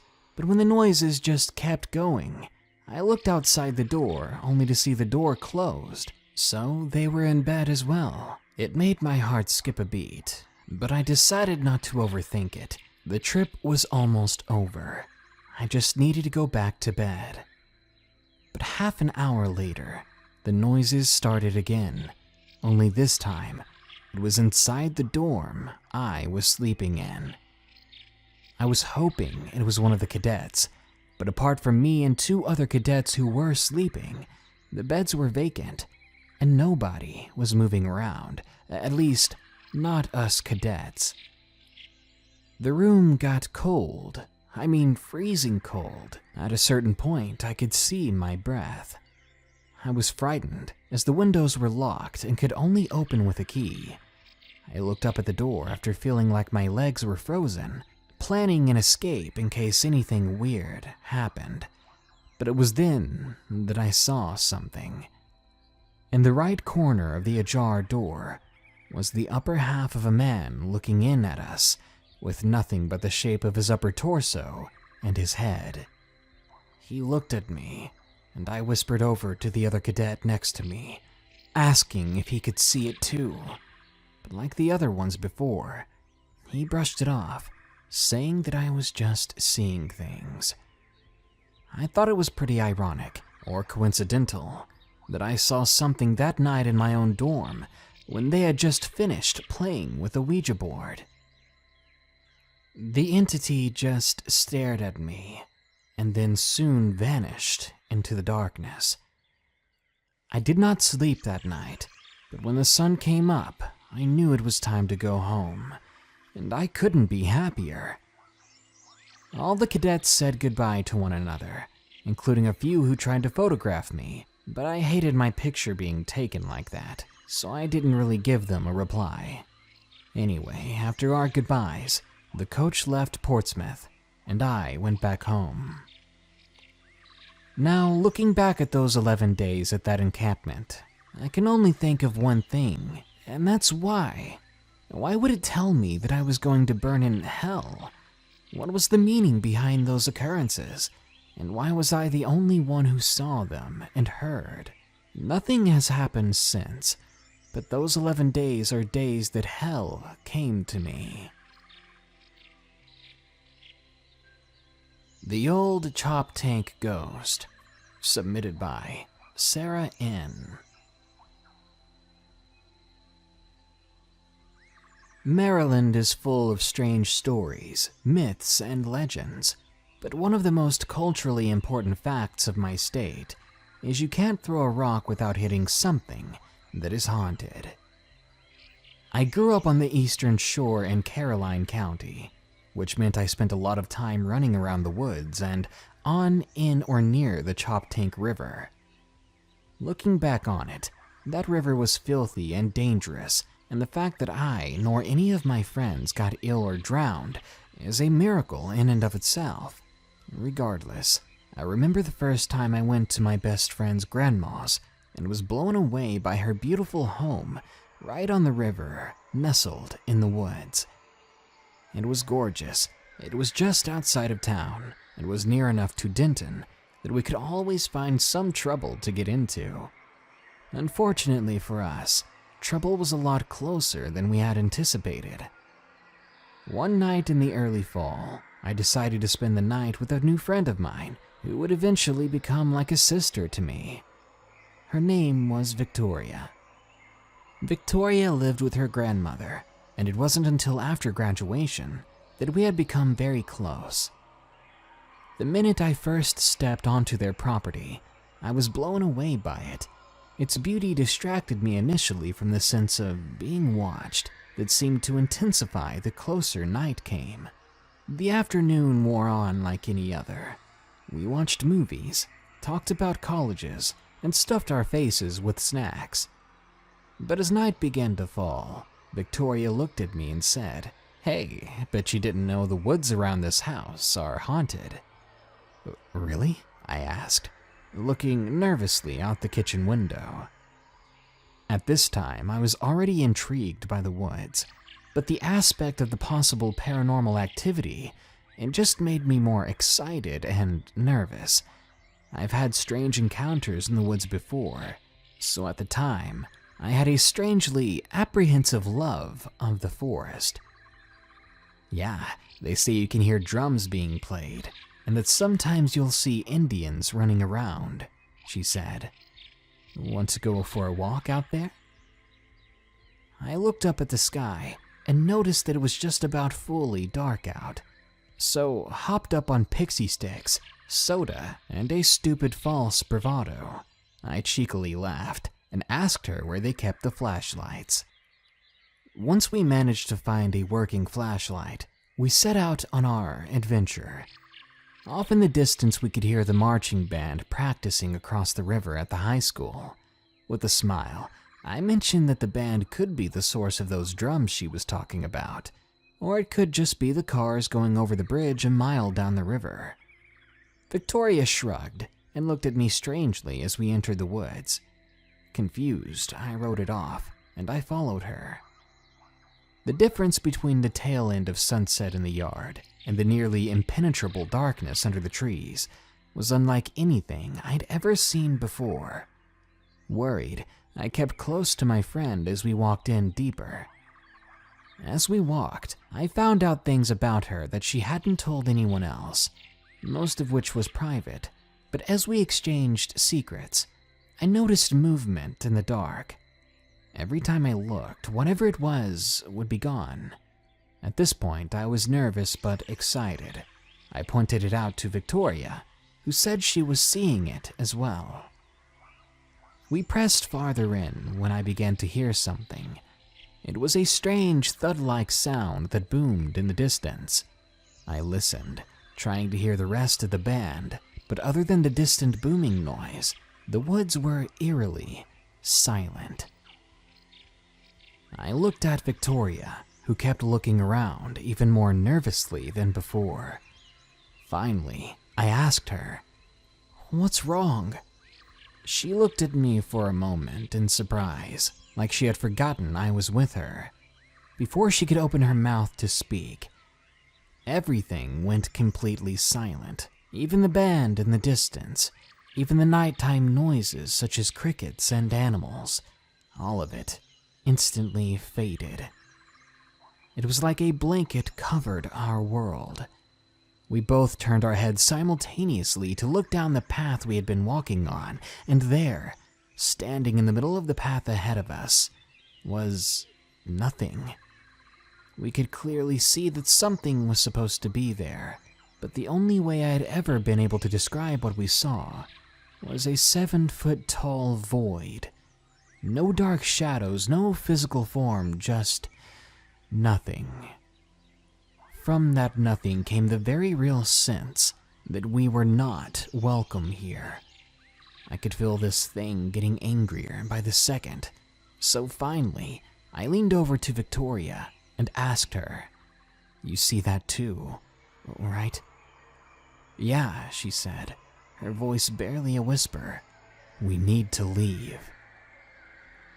To our credit, we didn't run. She and I simply turned around and began to walk back the way we came. After we walked for about 10 minutes, we were only 20 meters away from the head of the trail, and we could see the light of the yard lamps in front of the house, when Victoria stopped suddenly. I turned to look at her.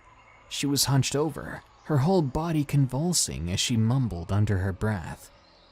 I didn't look back up the path to see if the thing had followed us. I instead focused on my friend. "Victoria, what's wrong?" I asked again, putting my arms around her shoulders to try and pull her forward. If you've ever dunked your arm into an icy pool in the middle of winter, you have some idea of what the air felt like at the back of Victoria's neck. She panicked and thrashed a bit as I yanked my arm back. Don't. He doesn't want me to leave again," she said, shivering and crying. Determined, I reached over her again and tried to pull her. Victoria was a tiny thing, barely $120, and I, being much taller and stronger, could have easily moved her on any given day. Except that night, Victoria didn't budge. She didn't stumble or even lean forward. I may as well have been trying to move the oak tree next to us. She cried out again, and I removed my arm. "He's angry," she said, before she started mumbling to herself again. I stood there, unable to help as my friend tried to free herself. Feeling at a loss, I simply stood next to her, pressing my arm against hers and trying to give her whatever support she needed. When I did that, I could feel a looming pressure at my back, that cold and icy feeling slithering down my spine like cold acid. But I refused to move. After what seemed like an eternity, Victoria stumbled forward, almost as if she had been pushed, and I jumped into action. I grabbed her arm and steadied her as we ran the remaining distance to the head of the trail. Once we were out under the stars, we relaxed a bit and slowed to a fast walk as we made our way back to her yard and the safety of home. Victoria was so out of breath and exhausted, she looked as though she had run a marathon. Whatever it was had sapped her of her strength. Curious, I glanced back into the woods, and to this day, part of me wishes I hadn't. Behind us, about 10 paces back, hovered a tall column of smoke. In it were tendrils of red that danced like fire. I could barely make out a face in the smoke, a face that glared at me and shook me to my core. I stared for a moment, unsure if the thing was going to attack or not. I managed to turn and began to bustle my friend back into her yard even more quickly. I tried to take her into the house, but she refused and instead ran to her car. Once we were both inside, she grabbed her rosary that her grandfather had given her and began to pray. I looked back beyond the yard, but the spirit was gone. Thankfully, Victoria calmed down. She explained that her grandfather had been a priest and an exorcist. When she was little, she'd had issues with the spirits in the woods. In order to protect her, her grandfather blessed their property and told her to stay out of the woods. And until now, she had. Fast forward about 10 years, and I find myself sitting in a car outside those same woods. I had told some of my friends about the encounter, and they were eager to have an experience of their own. I, though, was reluctant to go back.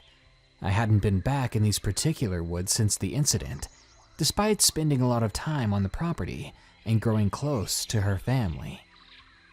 When we parked, I got out of the car and froze.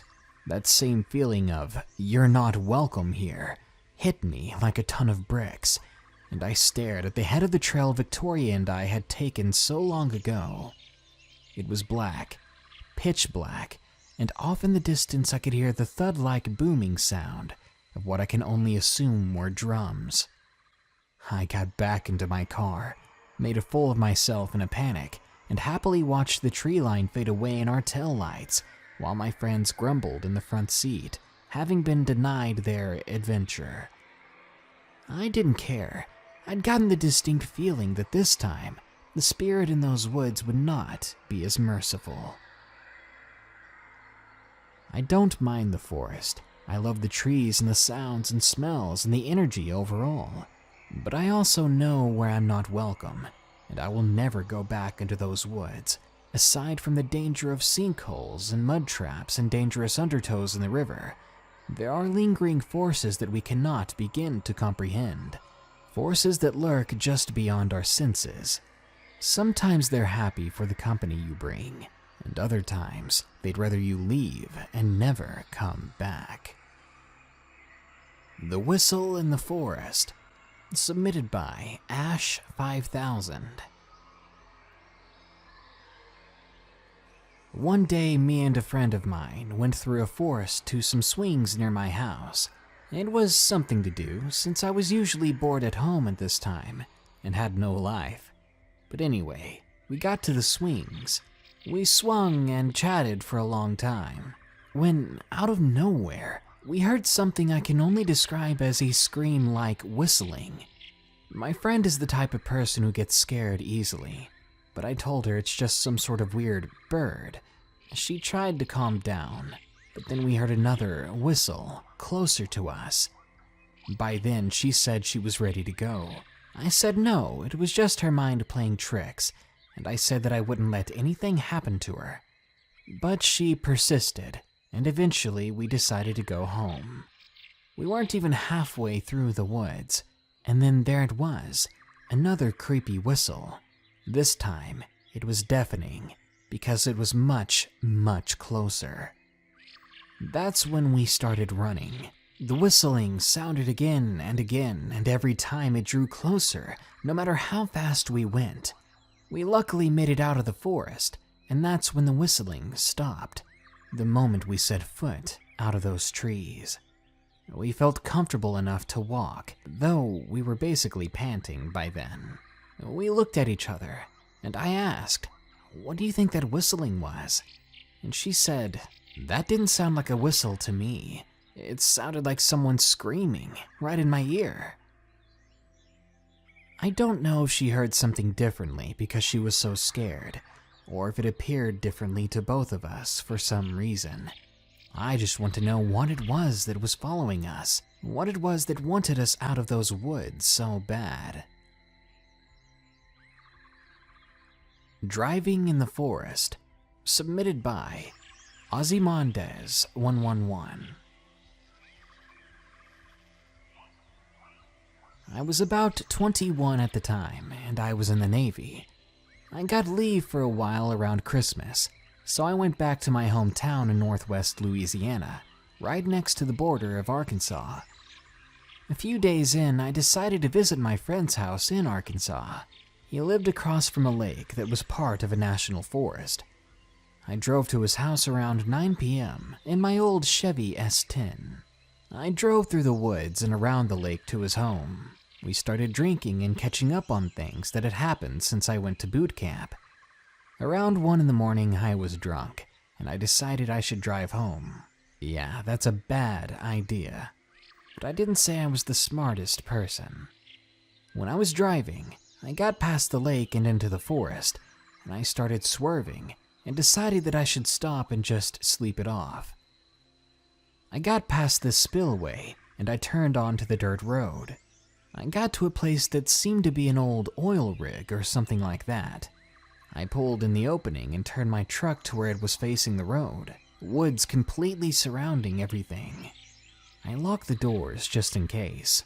I was thinking I was in the middle of the forest at night, so no one should drive past me or anything like that. So I laid down on my seat and went to sleep.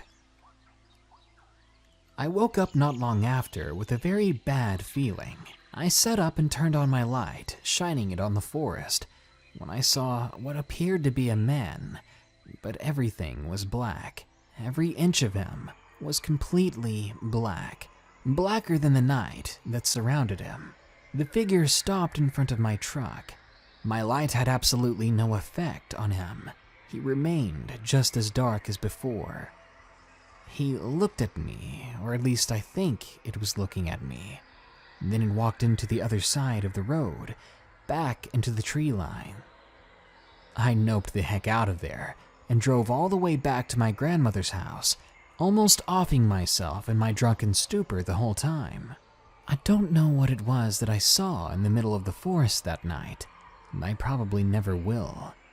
I'm out of the Navy now, and sometimes I drive down that road, but every time I do, I get a feeling that someone is watching me. The Lonely Piper, submitted by Dutch Scout 13.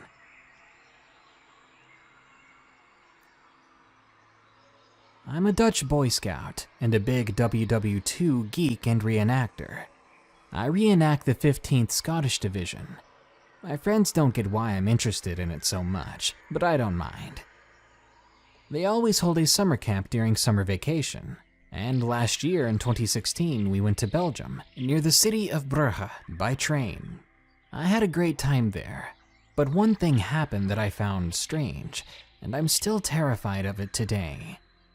We arrived at the station around 12 o'clock in the afternoon. Our campsite wasn't ready yet, so my friends and I went to check out the village near our campsite. We were walking around looking at stores when we stumbled upon a trail that led to a cemetery in the woods. It was morbidly beautiful. I heard that some Scottish soldiers had been buried there, so I went over to take a look. One of the graves was very special. It said, "The Lonely Piper, 1923 to 1944. I thought that soldier must have been playing the bagpipe during battle. There was this old man sitting on a bench near one of the graves. He called me over and told me, "You should leave these graves alone, otherwise he will come out and get you." A stranger suddenly saying that in such a serious tone of voice, it was enough to cringe and creep me out. I didn't know what to say, so I just said nothing. That night at the campsite, we were sitting around the campfire, chatting and telling stories to each other. One of the group leaders called us and said that we're going to do some games in the forest that night. I, being rather tired, went to our tent with a friend of mine to get some rest. We had been planning to stay up all night, and eventually that would happen, but I needed a bit of shut-eye first. Before then, my friend and I were chatting about, when all of a sudden, we hear the sound of bagpipes being played rather loudly near our tent. We at first thought our friends were playing tricks on us, so I opened the tent door, only to see a man standing eerily still near the fire. He was wearing a dirty kilt and a British Army battle dress or tunic. My friend said, "What is it?" I didn't know what to say to him. Luckily, the piper wasn't looking at me, so I tried to slowly close the tent door, until his face began to point in my direction, slowly.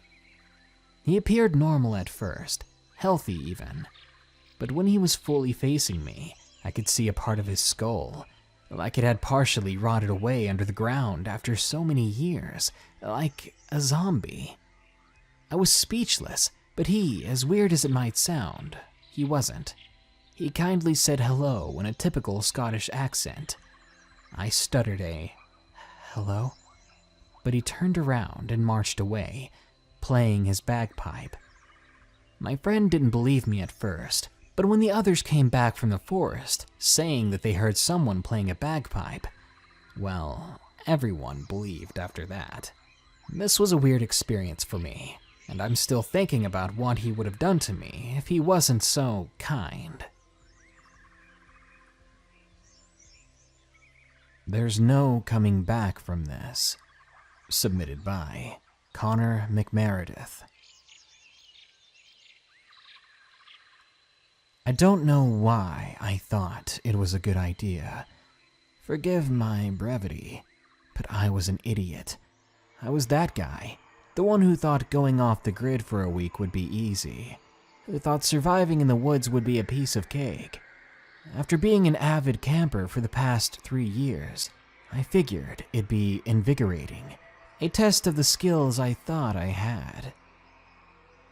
My college allowed us a short month-long break sometime during the fall that year, and I had scheduled a week within that month to lose myself in the nearest national forest. All I would bring with me was a jacket, some clothes, and my phone just in case things got bad. What could go wrong? The week finally came.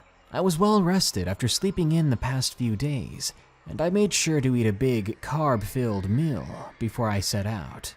Now, you need to know, I wasn't actually trying to get lost. I usually had a good head about me when it came to backtracking my way out of the woods. Just remember that.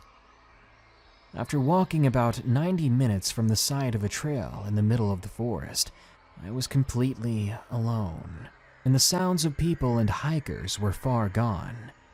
It was comforting, at first. I spent the evening building a triangular shelter between 2 trees that were close enough together to allow that sort of structure. Next, I found some kindling and made myself a small fire. This took a lot longer than it needed to, and when I was finally figuring out where to get some water, it was hours past dark. This was when the fear set in, the realization of what I was doing. It started at the bottommost part of my neck, a tingling sensation that urged me to turn around to make sure I really was alone. This bothered me quite a bit, mostly because I had no actual idea why I felt that way. I soon stumbled upon a creek, and I knelt down to grab a drink of water. It tasted of bark and dirt. It made me wince a little before I reminded myself that this was what I'd been planning for. Snap. A sudden cracking sound made me jump. In an instant, I was upright again and facing away from the water. The woods were silent. The woods were still. I was alone, yet I felt far from it. Probably just a branch breaking from a tree, I told myself. Nothing to worry about. I memorized the location of the creek, and I set back towards my camp, breaking branches on the trees along the way so as to create a sort of breadcrumb trail. As I walked back, I found that I was much more sensitive to the noises around me than before. Every little sound made my ears twitch. The sounds of fallen leaves, of wind whistling past empty branches. My heart was pounding, and I knew I was afraid. Back at my camp, the fire was beginning to fade. I rekindled it and sat close to my shelter, staring into those flames. My eyes were wide open. I could barely bring myself to even blink. This was the first night, and I was already so creeped out that I didn't want to go to bed. But I forced myself into my shelter anyway. I laid my head down in the cool soil and tried to catch some rest. Something awoke me in the middle of the night. Something had grasped a hold of my shoulder. It had reached into my makeshift dwelling and shook me awake. It frightened me so much that I kept my eyes closed and pretended to still be asleep. I began to hear those footsteps around me. They were only a meter away at all times, circling my shelter. Soon, they stopped next to the fire which I was facing. It was in front of me. Slowly, I opened my eyes, feeling that I needed to see what or who was out there. At the very least, I should be able to see their legs from beneath the walls of my shelter. But when I opened my eyes, the worst of all my nightmares came true. There was a face shoved into my leafy tent, The white of its eyes were so offset, as its skin was as black as the night. That was all I could take in before I was screaming and staggering away from the figure. The moment I had crawled backwards out of my shelter, I saw that whatever had been there was now gone. I was alone once more. As soon as I gathered myself, I threw dirt onto the fire and began to move toward the trail away from these woods. 90 minutes, I whispered under my breath. That's all it would take to get out of here. This was a mistake, I told myself. I never should have come out here. At this point, I chalked up the face as a dream, hoping it was but a nightmare invading my reality, maybe from the stress. Now that I was leaving, I was flushed with relief. This would all soon be over, if it wasn't over already. I was going to make it out of this, and I wasn't ever going to come back this way again. As I walked quickly through the leaves and undergrowth, my mind was reeling while I tried to ignore my own thoughts. Then I suddenly stopped. All at once, I couldn't move. Because something was touching me. Something had run its fingers and apparently sharp nails through my hair. I could feel them scraping against my scalp, cold and slow and deliberate. What was happening to me? Was I going crazy? I couldn't turn around. I couldn't will myself to do much more than breathe. But when I heard the whisper, when I heard the wind-like voice in my ear say, "Run," I listened. My whole body listened. I ran for an hour straight, going 4 times the speed compared to when I walked into these woods, yet I should have already made it out. I should have already been off the trail I was looking for, getting into my car and driving away, the woods far behind me, instead of all around me. Run. The voice kept coming. From the left, from the right, from the distance and right behind me. It was everywhere, and I was crying as I wondered when the dream would end, when I would wake up on my couch, anxious but safe. How had I lost my way? This was something that had never happened before, whether day or night. I'd been in the woods enough to know better. Nothing looked familiar. I was lost, and I wasn't alone. Just as I thought I'd perish out there, I tripped and fell nearly face first onto gravel. Gravel. I was back on the trail. I picked myself up, hands full of rocks and dry dirt. I ran down the trail, and in minutes, I saw my car in front of me. In seconds after that, I was igniting the engine and burning rubber. As I stopped only for a second to kick it into drive from reverse, to begin my quick and panicked drive home, for that split second, I saw it, the face in my window, inches from my own. I could see the white eyes on dark as night skin, and I could feel the thing smiling. Time slowed to a crawl. It felt like an eternity, my hand hitting the gear shift and my foot plowing into the accelerator. But soon I was gone. I was peeling the gravel off of the road, getting back on the highway, getting back to the people and noise and concrete, back home. I didn't dare look back. I'd rather pry off my rearview mirror and throw it on the side of the road than look back. This was my experience. It was the strangest and most terrifying experience in my life.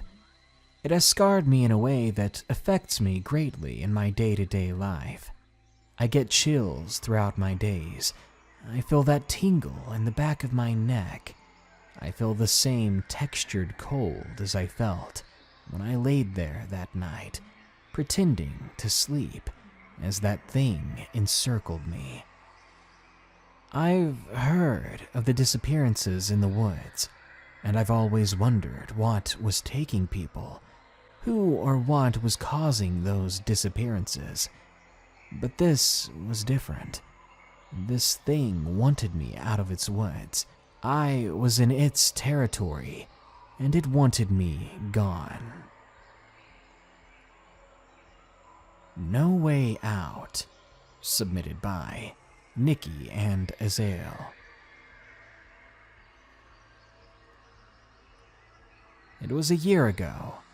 I was visiting my cousin in the country. She lived very far away, and we rarely saw each other, so we were known to pull some crazy stunts. We were both on the back of a four-wheeler at the time, heading to a small private cemetery just for the fun of it. On the way to the cemetery is a stretch of woods to your left for about half a mile. Something then caught my eye, and I told my cousin to stop. There was an opening in the woods, an opening that hadn't been there before, that was now right in front of us. "What do you think that is?" I asked. "I don't know. It wasn't there before," my cousin said. And we were both perplexed, confused as to how in the matter of a day, someone made a new path in those woods, one that looked so ancient and well-traveled. "Well, should we go in there?" That was my next question. "I don't know, this feels kind of wrong," my cousin answered. "Come on, let's just go check it out real quick." I hopped off the four-wheeler, and my cousin was forced to follow me, although hesitantly. The odd thing about this was that oftentimes my cousin was always the one pulling me into mischief. Usually she was the strong-headed one, and I was the worried one. But something was pulling me onto that path. Curiosity, maybe, but something told me that I needed to be in there, that I needed to see. I would be lying if I said that there was anything odd as we walked down the path. The forest was a bit quieter than a normal forest should have been, but nothing else really stood out.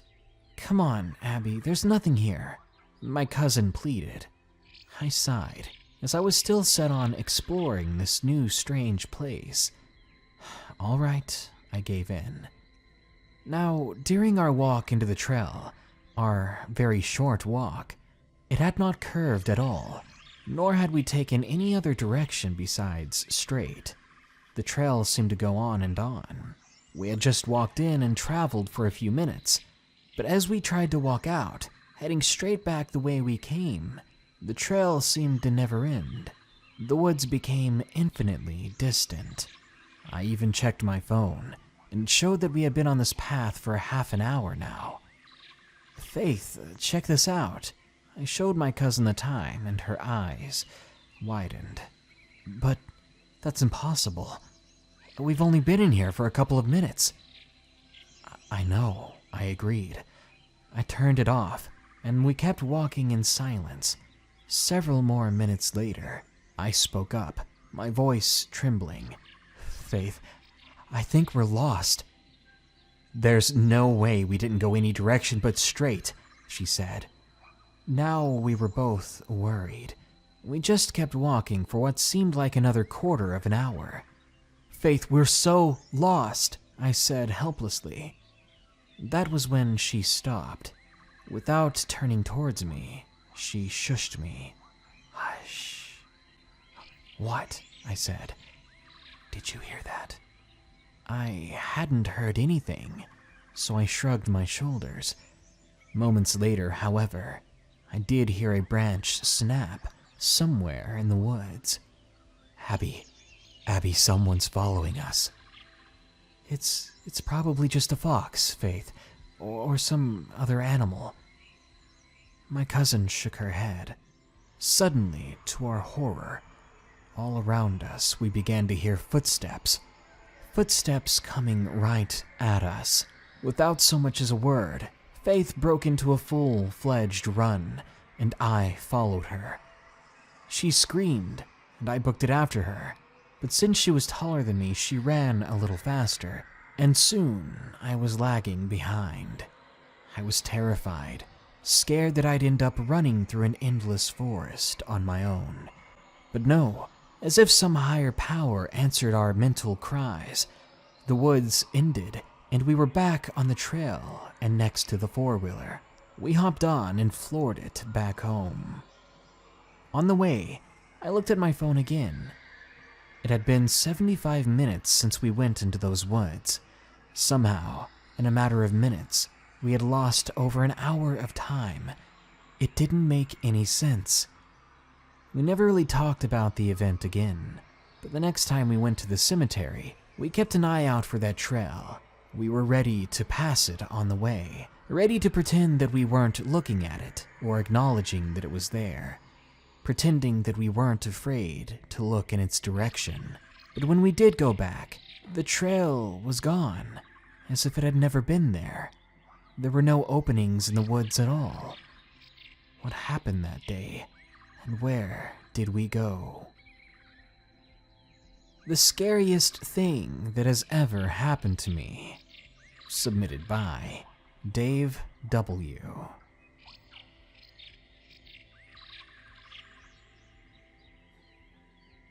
I'm a professional security contractor. Most of what I do is setting up security for remote, secure locations in North and South America. I'm basically the guy a company will hire to make sure that its employees are safe, and whenever the government is not able to get people to a location quickly enough to respond to an issue. For example, when a logging company sends people to work in an area deep in the Amazon, they hire me to make sure illegal loggers, poachers, or other criminals don't come and harm them. Most people don't realize that a lot of illegal loggers are armed, and sometimes they're very aggressive, especially when they might believe they're going to get caught. A few years ago, I got hired to do exactly this. We were very deep in the Amazon, and the company I was working for was clearing an area to be used as a landing site for helicopters, which was how this particular company delivered basic supplies like food, water, and equipment to its employees. This area would become the base camp for the employees.